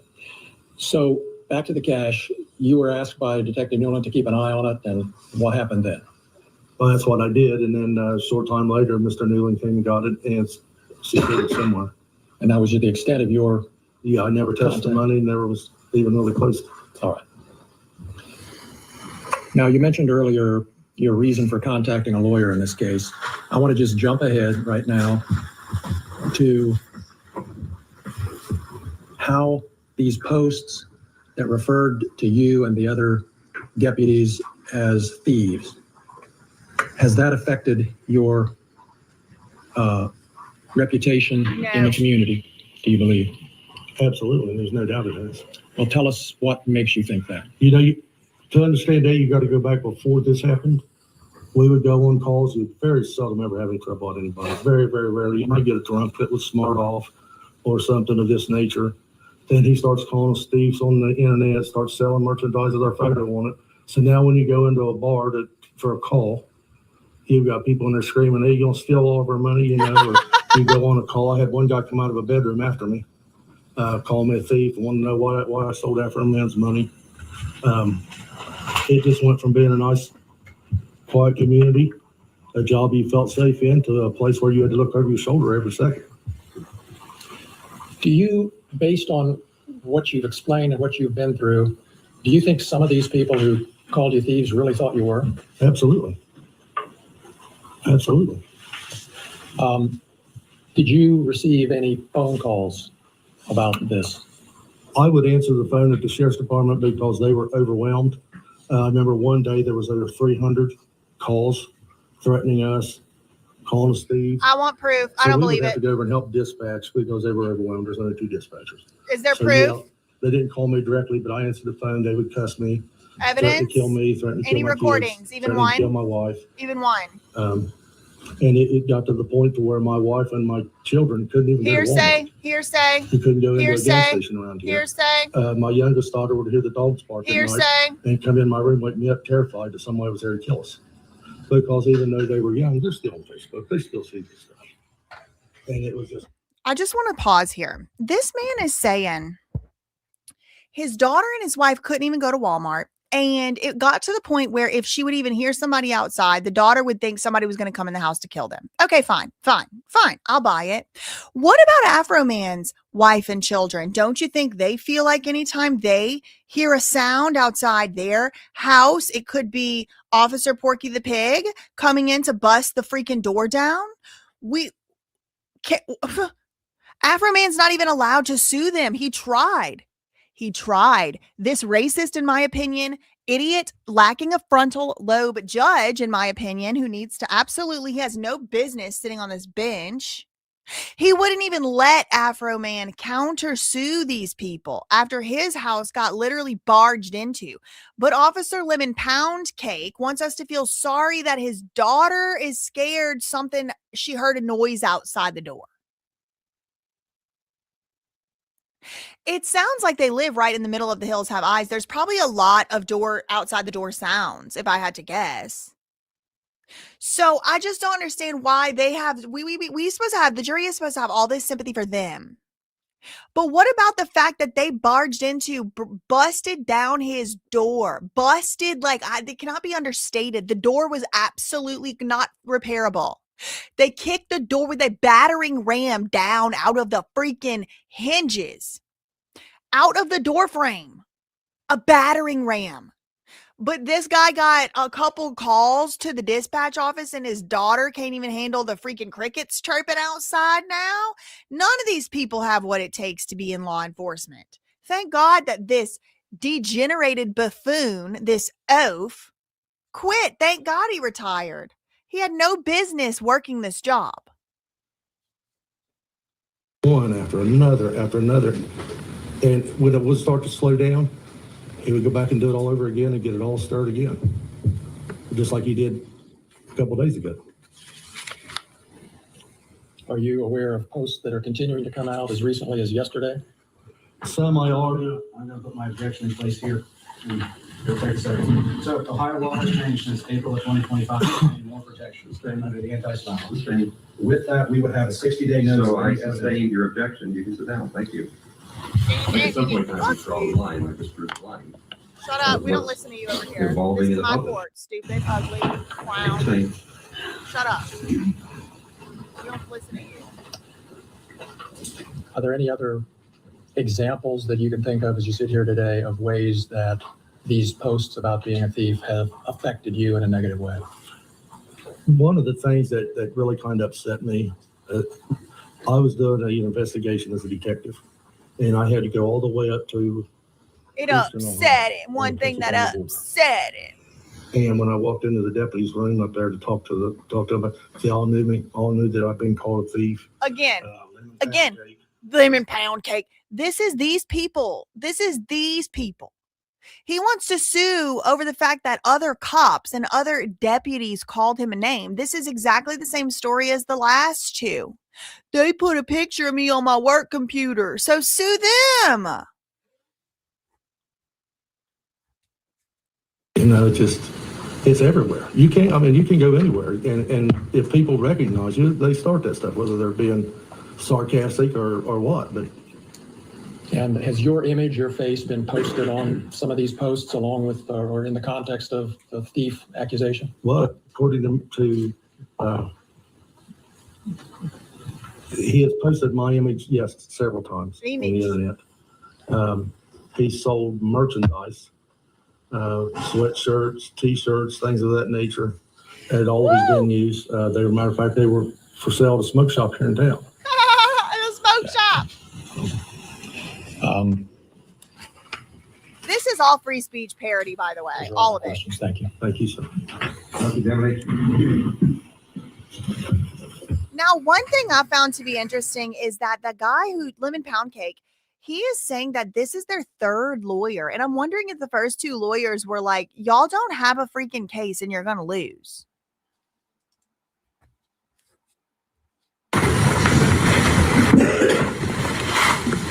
John, for the sake of the record, we have to keep things straight because there is another plaintiff named Sean. Absolutely, right? yes, sir. So do you mind if I call you Sean or Sean Kulie during this time? Whatever you'd like. Well, let's rephrase that. Yeah, that'd be fine.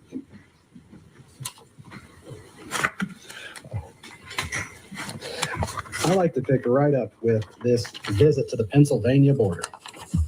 You said they knew you as Lemon Pound Cake. Yeah. Oh that boy, is here what they we referred go. to me as a person. And they asked you for your autograph, correct? One of them did, yes. AFROMAN made him famous. And so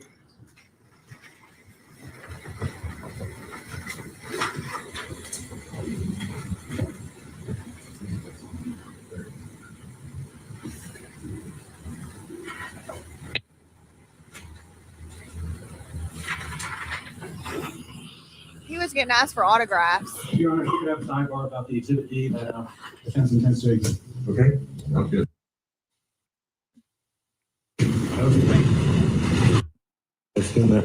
I'll ask a couple of questions. So, Mr. Kulie, or sorry, Sean, you were called Officer Pound Cake by Mr. Foreman? Multiple times. You You received hundreds of pound cakes at work from different people. He received gifts. He's being asked for his autograph. He's A famous. music video that Mr. Foreman created, correct? I don't know where he got it at, but you'd have to ask him that question. He don't know where he got the name Lemon Pound Cake.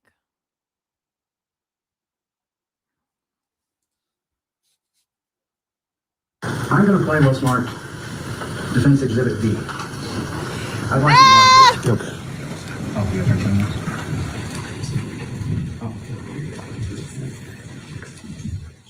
Pound Cake after a song like that got 3 million views. Shut up, you lying.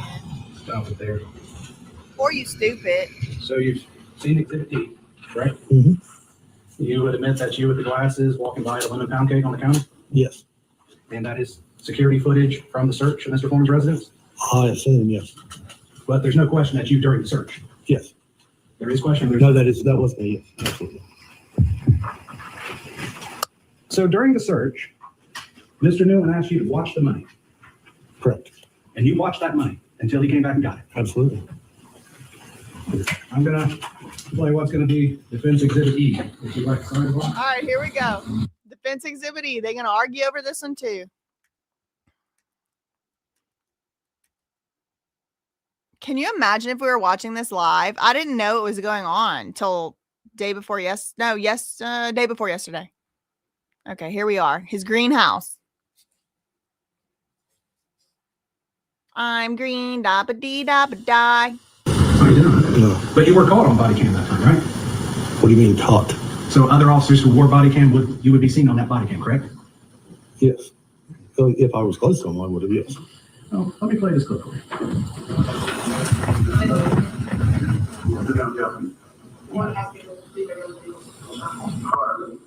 So, off to the extreme left here, we just saw a gentleman. Was that you?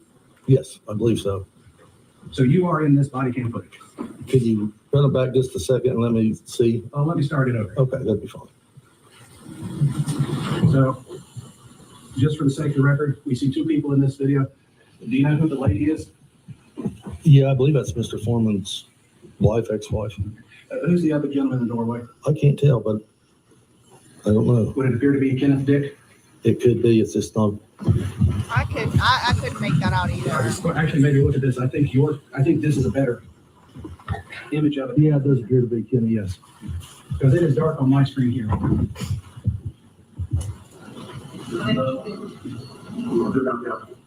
Okay, so on the extreme left, we see a gentleman there. Is that you? Yes, it is. And this would be during the search of Mr. Foreman's residence, correct? Yes. I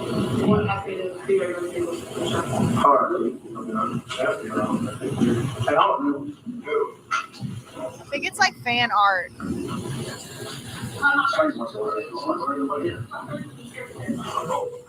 Let me rewind this a second. Looking at the table here in the bottom right-hand corner, is that the evidence bags with the money? Yes, sir, it is. Those are the evidence bags you were just testified to that you watched the entire time for Mr. Newman? It's a evidence bag, yes. So it's not the money evidence bag? It is the money evidence bag, yes. Okay. And you're watching it right now, and you're looking at it? Yes. And you're walking outside now? Okay. The person's following you?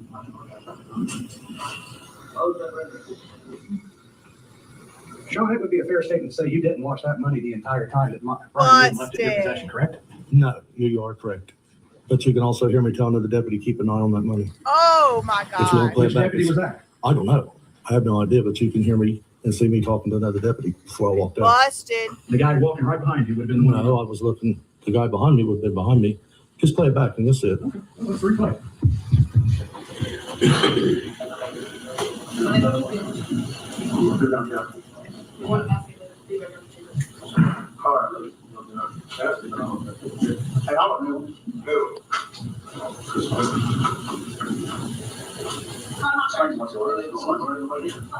Okay. You said you're not worried, no one's here.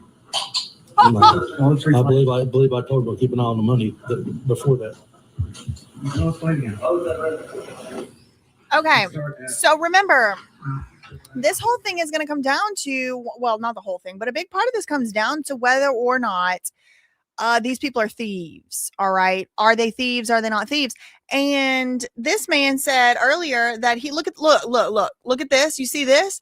You see how the door has come like it's literally busted, like the actual drywall, because they battering rammed this door. Look, see how it had a trim here? The trim came off. Look at the door. I mean, he's an entirely new door. That's why he's like, will you help me fix my door? So this is the door they had busted into. This one right here, Porky Pig lemon pound cake. He was saying, oh, make sure you watch that bag. But previously somebody said that he watched the bag the whole time. So what's the chain of custody on this $4,000 or $5,000? My God, this clown show. you agree that 0:16 seconds in? Yeah, that's fine. Yeah. Mhm.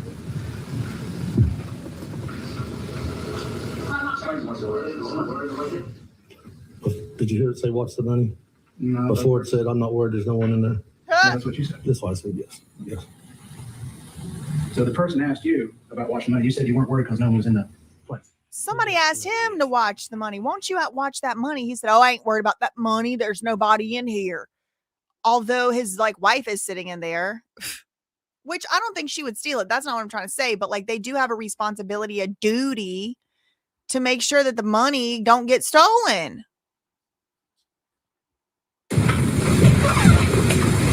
For the record, 35.27. Shut up, we don't talk to you. Even.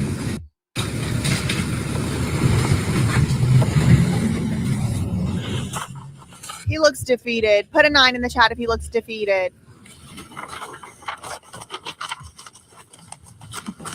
Now, I'm going to say this. I'm going to ask a question. I do not want you to tell me anything you have talked with any attorney with Mr. Klingler or his associate. I do not want to know that. But I do want to know. You said you were looking for an attorney in the fall of 2023, correct? We all were. Okay. And so you employed an attorney to send a cease and desist letter prior to sending lawsuit, correct? No. Okay. The testimony was fall of 2022. The litigation was filed in March of 2023, just to make it record. No. Let me rephrase that then. So when I mistakenly referred to fall of 23, it was actually fall of 22, correct? What was the fall of 22? I'm not sure what You started looking for an attorney in the fall of 2022. I believe, I don't think I'm the one who made the original call for an attorney. Okay. It was one of the other. So now they're just saying they all just piled on. One person did it and they all just piled on. You took some. They had to ask the sheriff to sue. In dispatch. Yeah. Did you make a report of those? They were all documented, yes. And they investigated and traced the calls? Didn't trace them. They were all ghost numbers or showed up as no phone number at all. So nobody was ever prosecuted? No one was called in to? Well, they couldn't find them. They don't have any idea who they were. The cops can't find them, everybody. Well, you're not saying that was Mr. Foreman making the call, correct? I don't know whether he did or not. That's the right answer. His rhetoric led up to it.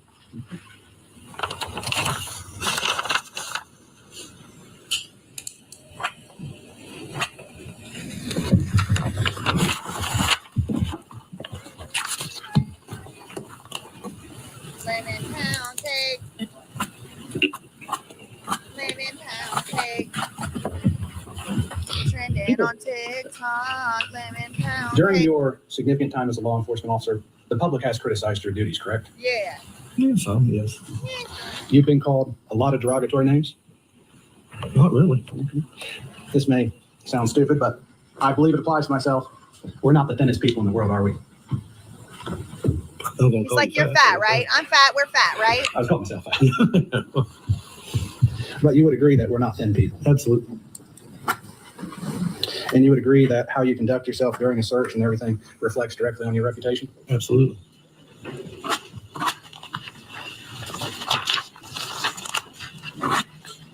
Put a 1 in the chat if you now want some lemon pound cake. I want some now with a little poppy seed on top. You don't believe everything you read on the internet, do you? No. You actually probably don't believe everything you read in the newspaper, do you? No. You would agree that Exhibit D that I played, the song Lemon Pound Cake, is a music video for entertainment? There again, he made accusations that I smoke weed on there, which I don't. So that was a lie as well. Y'all, again, I mean, these are the most toothless allegations. The only one that I think is this guy has reason to be pissed is the one that's was called a PDF file because his brother did something. That kind of sucks, or whatever. But at the same time, I still do think it is totally free speech and stuff. But okay, let's think about what are the things they're so mad about. One lady with the deepest voice I ever heard on a woman in my life is upset somebody called her a lesbian and a man. This man is upset somebody said he was hungry and he had the munchies because he smoked weed. Who cares? Oh my Lord, who cares? No, I'm just saying that so that statement is not part of this lawsuit. He's done. Let's let him finish. Okay. I said that goes along with some of the other rhetoric that he's told about us, lies he's told about us. Okay. Could that be exaggeration to make the song funny? I don't think it's funny. It ain't the question, buddy. Would a reasonable person listening to that believe that Mr. Foreman? Put a 2 in the chat if you think it's funny that he had You never want munchies somebody as a thinking. joke. You wouldn't think we'd get 300 calls a day threatening to kill us. Somebody's buying into it. So when A day. Jerry Reed sung the song "When You're Hot, and When You're Not, You're Not," and the judge said that to him right before he sentenced him to prison, that's an actual fact, or is that an exaggeration? We're for going to entertainment? strike all that because we don't know anything about that case, and he's not going to become a witness. Shut up. So until you establish a Nobody asked foundation that you. he knows what Shut you're up. saying, Nobody asked you. 60s. Give me an example of the song. Free Bird, American Pie. Let's take American Pie. Leonard Skinner. Is the song American Pie? You've listened to it, correct? Multiple times, yes. Is it literally about a pie? No. No. It's more about something else. Yes. It's for entertainment. Yes. And you were entertained by it. I like the lyrics, yes. And you don't. That is very funny that of the songs that the man, okay, so it's like the judge didn't want him to put a song, like to ask him about a case or whatever. So the lawyer is like, fine, what music do you listen to? From what era? The 60s? Okay, fine, great. 70s? Cool. Wonderful. Like what? Give me some examples of some songs because I just want to ask you a question about just generally about songs. The guy starts naming songs. The second one out of his mouth is American Pie. Lemon Pound Cake living up to his name. I hope AFROMAN caught that and joked. I hope he puts that in the rap song, that the song that this man thought of was American Pie. Lemon Pound Cake brought up American Pie. Put a 3 in the chat if that's hilarious to you. Do you believe that was fact? That what was fact? What was said in that song? No.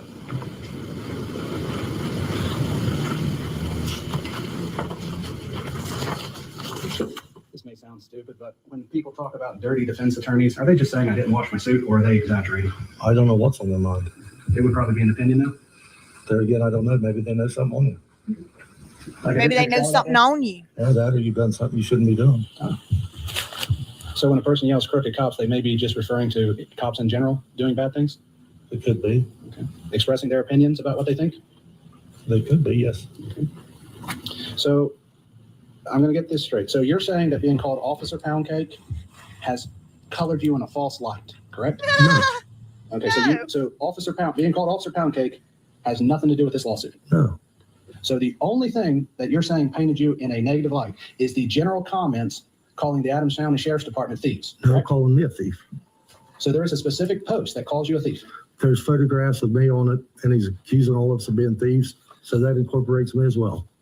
So it refers to the Adams County Sheriff's Department as a group then, and you're part of that. Just members of the Sheriff's Department, not the entire Sheriff's Office. But it doesn't list your name. Yeah, there's posts that list my name, I'm sure. I'm sure. I'm pretty sure that there was some that had my name on it. I mean, I don't recall which ones. But We haven't introduced any to evidence by your attorney. What posts are you referring to? I need a date and time. I don't know. I'm just saying that there could be. I don't know. There could be. But There could be. I sued over it, but I don't know. Do you mind keeping your testimony to what you know, not what you're guessing at? Whoa. Yeah, I have done as far as I can. As far as you can.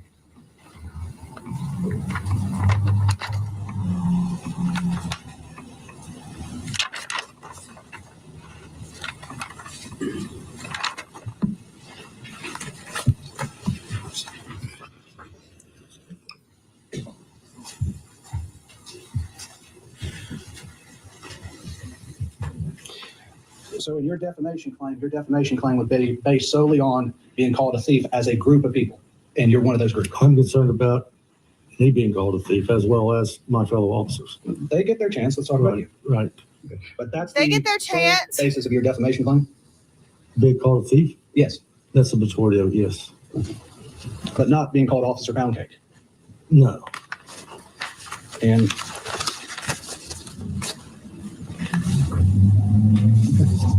may I have a second?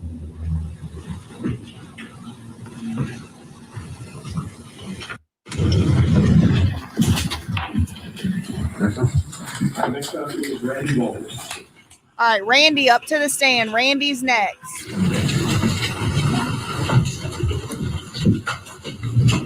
Do you solemnly swear the testimony you're about to give shall be the truth, the whole truth, and nothing but the truth? As this, you shall answer unto God. Yes. Thank you. I am a sergeant with the Adams County Sheriff's Office. How long have you been a sergeant? I'm not for sure the date that I was promoted to sergeant. I've been with the Sheriff's Office since 2010, I think it was. Since 2010? Yes, How long have you lived in Adams County? my entire life. You went to school here? Yes. Do you have family here? Yes, I do. You have a wife and children? I have a wife, 4 daughters, and 2 little boys, or 2 sons. So 6 kids altogether? Yes. Are all of those your own kids? We are a little bit of a mixed bag. I have 3 biological kids and 3 children that I adopted through foster care, yes. What are the ages of your children? My little boy, who's biological, is 10 years old. My next daughter is 14 years old, who's adopted. They're all mine, but biological and otherwise. Yeah. And I've had the girls since my 14-year-old was about 2 months old. And this will become relevant, I think, just a little later, but I'm going to ask you about the race of your adopted kids. So 2 of my adopted daughters are biracial Hispanic, and my youngest adopted daughter is biracial African American. And your youngest is the 14? I don't know what biracial Hispanic means, but I think just taken into, the full context here, I think this man means half white and half Hispanic. And biracial, that usually means 2. So I think 2 of his daughters are biracial Hispanic and white. But he's saying biracial Hispanic. So maybe they're like 2 type of Hispanic. I don't know. I mean, I don't even know if is Hispanic. I don't think Hispanic is a race also, if we could just, put that, I don't know. They change the definitions of things so much. I don't think is it a race or is it I don't know. I don't even know. But then he's saying for purposes of this, one of his adopted children who he adopted from foster care, it's a little girl. And she is biracial African American, which I am assuming means she is half, or, like one parent was black and one parent was white, or is what like biological parent, but he's now adopted this child. This is going to become relevant because AFROMAN says he effed this man's wife. And then the little daughter goes to school and her friend said, "Is AFROMAN your dad because you're black and your parents are white?" That's messed up. I mean, it does suck the little girl had to go through that, but I mean, like, don't raid people's houses. Be a different job. Fall of 2022, she would have been around 11, I think. Around 11 or so.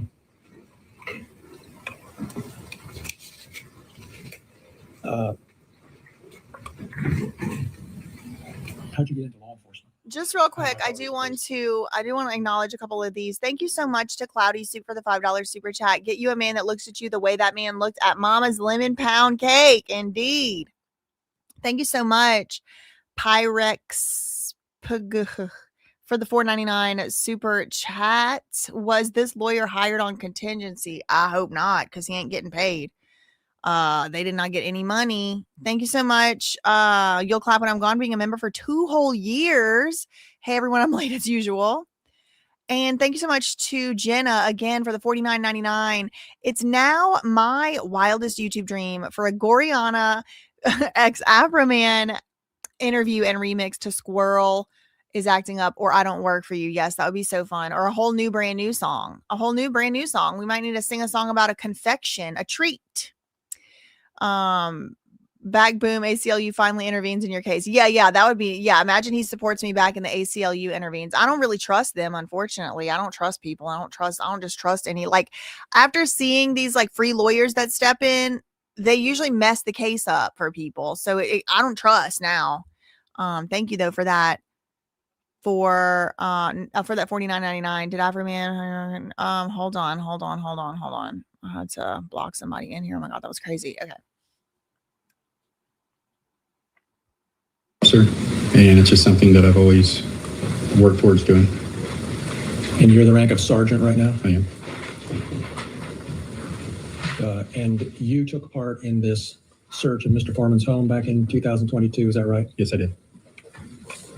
Can you tell us just a little bit about what your role was in that search, just generally? I was called in to assist with the search, and you have what's called an entry team. I was asked to come in and help with the entry team on the search. Did you have anything to do with counting or keeping the money? Don't ever let anybody tell you your little voice doesn't matter. Look how up in arms, panties in a wad, all these grown men are over a couple little songs. Don't ever let anybody tell you your voice don't matter. Write your little song, write your little diss track. Apparently, it really has a big effect on people.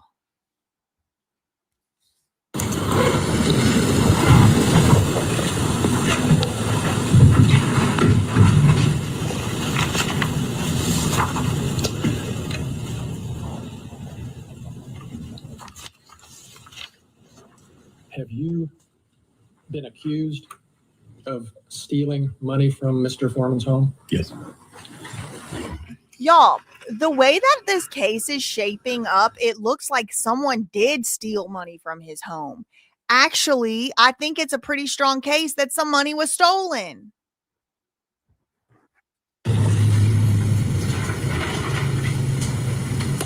Can we look at Exhibit 27, please?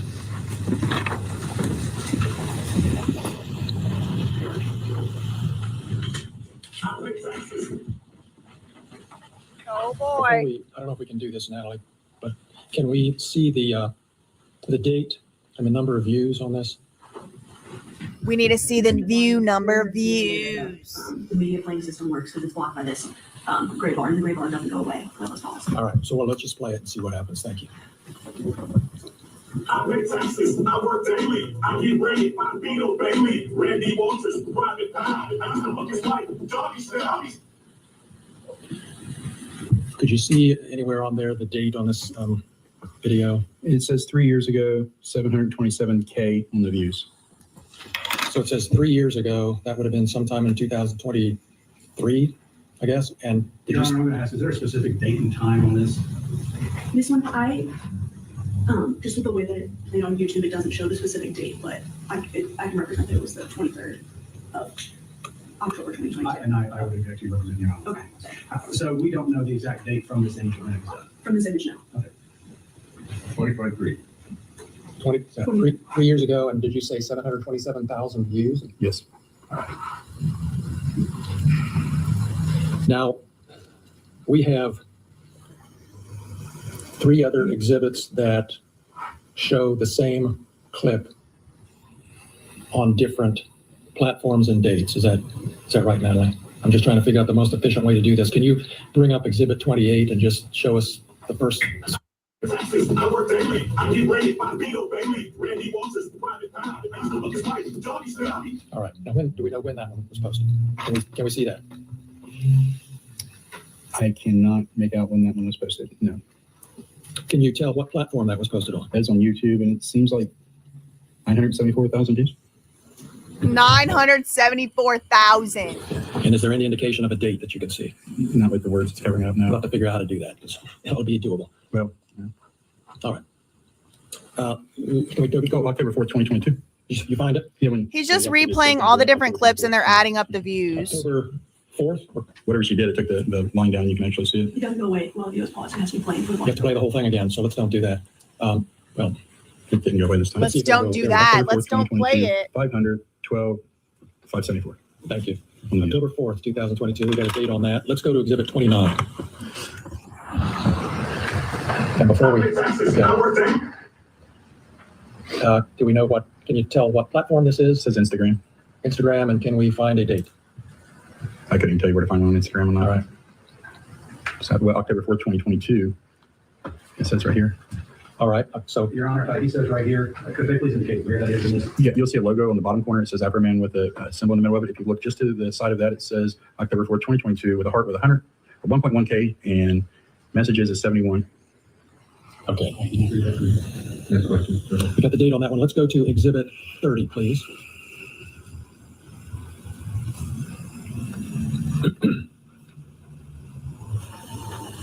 I work daily, I get ready, I beat up Bailey, Randy Walters, private eye, I'm the fucking wife, doggy style. Do we know the platform on that one, Mr. Walters? Is this the same video right here still up? Because it's Yes, Instagram. same one that's still up. Instagram. Instagram, and can you see a date?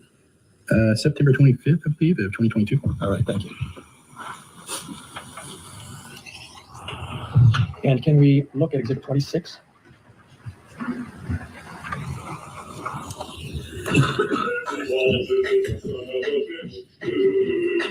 This is funny.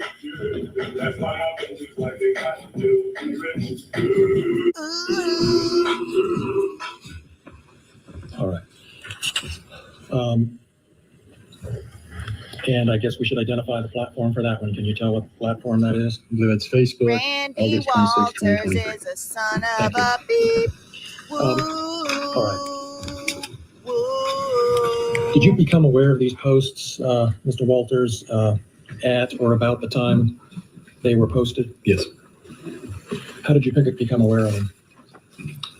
Of my personal post, I found out from my children. And my daughter came home and advised me that she was getting messed with at school because apparently her mom is having sex with AFROMAN, and since she's biracial, that must be her daddy, along with being a thief. And how did that affect you? It's horrible. It's hard when your job that you're doing affects your family, which affects you. When you have a kid come home crying that's already been through a life, and now they're getting hazed and harassed because somebody thinks it's funny. Somebody knows it's not true. The cop is going to bitch Over about like 28 hazing. years. Let's not She go didn't have an there. affair with Mr. Foreman. She didn't make my daughter with Mr. Foreman. But now my family has to be harmed because of straight Then up the family- 100% lies.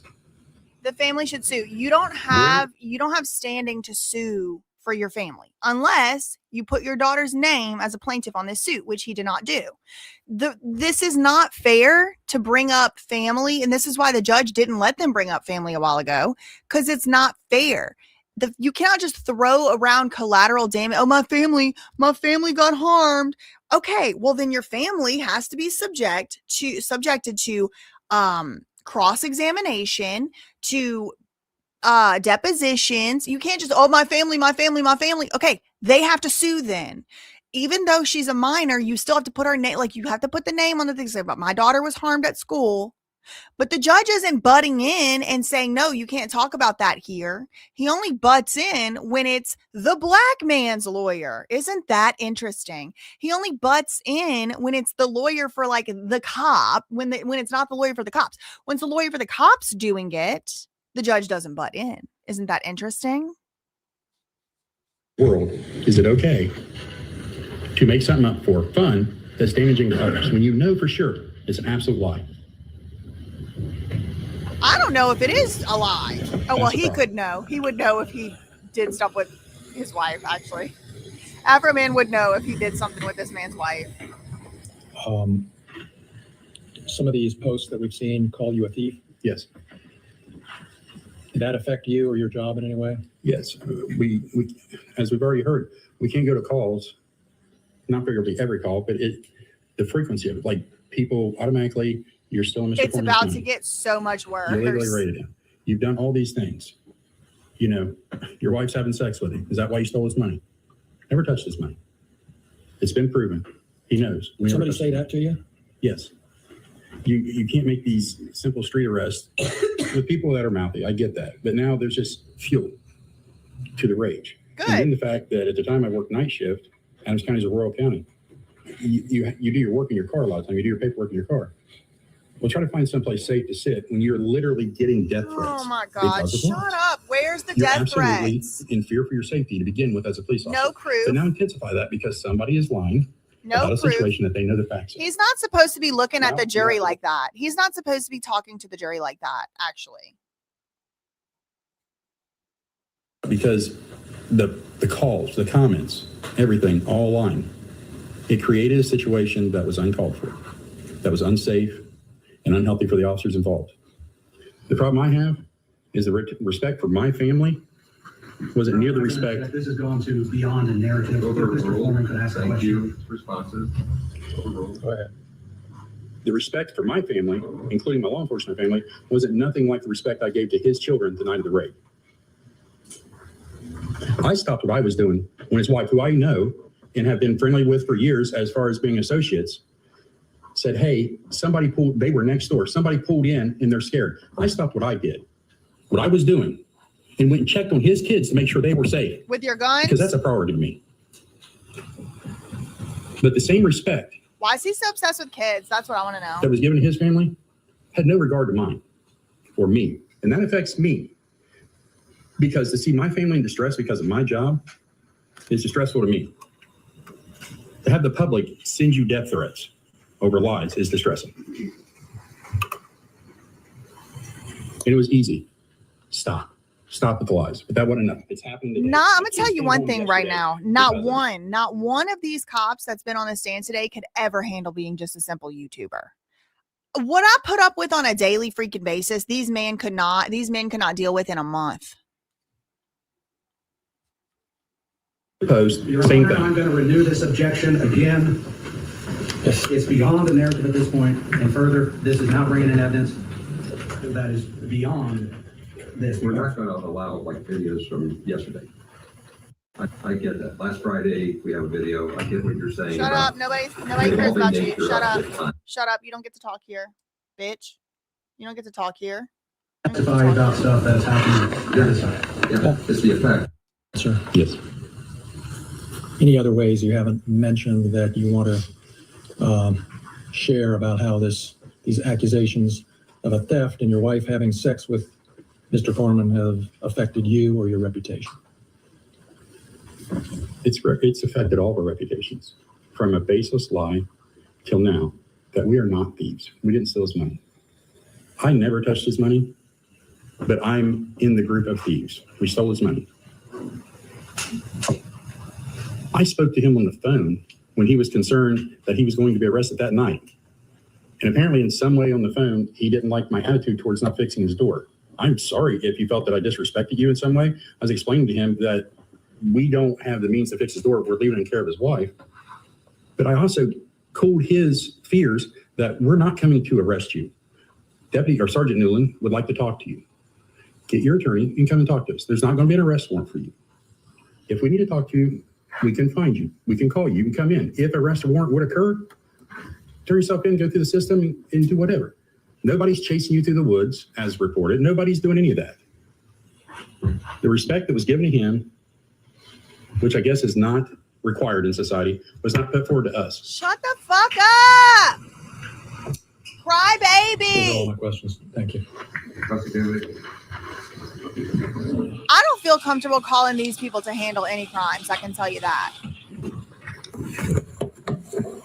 For the record, you stated previously your name was Randy Walters. Randolph Lee Walters Jr. Okay. I And go so Randy. you go by Randy. Yeah. Do you mind if I call Yes, you Randy? it's perfectly fine, sir.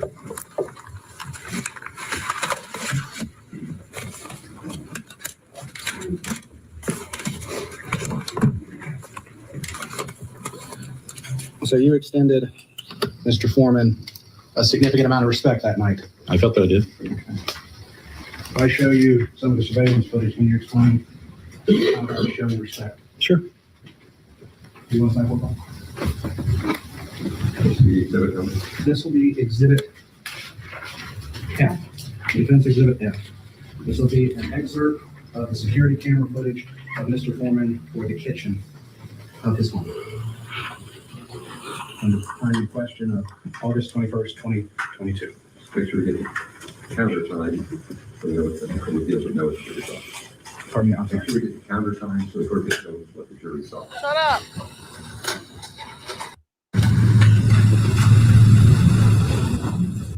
Search warrant execution. Yes. You were a part of the breach team into Mr. Foreman's house. Yes. You had a riot shield like thing. No, a ballistic shield, sir. What's a ballistic? It wasn't a riot Bulletproof shield. It It's was a commonplace when ballistic doing raids that police shield. officers get shot, So, and it's a safety device. so it's a safety device shield about yay long with a little hole, a little window in it so you can carry it forward. Yes. So a riot shield. Got it. Same thing. So, do you see what has been marked defense exhibit F? Yes. I see something on the screen. Okay, so on that screen, does that appear to be the kitchen of Mr. Foreman's residence? Yes. Pound And you cake. would agree that that gentleman there with the firearm is Mr. Brian Newman? Yes. Okay. And so this would be the beginning after breaching the door? From this, I can't tell what part of the entry it was. Let me place them. Okay, so this would be starting security camera footage of 8/21/2022, starting at 8:13 and 4 seconds p.m.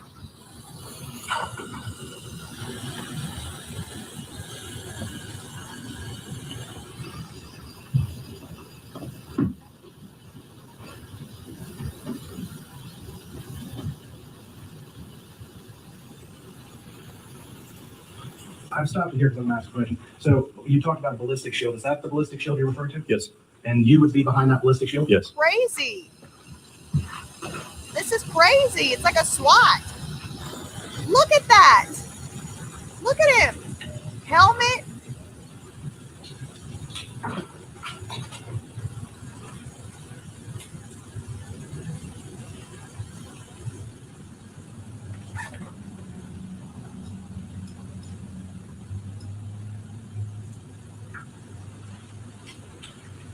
So putting this image in perspective, you're behind the riot shield. Yes. Officer Kulie's behind, or sorry, Officer Sean Kulie's behind you. Brian Newman's in front of you. And Sean Grooms is going forward with the assault rifle. Mhm. And you're flipping off the security camera. No. That's not giving no finger. No, do you know how to use a ballistic shield, or do you like me to tell you? Let's watch it. Flipping off the camera. So AFROMAN's lawyer is saying that he has flipped that this guy right here, who's now on the stand right now, is flipping the camera off through the ballistic shield. And this man is going, this cop is going, do you know how to use a ballistic shield, or do you want me to tell you? He said, I'm not asking you about how to use a ballistic shield. Let me play this video. Is your middle finger sticking straight up at the camera? And it was. That's crazy. There's a light activation on that shield. It's 35 pounds. The finger went down, correct? Finger went down. You can think that that's not what it was. Okay. Okay, well, that's what I think. So I guess I'm allowed to think it. Thank There is a you. light activation on the handle of the shield. Mr. Walters. Okay, good. For the question. So you were called a couple names by Mr. Foreman, one of those being, what was it? Beetle Bailey. Yes, sir. Does anyone believe you're Beetle Bailey? Probably not. That's a drawn cartoon. Beetle Bailey is a cartoonist in the newspaper. Sure. Been there for years. So that would be an exaggeration. Okay. And when they call you a son of a bitch, that would be an opinion. I assume that would be an opinion. Okay. Because there's no way we can prove whether you're a son of a bitch or not. Yeah, she's been dead for years. I'm sorry. I am sorry about your mother on that. Yeah. But you would agree, though, that when someone calls someone a son of a bitch, it's not necessarily a statement of fact. It's more a statement of opinion or a description of a person. Sure. Okay. The same thing with being called, I think it's Gomer Pyle. Yes. Okay. No one would think you're Gomer Pyle from the movie. Obviously, that's a character in a movie. Yeah. But you're not that person. No. This may sound stupid, but you've been a law enforcement officer for a long time, correct? Yes. You've been called many derogatory names, correct? Over the years, yes. You've been called a son of a bitch before, correct? Not published, but yes. Okay. You've been called other things even worse, correct? I'm sure over the years I've been called many things. It'd be fair to say that during those years, people probably said bad things about you and your family also. You know, I honestly can't remember bad things being said to my family, but I can remember bad things being done to them. Do you believe everything you read on the internet? No. Do you believe everything you read in the newspaper? No. You probably tell your kids, don't believe everything you hear, right? Especially now.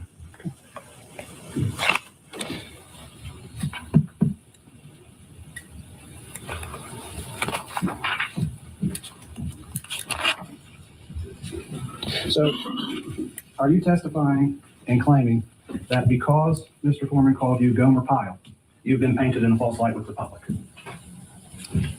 I'm taking it one at a time, so I'm going to get to the Gomer Pyle? Yes. I'm not claiming that, sir. Okay. You're not claiming that being called a son of a bitch is a claim you're pursuing that Mr. Foreman's called you? Correct, sir. Okay. Being called Beetle Bailey, you're not claiming that as part of defamation proceeding on that, correct? Correct. Okay. And neither one of those three statements have painted you in a false light, correct? Correct. Okay. I mean, it depends. I mean, it paints you in a different light than what you are, but correct. So you're solely being painted in a false light due to Mr. Walters saying he had sex with your wife. Mr. Walters does have sex with his wife. Mr. Foreman doesn't. Good catch on that. Yeah. So you're claiming that is the defamation statement, is that he said he had sex with your wife. Yes. And that's painted you in a false light. Again, It's the caused wife. tremendous in my life. I'll get to that. We have to go through false light first. Oh, So does it- no.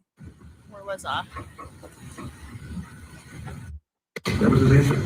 You didn't like how it came out, but it was his answer. They can't make him say something else. You can ask him another question. So he's like, AFROMAN said that he did it with my wife, and that painted me in a false light. No. Again, they're talking about family members. They're talking about stuff that has nothing to do with them. He doesn't have standing to sue for his wife. The wife is the one that needs to sue. If she's upset about it, it would be her painted in a false light. Nothing to do with him.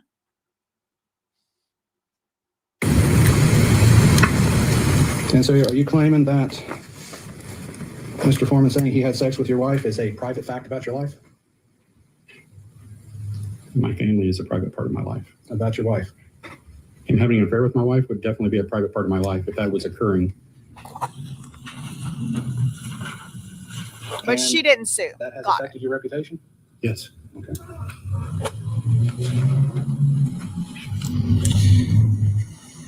And so am I right in concluding that the other final statement that you are claiming that Mr. Foreman said about you that painted you in a false light is that you're a thief?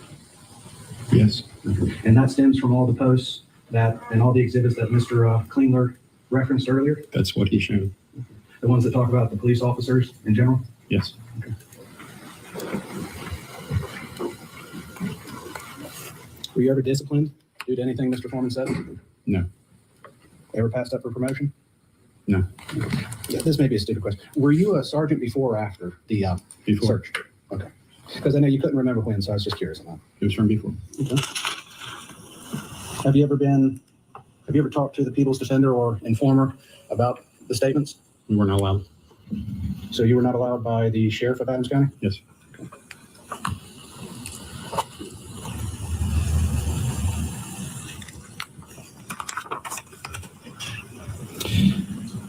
And you had a cease and desist letter sent prior to January 1st of 2023? I personally made no notification. Everything's been made through my attorney. But that would be after January 1st, 2023, to your knowledge? I'm not for sure the date. If this lawsuit was filed after January 1st, 2023, you would agree then that it would have happened after that? I don't know if they sent you guys a letter before or after they filed suit. I do not know that. So that would be something I should ask another plaintiff? Yeah, I didn't handle the paperwork. I don't know what date you got that, sir. Okay. Do you agree that how you act during your job duties affects your reputation? It does. And I think I've asked this, but I'll ask again. The public has commented on your job duties in the past? I'm sure they have. They've been critical of you? I'm sure they have.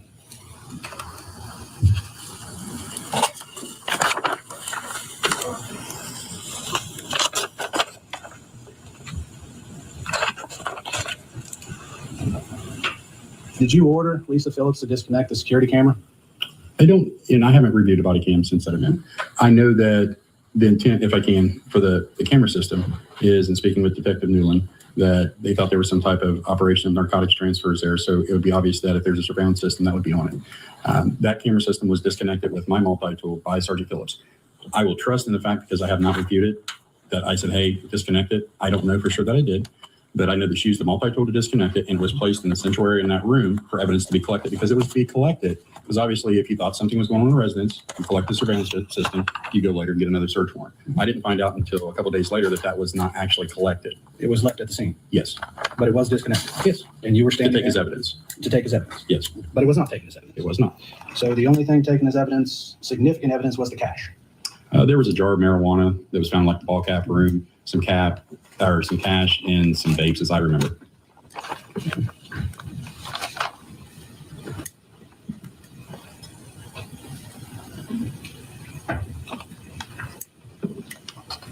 No one was arrested for threatening you, correct? Not our choice, but no. That was a choice made by the sheriff? I can't tell you whose choice it was. I know that the agency as a whole was very upset and very concerned, and between the powers The that be, whoever that agency is, has there was feelings some as a whole. Did y'all know that? I didn't.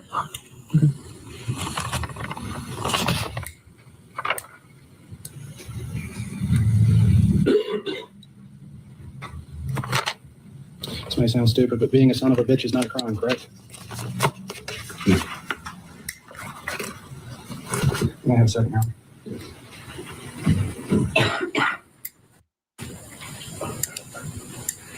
Your Honor. Oh man, here comes this one. Mr. Walters, I'm not going to put the body cam up again. I was frankly a little confused about what it was supposed to show, but explain to me what it was that Mr. Oswald said he thought he saw that you were explaining. Master, sir. Yeah. The ballistic shield weighs about 35 pounds. Okay, it's very big. One hand has your firearm, or if you're using it for something. The other hand, there's a bar like this. To activate the lights that's on the front of it, there is an activation switch on that shield. That's what occurred. So so your finger moved or something? Yes, that's how you activate the shield. And it's also 35 pounds. Once you're carrying it for a while, it takes a toll. So were you trying to flip the bird to his security camera or something? Or no? Were you trying to make a disrespectful gesture in any way? No. You were asked a lot of questions by Mr. Osborne about things you might have been called before, criticisms you might have undergone before. Has anyone called you a thief before and published it? No. Has anyone ever published a statement that they fucked your wife? No. Whoa. Have your kids come home upset because somebody said AFROMAN somebody else was their father at some point before this? As recent as yesterday. Because everything is brought back up again. Because you sued. Let's not lose the plot, buddy boy. If they would have let this go, like millions and millions of people wouldn't have even known. Millions and millions of people would have never even known about it. It got brought back up as recently as yesterday. Might I remind you, Barney Fife, the reason it got brought back up as recently as yesterday is because you made the choice to drag this out. You were trying to get a payday, almost $4 million from this man, years after you, I'd say, not unlawfully, but like fruitlessly, meritlessly, really, raided the man's house, at least for a very least fruitlessly. That's why it got brought back up. It's literally your fault. Shouldn't have sued. Wouldn't have happened as recently as yesterday. It wouldn't have got brought back up. Stupid ass. No? Okay.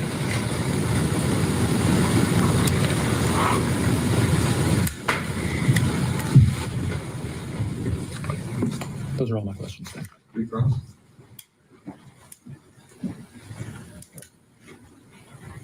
Go ahead and recross it, Mr. Walters. Okay, go ahead, sir. Thank you, sir.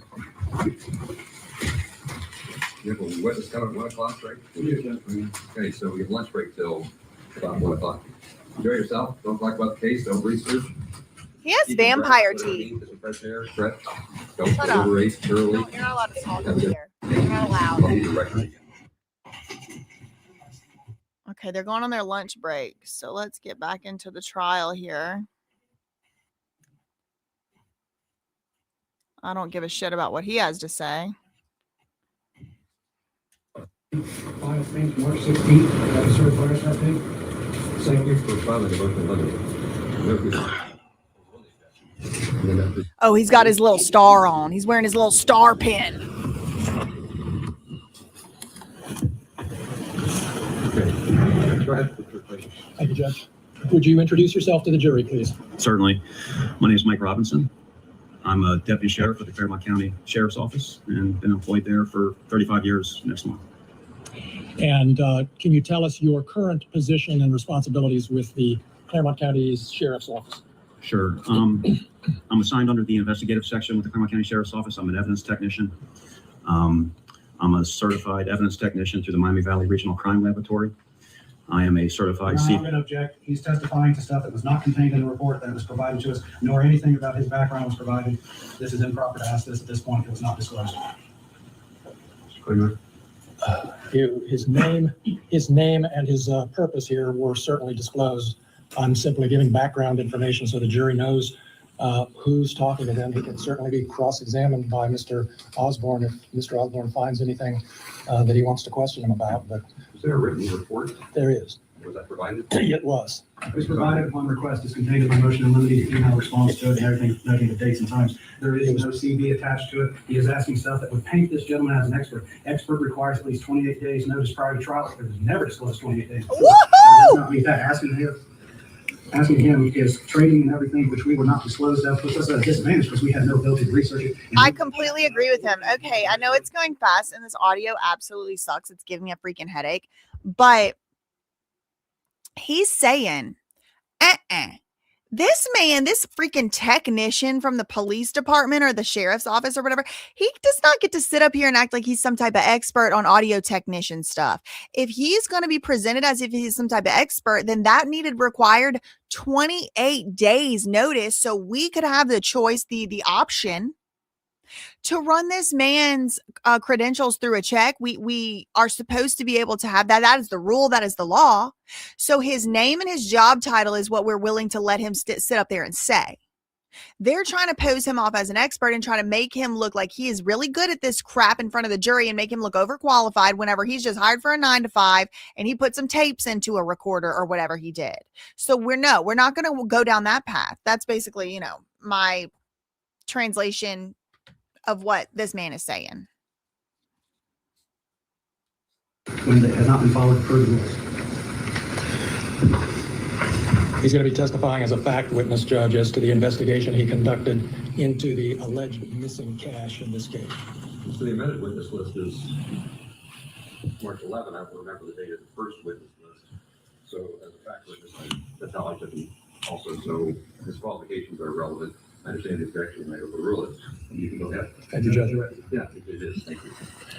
Okay, the racist judge, should refer to you, or very unsurprisingly, did not side with AFROMAN. It doesn't matter because AFROMAN still won, but it's aggravating. Yes. Detective Robinson, you were talking about your certifications, I believe. Yes, I'm a certified evidence technician through the Miami Valley Regional Crime Laboratory. I'm a certified CVSA examiner as computer voice stress analysis for the last 25 years. I'm also a certified Part 107 drone pilot. This is bullshit. He shouldn't be allowed to talk about being a drone pilot. That has nothing to do with this. Flight missions, operations. They are presenting him as an expert. This is bullshit. Training have to do with this? Was there drone? Absolutely agree. I absolutely It agree. has to do with who he is, Judge. Fuck you. I'm not listening to this bullshit. And just tell us how you became involved in an investigation into that. I was contacted by our administration, who was contacted by what I believe to be the former sheriff, Adams County Sheriff Kimmy Rogers, to conduct an investigation involving the alleged missing money. And can you explain to us what your investigation consisted of? What did you do? Well, I met with Sheriff Kimmy Rogers, and I wanted to conduct an audit, actually, of the property evidence room that consisted of monies that would be brought in or had been brought in by deputies, detectives, agents, and so forth. So we were given, when I say we, my partner and I were given full access to that, where we counted monies that were brought in from other investigations and so forth. And is it fair to say that your investigation really focused on an alleged cash discrepancy from a search warrant that had been executed not too long before your investigation? That's correct. And can you tell us any more about that investigation? For example, does the name Brian Newland ring a bell to you? Yes. We were forwarded video footage, body cam footage of the search warrant that was conducted. And I focused attention to the body cam footage that involved the money count. And when I say money count, there were actually two money counts. There was, from the body cam video footage, there was money that was collected from one room of the home, and there was other monies that were collected from another, what appeared to be another room of the home. So you had a money count in this room that totaled a certain amount, and then you had a money count in another room that totaled a certain amount. And do you remember what the alleged discrepancy was? Maybe not in terms of numbers right now, we'll get to that, but just in general, what was the problem? There was something, an amount was recorded that didn't actually comport with the amount of money that was there. Is that? That's correct. So what was reported altogether was $400 missing, alleged to be missing. $390 from the first money count, from the one room money count, and $10 from another money count from the other room. So that totaled to $400. Oh, man. And did you review, you mentioned you reviewed some body cam. Do you know whose body cam footage that was? That was Detective Newland's body cam. Okay. And you reviewed that body cam? I did. And were you able to come to any conclusions after your review of that body cam? So the body cam footage that I reviewed in the one room that was counted as $4,390. I reviewed that body cam footage, and it was clear to me that there was a miscount of $390.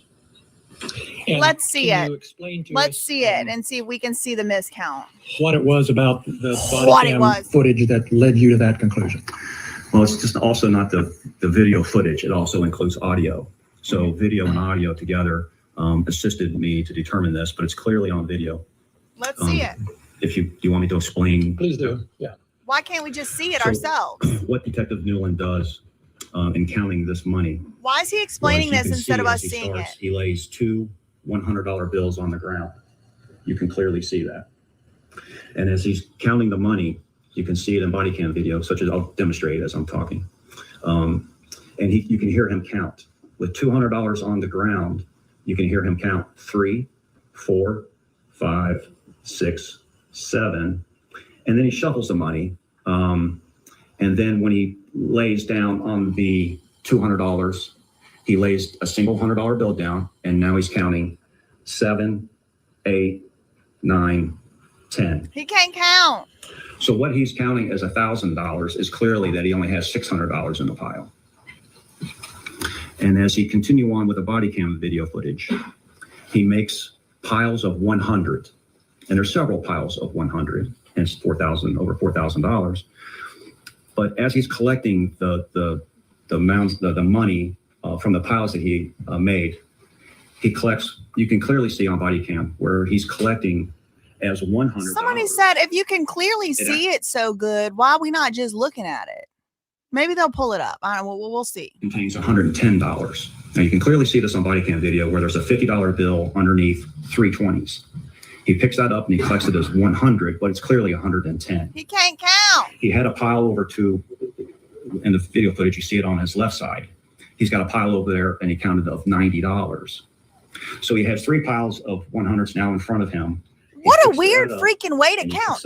We already got told, okay, if you have hundreds, you put them in a pile. How many hundreds is it? 6? Okay, cool. You got 20s, you put them in a pile. How many 20s is it? 10? Okay, cool. 10. You just put hyphen 10, like 10 $20 bills. How many 5s? How many 10s? How many 1s? And then you just put it down. I don't understand why he's shuffling money, picking up 50s. There's piles of 20s and 100s. What are you doing? The man in charge accountant can't count. The man in charge accountant can't count. What he collected as $90 and he calls it $390. So he writes down on a piece of paper $4,390 when in fact the $390 doesn't really exist. And your it's in his review of the pocket. body cam convinced you that that was the source of the discrepancy between the $4,000 that was actually in the bag and the $4,390 that was written on the bag? Absolutely. Now you mentioned a second pile of money, or a second bunch of money that was collected from from another floor or another room. Can you tell us about your investigation into that alleged discrepancy? Yes. So in watching that body footage, now this is the monies, I guess, that were uncovered in another room of the home. I could not make a determination like I could on the other count. It just didn't provide me a clear. It was counted as $641 was what was written on the. He miscounted 2 piles of money. Bullshit. 41. When in essence, I believe when it was returned to the homeowner, I believe $631 was actually in the bag, a $10 discrepancy. I couldn't account for that on body video or the audio display, so I couldn't come to a conclusion to that amount. So for this $10 discrepancy between 631 and 641, you were not able to determine one way or the other. That's correct. What happened to that money? That's correct. On the $390 discrepancy, you were able to conclude what happened? Absolutely. And did you draw any conclusions at all about the $10 discrepancy, even though you couldn't see anything on video? Yeah, I didn't conduct an interview with Detective Nolan. I didn't find it necessary, but I couldn't come to a conclusion of the 10. And I don't think it would be so far forward for me to conclude that might have been a miscount. But again, I couldn't come to that conclusion. I don't know. He don't Okay, fair know. enough. And did you know Detective Newland before you started this investigation? No. Did you know anybody or have any relationship with anybody who was involved in this, in the cash that you were counting and investigating? No. Did you issue a report as a result of your investigation? I did. And is that report part of, kept in the public record as part of your normal duties as a detective? Yes. Could we have, what exhibit is that, Natalie? 31. Thank you. So we've seen everything but the count and the footage ourselves. We're seeing everything but the footage. Okay, we're showing you exhibit 31, Detective Robinson. And it looks like, first of all, do you, from this little snippet we're looking at here from the first page, do you recognize this as part of the report you issued? I do. And it looks like the report date is December 8th of 2022. Is that right? That's correct. Okay. And then can you go to the second page of the report, please? And then the third page of the report. And do you recognize this, Detective, as the beginning of your narrative report of your investigation and the results contained in it? Yes. And we don't need to take time right now to review everything, but down at the last sentence of the second paragraph, you wrote, "The monies returned did not equal to what was indicated that had been originally removed from the home." Did I read that correctly? You read it correct. And that's referring to this cash discrepancy that you just talked about. Correct. I cannot And then wait for let's go down AFROMAN's a little lawyer bit to come further, up over and here. There in your report, there's some numbers there on the left, 1 through 7, with various numbers. What are those and why are those there? Just give us a little snippet of what you're doing. I mentioned that I wanted to conduct an audit of the monies coming in that were brought in to the sheriff's office by deputies, detectives, agents, what have you, from scenes, to see if there's a pattern or an issue. There were nearly 70 items, 60-something items that we counted. We actually broke open the packages, examined what was on the packaging, the amount, and then physically counted the money in each package.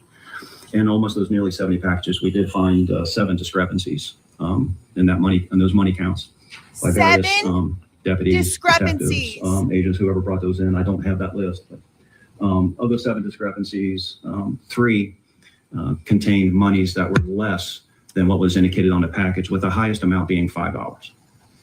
4 of those discrepancies, 4 of the 7, actually contained more money that was in the packaging that was listed on the. They took a lot of his money. It looks like little packaging, and the packages. highest amount being, Easy to miss, like a $2. couple little $400 And a lot of bucks. this involves some coin change, if you will. Okay. And Detective, what did you conclude as a result, if anything, as a result of this investigation into the whole evidence room here at Adams County? The thing is, this- and I've this seen didn't people cause any say, risk. like, why does AFROMAN like really care about $400 on 5,000, right? Like they returned his, first of all, I don't give a if it's 25 freaking cents. It's the cops barging into your house and taking money. But the reason listen, I don't know if they stole or not, but it looks to me like they stole. If you're asking me my opinion, I absolutely think that Officer Newman, who had the shit-eating grin on his face when he sat up here this morning, Newland, whatever, I think he's a thief and I think he stole. And I think the one that's married to a thief is probably a thief too. I don't think these people have morals. I don't think that they have any type of ethical quandary about screwing AFROMAN over. I don't think anybody gives a flying rat's ass if AFROMAN got stolen from over there at that department. I do think he was stolen from. I definitely think they were doing a little trick of the eye, like a little count. Oh, oops, counted it wrong. Oh, 3, 7, 4, 2, 7, 7, 9, 1, going all out of order for what? It makes no damn sense. But if you know what does make sense? If a cop is going to steal something, they're not going to steal $5,000 out of 5,000. They're going to skim and they're going to scrape. From each little evidence bag, there's going to be a little bit missing. But to a cop, if you're doing raids all the time, that's an extra $400 here, extra $50 there, extra $25 here. And who cares? You're stealing it from this clown. You're stealing it from a black person. You're stealing it from a homeless crackhead. Whoever you're stealing it from, who cares?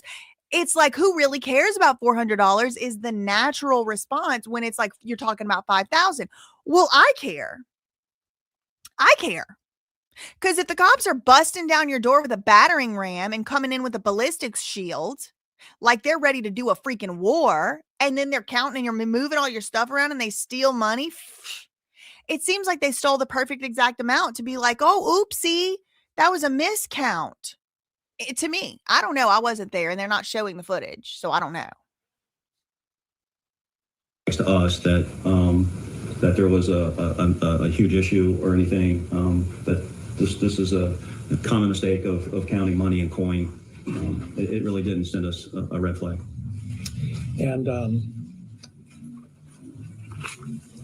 then let's turn to the, no, hang on, I'm sorry. Yeah, while we're still at this page at the very bottom, this is simply, I think, reciting what you've just testified to. Can you just read that for us, starting with while counting out?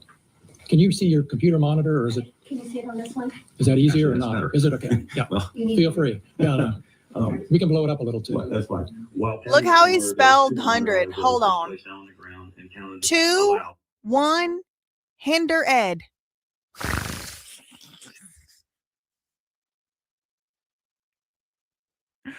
While counting out $100 bills, 2, 1, hinder ed. Dollar bills was placed. Oh my God. They can't spell. They can't count. They don't know subject verb agreement. You do have to pick a struggle, or else the conservatorship bus is coming over.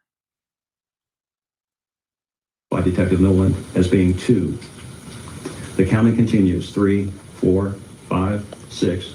Though you don't have a clear view of these bills being counted, the audio suggests that he has counted to the number 6. There is a pause and then it goes on. What seemingly is the arranging of monies in hand while the 2 $100 bills remain on the floor. Next you hear 7, and a $100 bill is placed atop of the other 2 on the floor. This is followed by 8, 9, and 10. This completes the pile. What I will say is this. In order to be found liable for defamation, the person who's getting sued has to have uttered a false statement of fact as if it were a fact. They have to have done so in a way that they, in the case of a police or a public official or a public figure, they have to do so in a way where they knew it was false when they said it. With all this rigmarole and all this, oh, it was a pile here and a pile there and a 25-cent here and a $100 there and a 500 here and a 2 there and a oink oink here, a cat there, a cat everywhere, and the green grass grows all around. It would be impossible to prove that AFROMAN knew they did not steal from him. Because, I mean, to us, it looks like this is theft. I hope that the jury saw this at least to be like, it's ambiguous whether they stole or didn't steal at the best. At the very least, they need to get a money counting machine and just go ahead and have one of those. Let's let the robots do that one. I'm okay with that. Because these people can't count, can't spell, can't agree their subject with their verb. As $1,000 when it appears that he actually has $600. The video audio continues, and after counting out piles of money totaling $100 each, he begins collecting these piles, making a pile of 1,000. He makes 4 piles that appear to be totaling $4,000. We got to do all this. He's got to type all this up to cover up for the fact that this other idiot either is a thief or can't count. Imagine all the tax dollars that went into this. Look at this long ass thing he had to write, all to just explain where the $400 is. Piles were collected and totaled as $300, and the third pile collects as $100. It is clear that it contains $110. This all just sounds like a lot of confusion to cover up stealing to me. That's my The opinion. fourth pile he adds with the other 3 and states on And they all shared it and went out to eat at Ryan's or on a something. piece of paper, $4,390. Though he records $4,390, the video audio suggests to me that he actually has $4,000. I believe this accounts for the alleged missing $390 associated with item number 1. All right, thank you. And then Oh, looks you caught. Looks also busted. describe your conclusion with the second bag, and I don't know that we need to read that. The jury will have it back in the jury room if they want to, but essentially you weren't able to account for the $10 from the second bag. Is that right? Yeah, in reviewing that video footage and watching and listening, I couldn't make a determination to that amount. All right. And do you know, was this amount of $4,390 on the first bag, was that written on the bag or somewhere in relation to the bag? He writes it on a piece of paper. I don't recall if it was written on the bag. So it was $4,390 that got took from his house, and $4,000 got returned. So it's like, oh, as long as it stays over 4,000, we can just scrape a couple hundos off the top. We could scrape and we could just kind of pass it all out around. That's it. It seems to me now, after hearing all their different stories, it does seem like they stole. I would absolutely, if I'm in the jury, be like, they are thieves. They are freaking stealing pig and ass thieves. That's what I would think. That's what I think watching this myself. I think they stole $390 and they returned $4,000 to him. It wasn't like they took 4,000 and returned 3,000, whatever, $610. They returned 4,000 of the 4,390. The 390 is gone pecan. And it's because, he put the pile here and the pile there and the up, down, everywhere, all around, and the what? Huh? What you say, Porky? That's all what I'm hearing. That's what I'm hearing. Is it in the bag then? Is that your I understanding? believe that's what was done, yes. All right. And the video shows that. Yes.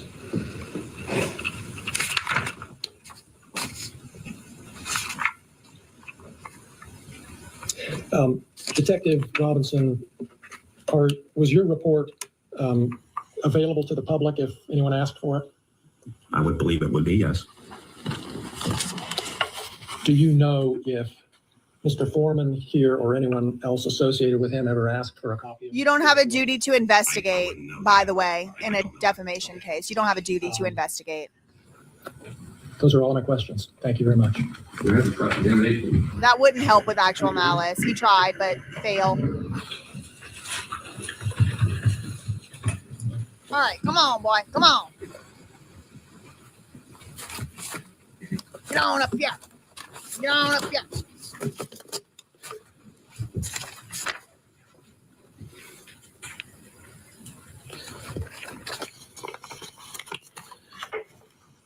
Get him. So Get her. Detective Robinson, you did an investigation at the request of the Adams County Sheriff at that time, correct? Correct. And you actually went farther than he asked for. You actually went and did a complete audit of all 66 money bags in evidence. I wouldn't say that was farther. It was part of the investigation. So he asked for you to audit. That was my idea. Okay, that's what I'm getting at. And out of those 66 exhibits, did you attach to your report a itemization of them? Correct. Okay. And each one you say the amount stated and the amount counted and whether it matched or not? Correct. You also indicate if the bag was sealed or not? I did not indicate that, but they were all sealed when we examined them. Okay.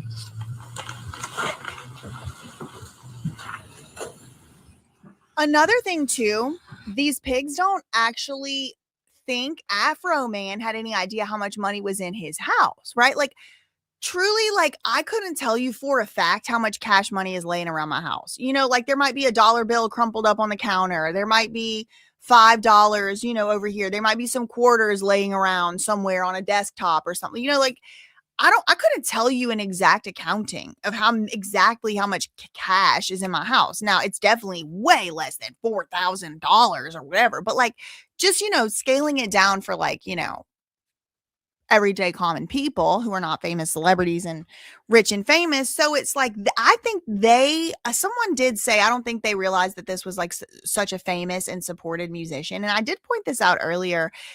AFROMAN has an extremely diverse fan base. And I don't think these cops got a real good picture of exactly how much support was about to come for this man whenever they came for him. And across, races, across, I think, nationalities. I mean, he seems international. People love AFROMAN. People love him. A white man with American flag bandana drove 15 hours to go to the trial. Okay. So, all this context, I don't think they really had. I think they thought this idiot, this is what they thought, doesn't even know how much money he has in his house. So we're just going to take a little couple hundred here, a little couple hundred there. And he called them, I believe, in my opinion, I wasn't there. I don't know for sure. I have no way to know for sure. But this is my belief that they stole from him. Someone in that police squad stole from him. Someone of the sheriffs, maybe more than one. That's what I think. based on what we've been watching today. I really do. Now, when I came into this morning, I didn't think that. I didn't know that for sure. I thought, maybe there was some type of possible explanation. But right now, for me and my belief, in my opinion, I think they did steal. And if you think about it as a pattern, they're so bold to do it. And anybody that steals, any shoplifter, right? They do it one time, it's little. They do it next time, they get away with it. And people who have like kleptomania, they go into, it's like there's rich ladies of all race, they got white ones too, who will go in the store and steal stuff they have enough money in their purse to buy because they get away with it. So if you take all that context together and they got a klepto on the squad, then someone's just taking and stealing money, skimming off the top. And a lot of times they probably think, and they probably are right a lot of times, that people don't know exactly how much money they have. Oh, I know I have about 5,000 spread across the upstairs, downstairs, this way, place, that place. So they probably thought, as long as we keep it over 4,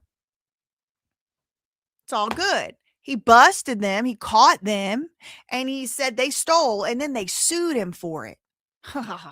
That's what it looks like to me. That's what it looks like to me.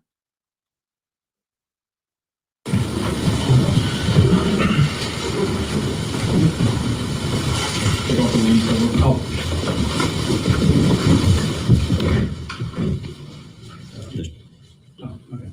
So I'm putting, this is a further amount of exhibit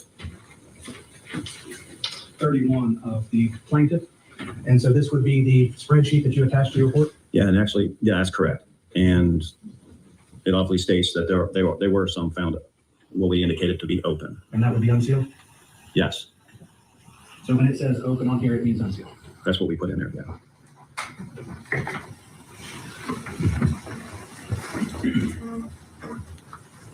Did you note whether each evidence bag actually had like the number of denominations, like 7 $5 bills, 10 $10 bills? Did you note that? No.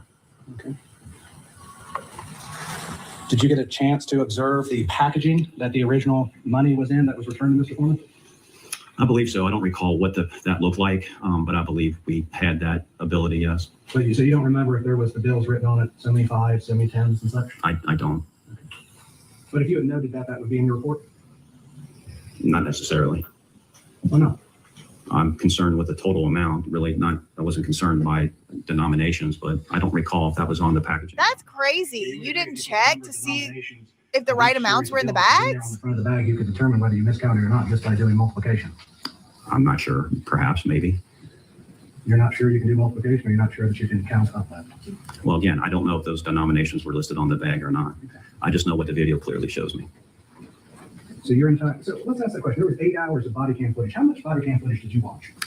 I watched all of the body cam footage, but focused my attention on the money count. You watched all 8 hours? I watched, well, I didn't count how long it was, but I reviewed I had the entire body cam footage. I reviewed the body cam footage, but I focused my attention on the money count. Now, if it was 8 hours, I couldn't say. Okay. So, but you never put in your report anything about the money being left unattended or anything like that you saw on the body cam? It wasn't my concern if the money was left unattended because, again, after reviewing the body cam footage and the count, and it was listed as $4,390. That's what was listed on the bag when the homeowner came to collect his money, and I believe to be $4,000 in that bag, and $4,000 was returned. Okay. So if you think about it, y'all, what are the chances, please? What are the chances that the cops took exactly $1,000 from that house? Exactly $4,000. They had coins, they had $1 bills, they had 5s, they had 10s, they had 20s, they had hundreds. The chances it would be such not even $4,006, not $3,994, $1,000, that's bullshit. That is some bullshit, and they freaking know it. That's why he looks like that.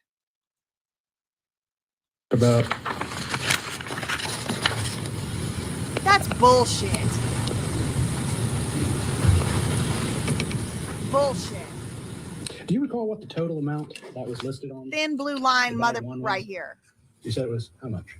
I don't know if it was listed on the bag or not. I know that he was writing down in the body cam footage on a piece of paper, and I couldn't tell what the number was, but I could hear what he was writing because he was saying it as he was writing it. $4,390. He heard So he it. wrote $4,390 on a piece of paper with the bills. Yes. And that was put in an evidence bag.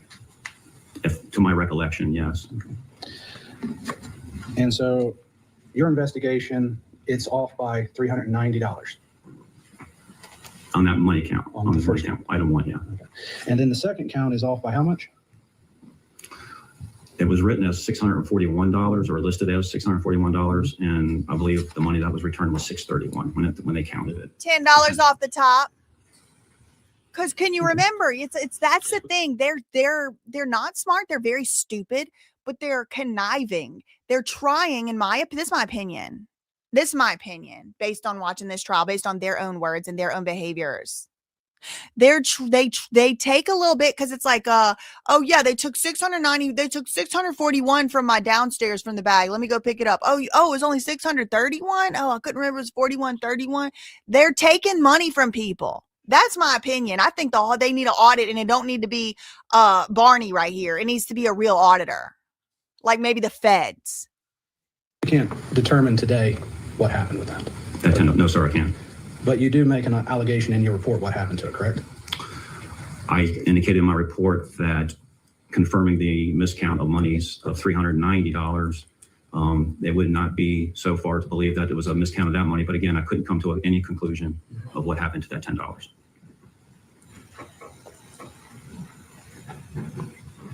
So when you said in your report, therefore, due to the history of proven miscount of money with item 1, it would not be so far as to believe the miscount of money occurred in item number 2? Correct. That's what I wrote. But you never put anything in here after that that said that you could not determine that, and that was just your guess. Well, I certainly couldn't determine it, but I didn't. That's not written in my report as word for word what you indicated. Well, if your report's open to the public, shouldn't it be accurate? It is accurate.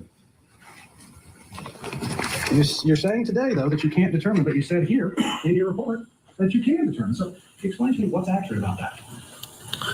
I indicate that it wouldn't be so far to believe Zoom-ins that are it was a possible diabolical. miscount of the $10.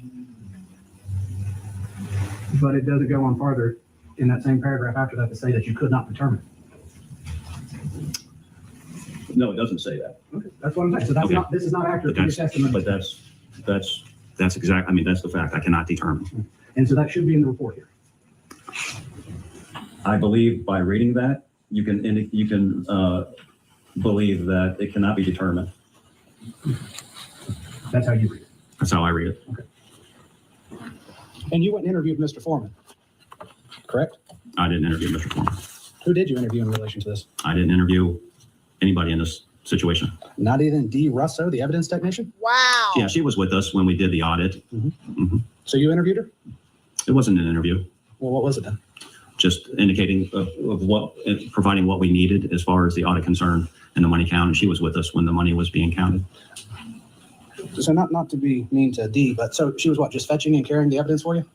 Well, she's in charge of the evidence property room, and that's how we made contact with her. But you didn't sit there and ask her what she saw when she counted the money when it was returned to Mr. Foreman? I didn't ask her that, no. Wow.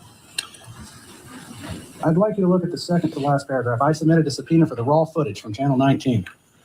Why would you submit for the footage of a news agency when you could have interviewed one of the people standing in the room there because she was with you the whole time as the evidence technician? Wow. Well, I thought the Wow. raw footage may involve some assistance in Wild County money, so that footage was in reference to the money being counted or returned to the homeowner. So that footage is more important than a witness who stood there, who had power over, whose duty was the responsibility to watch that? I think video and audio are just as important. Yeah, but you This didn't is in do this case where it's one clear at all. for item number 1 with a miscount of the 390. Okay. But your audit showed a discrepancy of over 10% of all of the money and evidence, correct? That part. I think it was 66 items and 7 discrepancies, the largest one being $5. So whatever that percentage is, So roughly about 10% then. roughly. And each one of those was only off by less than $10 either way, correct? Yes, less than $10, $5 and less, yes. So even by your own audit, the second count, which is off by $10, is actually even an anomaly compared to the other 10% that was miscounted. I'm not sure what you mean by anomaly, or are you saying it's unusual? or- Outlier. No, it's like An it's unusual. outlier. So let's go back to your testimony.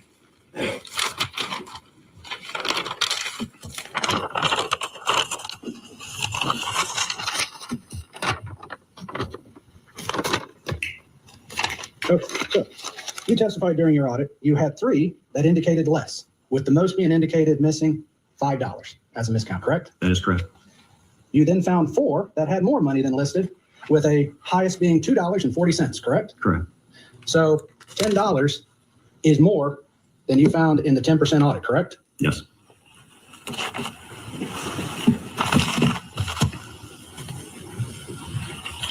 They stole. If I'm in the jury, I'm like, they thieves. Thieves.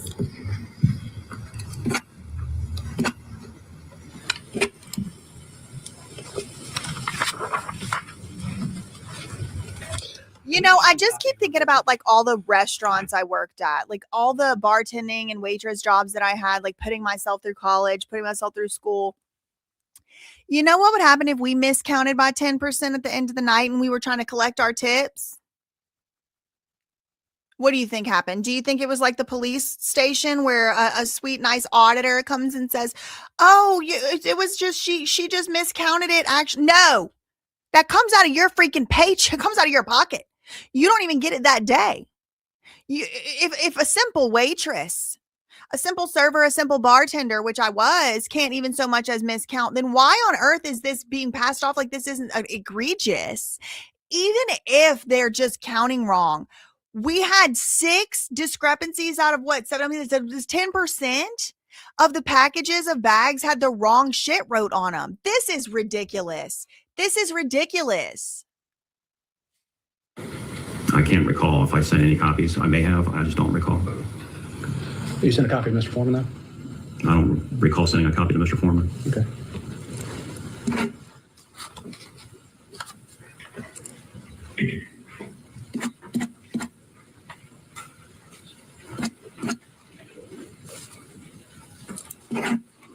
I love his aggressive checking stuff off.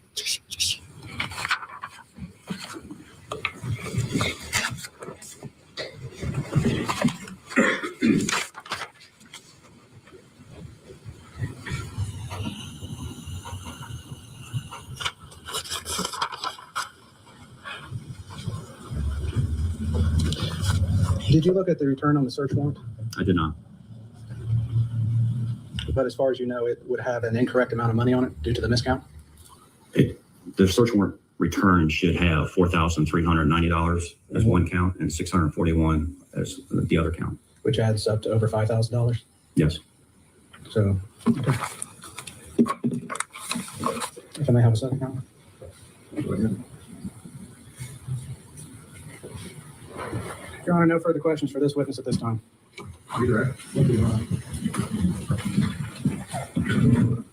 Oh, he looks defeated too. This old union cop, this union lawyer. Pull up this report one more time and let me ask you just a couple questions about it to clarify what happened here. What exhibit is this, Natalie? 31? Yes. Looking at exhibit 31 again, the last page of your report, Detective. Oh, sorry.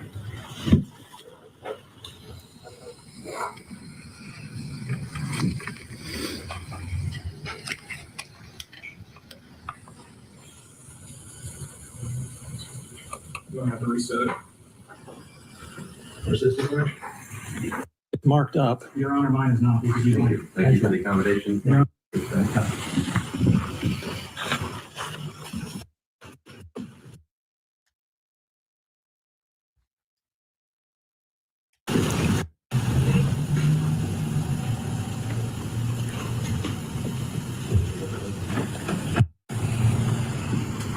Your Honor, if I may ask, this might be a perfect time.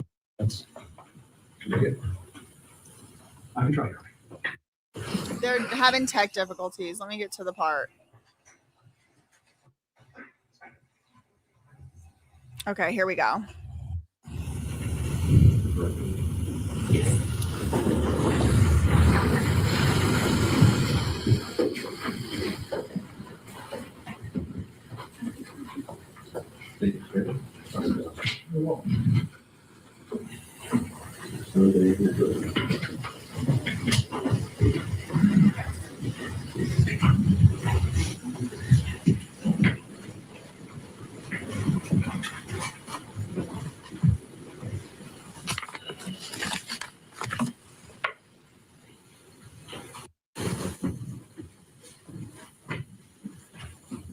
still just trying to fast forward to And the we part. have this Okay. Exhibit 31 back Okay. up on the screen. So this is the redirect. This is their lawyer, the plaintiff's lawyers. Perfect. Okay, go ahead, Mr. Plaintiff. Thank you. Okay, Detective Robinson, we have this Exhibit 31 back up on the screen. And the page we're looking at has a second to the last paragraph there from the bottom. And you wrote, as I'm reading it, as to evidence item number 2 and the alleged missing $10 from the counted and recorded $641, I cannot determine from the body cam footage the amount possibly collected. Did I read that correctly? You did. And was that true? That's true. That's an accurate representation of your conclusion? Yes. While we're on this page, and since Mr. Osborne asked you I'd be interested to see it myself and see if I could determine how much it was. footage, I want to ask you about the short paragraph right above the one we just looked at,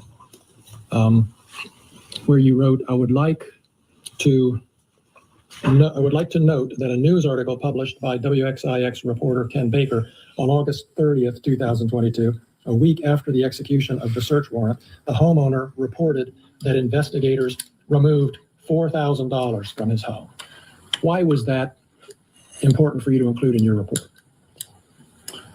I felt that if this money was collected, I believe, if I recall correctly, from some clothing, an article of clothing, maybe in a pocket or something of that sort, that it would be strange to have 4,390 tucked away like that. It would make more sense if you had $4,000 maybe tucked away. See how they rationalized And it? when I saw this article, All the money did not come from one pocket. The money came from 2 locations in his house. All the money did not come from one pocket. But do you see how he's trying to rationalize it? And do you see how they used the news as propaganda? And how he's like looking over at the jury, like almost as if maybe they had read those articles because they're local. It would be so strange to have $4,391 in your pocket. Yeah, it would, but that isn't how it was found. $4,000 freaking dollars, I guarantee you, was in his pocket. And then they miscellaneous found other cash throughout the house. This is my opinion. And they just kept that. They took that $4,000, put it in the bag, sealed the bag, and said that was from a drug deal because that's what they were trying to get him for. That's what I think happened. And he just told the story of what he interest, so wanted. It makes sense. Put that in my report. Okay. That's all I have. Thank you. Guess who's next? Afro Man. So, Detective Robinson, you found the news article of interest? Is that correct? Yes. More interest in interviewing anybody who was there, Brian Newman, Mr. Foreman, or anything? I didn't find it necessary to interview them. Yeah, because he already had his story and his marching orders. So These news people look article, like though, would have thieves. occurred before Mr. Foreman got back his money, correct? Petty All I thieves. recall and what I documented was that it was a week after the search warrant execution. Do you even know when he got back his money? Not off the top of my head. So you don't know if he got it back a week or 10 months later?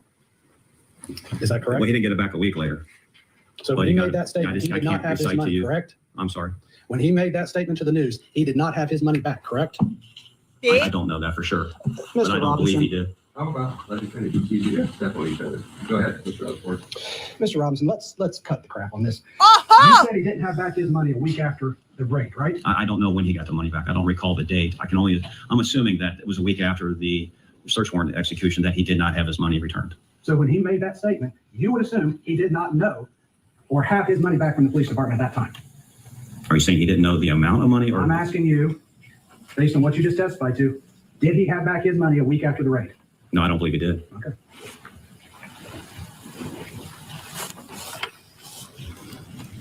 Did you call Ken Baker?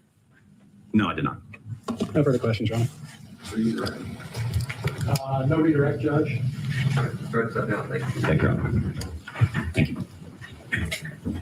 Afro Man is next. Yes, please. Let's cut the crap.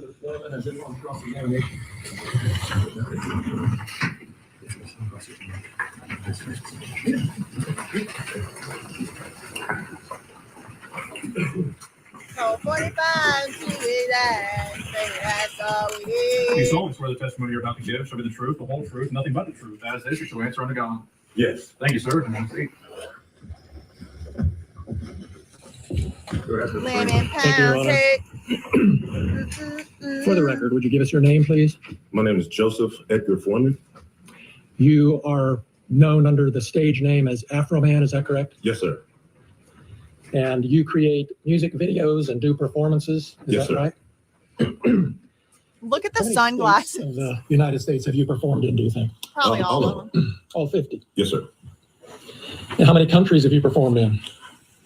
I don't remember, but not all of them, but I've been to a few. Oh my God, I love him. How many live performances did you do last year, roughly? I don't know. Possibly 250. I don't know, but I don't know. There's a lot of days, but I don't know exactly. And you have a residence here in Adams County, correct? Yes, sir.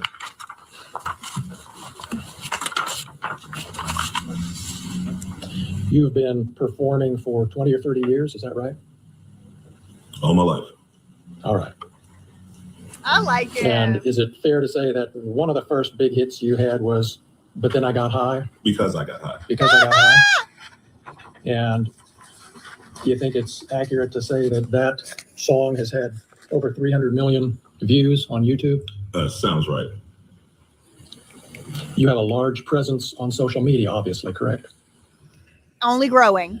Depends on your definition of large. There's bigger people than me, but I'm all right.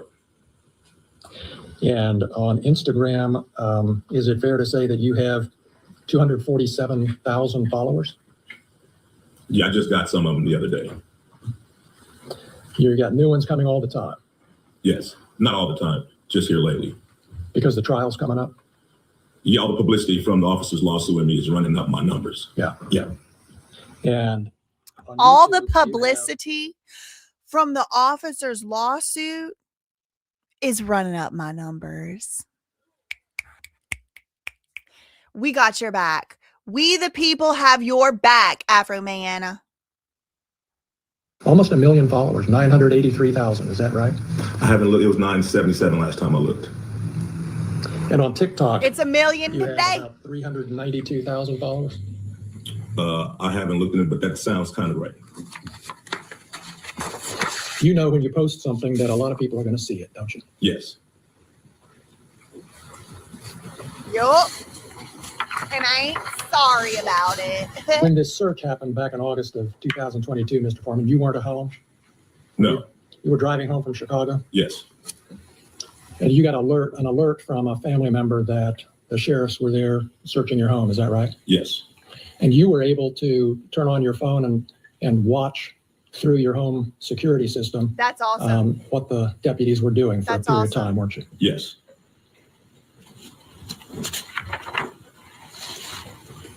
I see y'all saying y'all going to subscribe to Afro Man to be spiteful. Go please subscribe to BJC Live Show also to be spiteful. That's my new live show. I'm going live there tomorrow for the first time ever. BJC Live Show. I'm trying to run up my numbers too. Okay, while we're at it. Angry and upset about this search. I wasn't happy.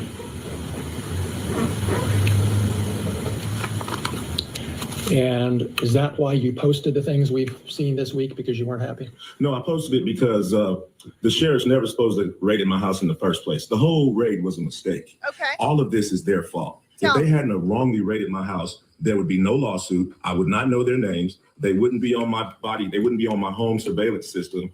And there would be no songs, nothing. My money would still be intact. Please remember, please recall, this is because we have watched like 5 hours of footage or more today. Please recall this is sped up. Okay, so he's actually talking way slower and way calmer than what we're listening to right now. This is on 1.25 times the speed. He's saying this is all their fault. It seems like he's worked up. He's really not. But I just got to get through this. You just got to get through it. We've been here for 5 hours, 40 minutes. So he's not even this worked up. He's like even calmer than he even sounds. And he's already put these other ones to shame. He's come across way more intelligent than anyone else they've put up here, including the so-called supposed expert, non-expert. He's come across as authentic, and he can actually stand behind what he's saying. He's not going to be made to be feeling ashamed over something. He didn't do anything wrong. He said they never should have been in my house in the first place. I wouldn't have known their names and there would be no song. How about?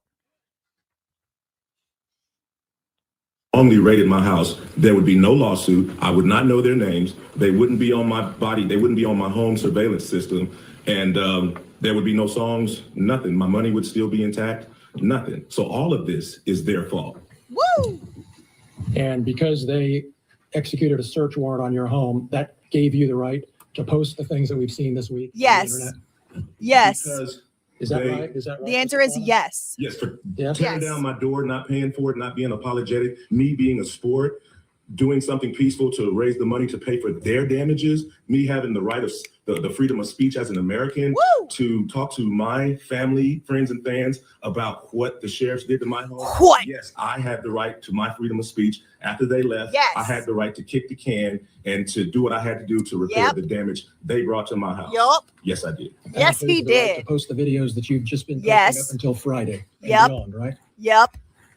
Yes, I have freedom of speech. I'm a Yep. rapper. I entertain. I write fiction, comedy. Yes, I mean, I entertain for a living like you practice law for a living. So I have to go to work. Period.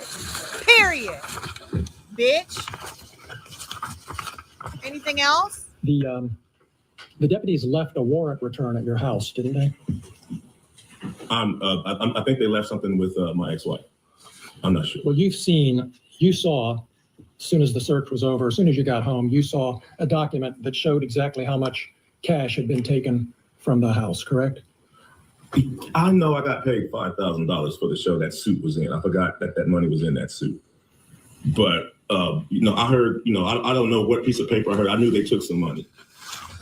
I just knew they took some money. Interesting. We're talking about $4,000. He said he got paid $5,000. He said it was $5,000 in that suit. Actually, I forgot I had put that money in that suit. It was $5,000 in that suit. And I don't know how much they took. Ha ha ha ha. Whoa. I could see why he said they stole. I can. I knew it was 4,000-ish. I knew they took some money and they seized some money and some weed and some I don't know what else. Just minor stuff. You knew how much money was in that pocket when you came home and saw the warrant return, didn't you?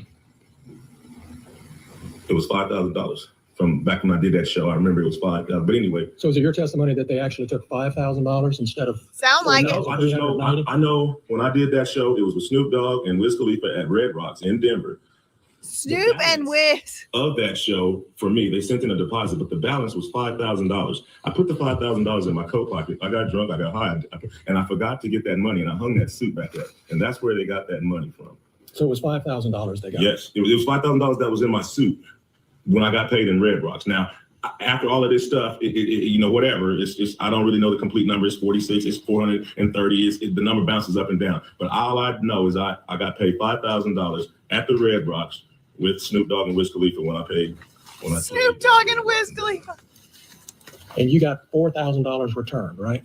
I don't know the exact amount. Well, you were there with the news when you got it. Right, and the lady at the sheriff's station admitted that the sheriffs was short. Whoa! You can go watch the 19 News. You knew when you saw the warrant return, didn't you, that the amount that they were saying was taken was actually more money than was in that suit pocket? I didn't. No, he didn't know that. That's why you brought the news to the sheriff's office when you got the money back. They're just mad they got caught. They had miscounted the money, and the number on the evidence bag was actually I didn't know more money. nothing. The lady at the sheriff department just volunteered the information. I was sitting there, if she had a big, I might not even known I got ripped off. She admitted it live on Channel 19 News that the money wasn't right. You remember in your deposition when I asked you, why did you bring the news when you picked up the money? Yeah, I didn't want to get beat up or Epstein at the sheriff's station after I seen him running around my house with AR-15s. I don't that's why I blame brought him. the news and my attorney. They're scary. To make sure I got out of that place with my money. Thugs. To protect you physically. Yeah, Yeah. You didn't bring the news because you already knew there was a miscount and you were going to make. I didn't know nothing about the hay out of it. discount. I didn't know. I figured they stole my money. They turned my cameras off. Well, so if you turn my cameras off, you must got something bad in mind. Period. So, yeah, I'm Wow. accusing them of it. You know, they turned my cameras off. I can't see what they're doing. So, Yes. so your testimony under oath here today to these 10 jurors is that you brought the news when you picked up your money to protect you physically from being beat up or shot by the sheriffs, right? Yes. Yep. All right. And they volunteered the information that the money wasn't right. That's just an extra something we found out. But I came with my attorney and the news to make sure the people running around my Look house at his weed ring. take me into jail and do something. So Weasley. I love him. I love him. Protect him at all costs. You had a safe in your home, correct? 2 of them. 2 safes. Did the sheriffs look into those safes to your knowledge? Yes, they The did. deputies? Yes. And how did they get the combination? I gave it to my ex-wife so the sheriffs wouldn't pull my safe out the floor, take it to the station and put something in it and try to say that whatever they put in my safe was mine. So I went ahead and gave my ex-wife, who I didn't want to give my combination to, it was just safer. I went ahead and gave her my combination so they could open up the safe and realize that they just vandalized somebody that don't even have nothing in the safe. And do you know what was in those safes? It was absolutely nothing in the safes. Don't you keep jewelry in those safes? No. Can you because tell me that in your deposition that you keep jewelry in those safes? I do. Was anything missing from the safes when you got home after the search? I didn't put nothing in the safes. Was anything missing from the safes when you got home? Nothing was in them, so nothing was missing from the safe.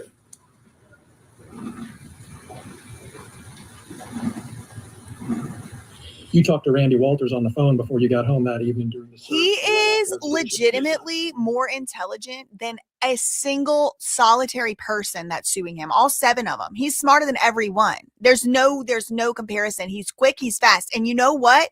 You don't have to remember what happened if you're telling the truth. He is making them look so bad just in contrast. They all sat up there talking like this. My baby, my wife. And he's just like, no, I didn't want to give my ex-wife my freaking combination. There wasn't nothing even in them damn safes, but I didn't want them to rip them up out the floor and plant something and say it was in my safes. I knew what was going on. Oh my God. Brilliant, fast, quick.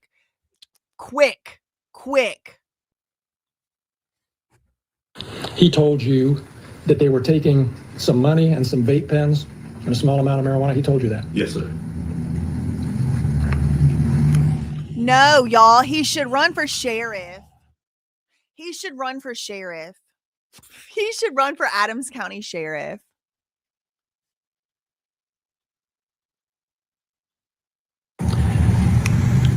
You knew, didn't you, Mr. Foreman, that there had been an investigation by the Claremont County Sheriff's Office into the discrepancy about the cash that was missing from your home, correct? You knew there was an investigation. Yeah, I knew the sheriffs was investigating themselves. Oh, that's how you saw it. Yes, sir. Okay. And did you ever ask for a report so you could see how bad this investigation of themselves really was? Yes, I was trying to get involved any way I can. The investigation was going on without any of my participation. Did you ask for a copy of the report? I did. I asked for everything. I was trying to be involved. So you've seen the report? No, I have not. Okay. Just because you asked for it don't mean you get it. Well, you had an attorney when you got the cash returned, correct? At the station? Yes. I had an attorney. Yeah, my attorney was present. Did your attorney ask for a copy of this report?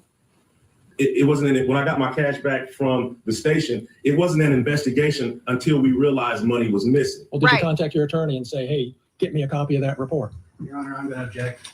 Well, Mr. Klingler wants to talk about his client's attorney-client privilege and maybe waive it. Mr. Foreman does have attorney-client privilege with his attorney at that time. And we are going to assert that privilege because it's a privilege he has of right. I love him. I love this lawyer. Overrule the objection. Shut up. We don't listen to you, bitch. This is my court. The I investigation. did want to see it. You don't know what I want. I did want to see it. You did. I wanted everything that had something to do with my money. You don't know what I want. Correct? And you haven't seen a copy of that report that you wanted to see until this afternoon. Is that right? That's right. Yeah. Your boys didn't give it I never had over. my money taken by cops. I didn't know how this goes. I don't know about reports. All I know is live on Fox 19 News. the lady admits that her department is short $400 of my money. That's all I know. I don't know how to investigate police officers taking money. That's all you know, and that's all you know today, isn't it? That's the whole basis of your claim that your money was stolen. That's enough of a basis to make the The amount of money that claim. was in the bags is different from the amount of money that was written on the bag. Yeah, my whole thing is they never should have raided me in the first place. That's your whole thing. That's my whole thing. That's the point, That's my whole isn't thing. it? If they never would have showed up, there would be no songs about them. I wouldn't know who they are. Their faces would not be on my video cameras. None of this, we wouldn't be in this room right now if they hadn't raided my house and didn't press no charges, didn't even know what they was doing. See how This that whole works? thing is their fault, and they're suing me for their mistake. Period. And so you don't really care if they stole your money or not. You're just mad I about do what they care about did. if they stole them. Police officers shouldn't be stealing the civilians' money. So I do care. All of it is an outrage. This whole thing is an outrage. You Period. have no evidence that they took your money except for the amount on the bag isn't the same. There's evidence. There's evidence. Hold on. There's evidence. Let's talk about it. First of all, the lady on the news admitted it. That's evidence. The fact that the money doesn't add up to the amount that's written on the bag is evidence. That is evidence. The fact that the amount taken from his house isn't the amount he got returned back to him is evidence. So there is evidence that money is missing, which is evidence that he could say, why is money missing? Maybe it's because they stole, but money is missing, and that is the evidence. Now, the thing that the guy said, the supposed expert, non-expert, he said that he could account for some of that money being missing, but not $10. And I know some people might think $10, who cares, whatever, it's just $10. No, it's missing. So where is the $10? That's evidence. The fact it's not there is evidence. Period. So you do have evidence. This lawyer needs to go to the freaking retirement home. We need to put him out to pasture. Could you answer my She admitted that she took my money on live Fox 19 News. Go argue with the film clip. Period. Go argue with her admitting that she took my money. My proof's on the internet. Well, whatever. Go look at her admitting that the bag is short because it stayed open all weekend long or 2 weeks after Brian and Officer Kulie just left it and just mishandled it and didn't do right. Just so we're honest with the jury here, Mr. Foreman. Oh, fuck you. Nobody admitted that they took your money, did they? They admitted it was short. Yes. Nobody So it looked like admitted somebody that they took your money, correct? It was short. She admitted, she said that it was short. And UV is 10.5, $2 missing. How does $400 even come up missing? Odd. Period. I agree. Exactly. Odd.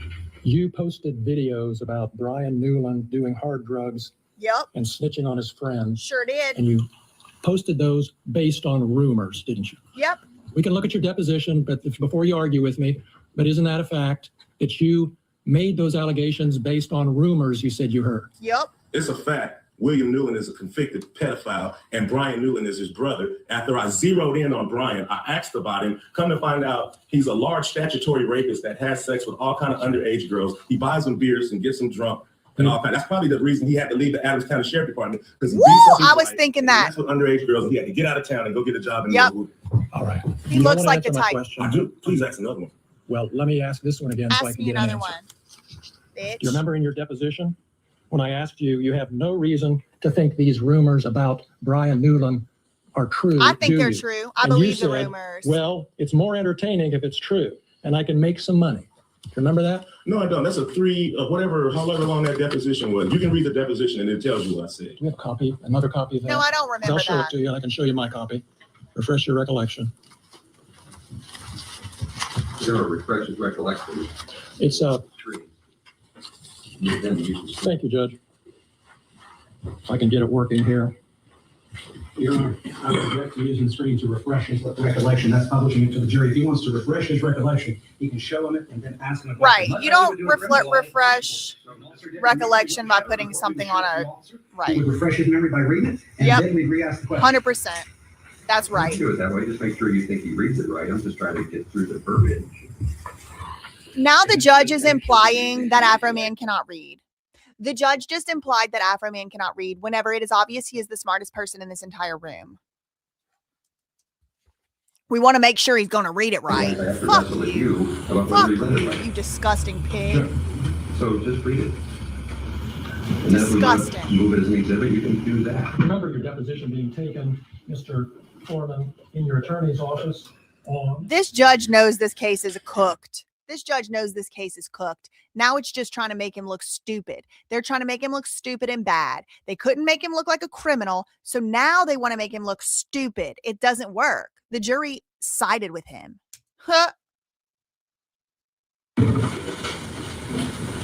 September 3rd, 2024. I remember the deposition. And that deposition was taken in DJ Osborne's office? The day before my birthday.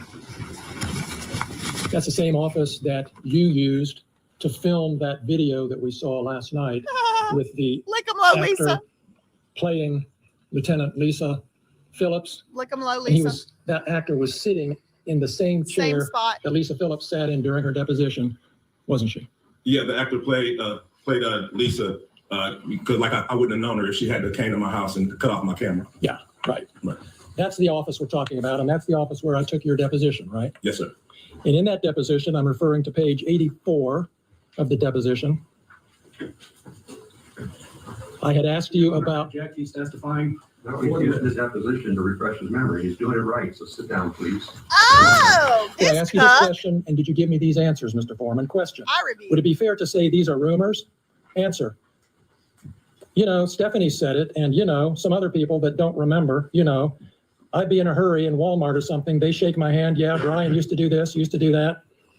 Then something, I didn't know him, but this is what I've heard. Question. You don't have any particular reason to think that it's true or not. I do. I true, think it's right? true just because I feel like it. How about? Answer. Well, it's more entertaining if it is true, and I could probably make some money and capitalize on it if it's true. What are the line numbers? Starting with line 7 and ending with line 21. Right. Did I ask you those questions and you give me those answers? I don't remember. That was a long time ago. But that's my question. I've always put Brian Newman next to his brother. So that's my basis, and I've always we noticed that. Yeah, and your attorney's going to be able to ask you whatever questions he wants. Right now, I'd like you to focus on my questions, Mr. Foreman.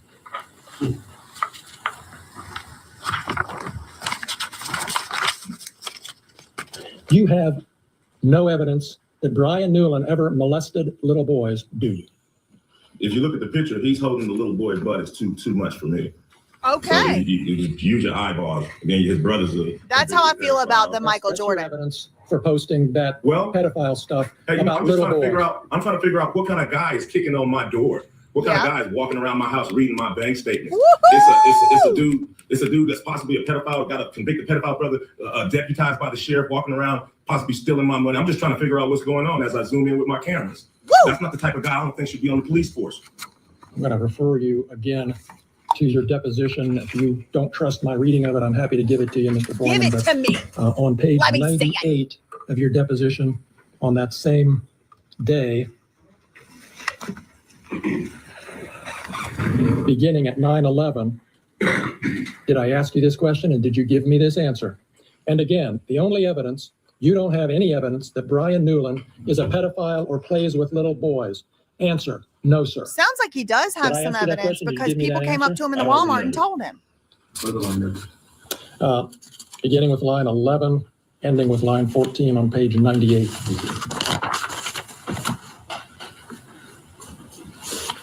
You have no evidence that Lisa Phillips stole your money, do you? I know if she hadn't raided my house, we wouldn't be having this conversation. Nor a lawsuit or nothing. They never should have been at my house. Since you're not going to answer my question, I'm going to go back to your deposition again, Mr. Foreman, page 102. Your Honor, if I may, can I just enter a continuing objection so I don't have to object every time he does the deposition? No, it's too important, so please be specific. Thank you. So I would enter a notation of objection at this point. He is now testifying to the witness. He is no longer refreshing his recollection. I'll be sensitive to that, so you can rephrase. Also. Shut up. In your deposition, Mr. Foreman, that you don't have any evidence that Lisa Phillips stole your money. Yeah, she cut off the cameras, but I didn't know who took them. So of course, all the officers was a suspect at first, because I didn't know where. After the deposition, I realized that Brian Newman was in charge of the money, and I knew where to focus everything. But at first, all the cops was a suspect, especially after they cut off my cameras, and I couldn't see what they were doing. All right. Well, so you don't remember? Is that what you're telling me? I remember telling you that Lisa, probably didn't take my money, but I just didn't know. I just knew it was missing, and they cut off my cameras, so all of them were suspects until I figured it out. So until you figured it out. Until everybody figured it out, until it was solved of Till it where was the missing solved. money was. Where's my money? All right. Pay me So what just to you clear owe this up and move on, you admit that you don't have any evidence that Lisa Phillips stole your money. No.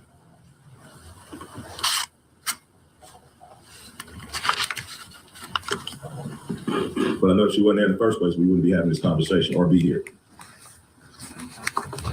And She is cut it them cameras, true too. That one of your big motivation, really, in making all of these posts is to make money. No. To pay for the damage that they brought to my house under the circumstance that they shouldn't have even been there in the first place. Period. So the answer to my question is yes, your motivation was to make money. To pay for the damages that they brought to my house under the circumstances that they shouldn't have been there in the first place. Have you made enough yet to make up for it? Probably now. Not really. How much have you made on it? I don't know exactly, but it wasn't hardly $24,000. $24,000. It wasn't that. It wasn't that. You're still making money on today, right? With the new He's posts making and some money on advertisements and YouTube things? now. Publicity. You're still selling merchandise, aren't you? As you No. should. Publicity. Just me. Just everybody. Thanks to them bringing publicity to this. It's just an opportunity to run numbers up and be an entertainer. Period. And the more lies, outrageous lies you tell about them, the more money you can make, right? Leading unloaded question. Fact. They never should have came to my house in the first place. Fact. If they hadn't came to my house, they wouldn't have put themselves on the video Tell camera them and in all. my music career. Yes. All of this is their fact. Yeah. All of this is their fault. And they have the audacity to sue me. These people and you are the predators and the victim at the same time. Period. So what they did, searching your house, gave you the right to do everything you Under did. the circumstance that I got freedom of speech, Yes. after they run around my house with guns and kick down my door, I got the right to kick a can in my backyard, use my freedom of speech, turn my bad times into a good time. Yes, I do. Yes, And he I think I'm a does. sport for doing so because I don't go to their house, kick down their doors, flip them off on their surveillance cameras, then try to play the victim and sue them. I You were agree. at Lisa Phillips's deposition, correct? Yes, sir. In your lawyer's office. Yes, sir. Same office where you filmed part of that video last Friday. Yes, sir. I ain't sorry. And you saw how upset she was when she was answering your lawyer's questions about how this had affected her, right? Yes. This is a Yes. perfect And you answer. saw Listen to your him. attorney say, do we need to take a break? Yes. And you saw her say, no, let's go on and get this over with. Yes, sir. You saw all that. Yes. You knew she was upset. Just like she knew I was upset when she was standing in front of my kids with an AR-15 with her hand around the trigger ready to shoot me. Just like she knew I was upset when she cut my cameras. But I'm not a person. She is. So I'm sorry for being a victim. Let's talk about the predators. Okay. So you saw all that. You saw how upset she was. You heard the testimony about her children. You heard the testimony at the depositions about Randy Newland's daughter who came home upset. You heard all that, but you're still posting stuff about Yeah, it. because I understand it was Randy's fault and all of their fault for coming to my house in the first place. So if they hadn't came to my house, their children wouldn't be saying nothing. None of this would be going home if they did their research and did things right. So all of this is their fault. And now they want to sue me for their mistake. Woo! That's powerful. Powerful. Is there anything that could change your mind about what you're doing to these deputies? He is Is there anything that can exasperated. change my mind about the fact that they shouldn't have been at my house in the first place? Is there anything that can change my mind about how my money shouldn't have been touched in the first place? No. No. No. That's all the questions I have. Thank you. You're welcome. You're welcome. That was masterful. Beautiful. I'm sorry, Mr. Osborne. Do you want to continue the direct examination of your client now? Your Honor, I was going to actually ask for a sidebar so we can talk about that. Okay, so let's just talk about it. Okay, so I was actually going to not do cross with Mr. Foreman. This time I was going to hold off until our case in chief. Yeah, I just offered you the chance to do that. So do you want to do your direct examination on your case in chief right now? Not right now. Like the pogo stick of witnesses up and down is what I was talking about. If he testifies on his own direct case, it could be down. Look at his goblin teeth. Look at those goblin teeth. It's just like, so you'll likely see Mr. Foreman again. This was an examination on. Plaintiff's rest is subject to the admission of all. Okay. That's it. Okay. I feel like we need a lemon pound cake palate cleanser. Put a 5 in the chat for lemon pound cake palate cleanser.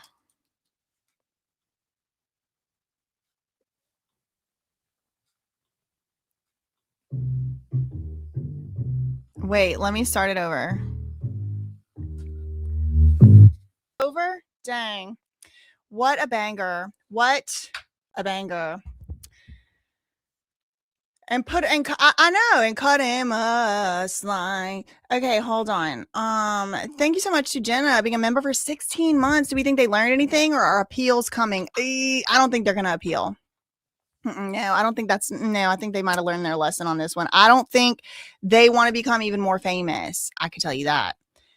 Can we listen to, thank you, Tiki, being a member for 21 months. Can we listen to your diss songs?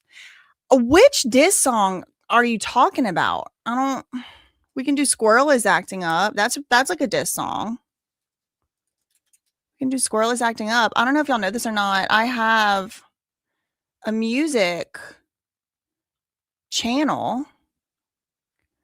Let's see. We'll do Squirrel is Acting Up. This is my official music video for Squirrel is Acting Up. It's theme song. Okay, theme song. Right here, a squirrel is acting up. I don't think the captions are right. I can pause it every so often and tell y'all what it says.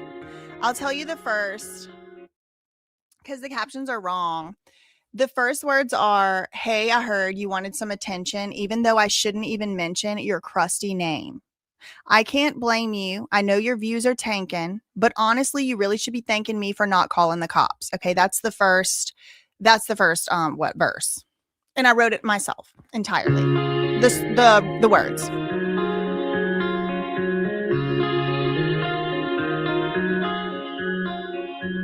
Hey, I heard you wanted some attention, even though I shouldn't even mention your crusty name.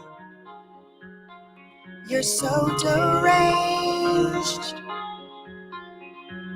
I can't blame you. I know your views are tanking, but honestly, you really should be thanking me for not calling the cops. And you should've kept my name out your mouth. That's ego, how it all turned out. When you try to use my name for a clown, keep on going. There's something you could talk about. Throwing all the good vibes out the window. Somebody come hold my cup. A squirrel is acting up. And I do mean a squirrel. He's really acting up. I swear to God. She really acting wrong with him. What a good video. Oh, casual. They say ballet never leaves you. The rap break is coming now. The rap break is coming. All together, everybody. Welcome into my world. You're playing my game. Thought that you could come up and everything off of my name. Talking out the side of your neck like you insane. Cortisol levels to the roof. Inflame. Kids these days so shameless. Selling out real friends for a paycheck. I didn't teach them no home training. Wanna be me so bad, but they failing. I ain't scared of no low-life scavenger. I should warn you though, if you haven't heard, I ain't no Kulie, Kulie Ballinger. Shots been fired. Wanna tell that? Say it to my face though. Not behind my back. Won't be long till you share it in a group chat. And when I call you up, you're gonna backtrack. Ha! How cool is that little boat?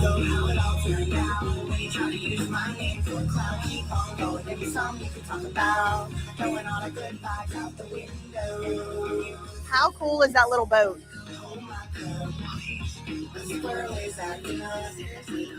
I want to do a remix where I do a little part right there. Like a country part. Maybe AFROMAN will do the squirrel acting up remix with me. Okay, anyway, I was gonna do day 3, but I'm tired as hell and I'm hungry and I want some lemon pound cake. So I'm gonna have to do the rest at another time. I do want to encourage y'all and ask you, please, ever so nicely, to go and please subscribe to my new channel. Actually, that's not even the Bayou. You know where that was? That most of that video was shot in Maryland, Chesapeake Bay. But yes, there is no place like the Bayou. It does remind me a lot of the South right there. I mean, I guess Maryland kind of is the South, but I want y'all to please subscribe to my channel. I'm going live tomorrow for the first time on the channel at all. And I really want it to be successful and good. It's BJC Live Show. That is my initials, Brittany Jareem Corville. That's my name. And I'm going to see y'all over there 3:33 p.m. Eastern tomorrow. I don't exactly have like a full exact like layout of what I'm going to talk about tomorrow, but I am going to talk about the Live Nation trial recap. Maybe a little Afro Man, but I'm a little Afro Man out right now. But y'all can let me know. Mama didn't teach them no home training. It's true. Let me think. What else? David. We're going to talk about David. We're going to talk about Nancy Guthrie. We're going to talk about Britney Spears. We may talk about some squirrels acting up. We may talk about some other things going on. Okay. So just please subscribe to that channel. I'm trying to get to 5,000 by tomorrow. It doesn't look like it's going to happen at this point, but okay. I'll put the link. Hold on. It is already down below. If you want to go to the description box, you will be able to see it. Here's the link. Hold on. Let me put the link in the chat. Yeah, I'm hungry. I'm ready to go. I'm ready to get off of here. What's it been 6 hours, 13 minutes? That's long enough. Okay, that's all I really had for this one. Justice for AfroMan, although I think he got his justice now by winning and making them look like absolute fools. They look absolutely crazy and insane. And they also made themselves look like thieves. Like I was like a little bit on the fence. Now I think they're thieves. That's my opinion. That's my belief. That's all I really had for today. In the meantime, facts ain't defamation. Neither are opinions. Neither is art and music videos. Love you, mean it. Okay, bye.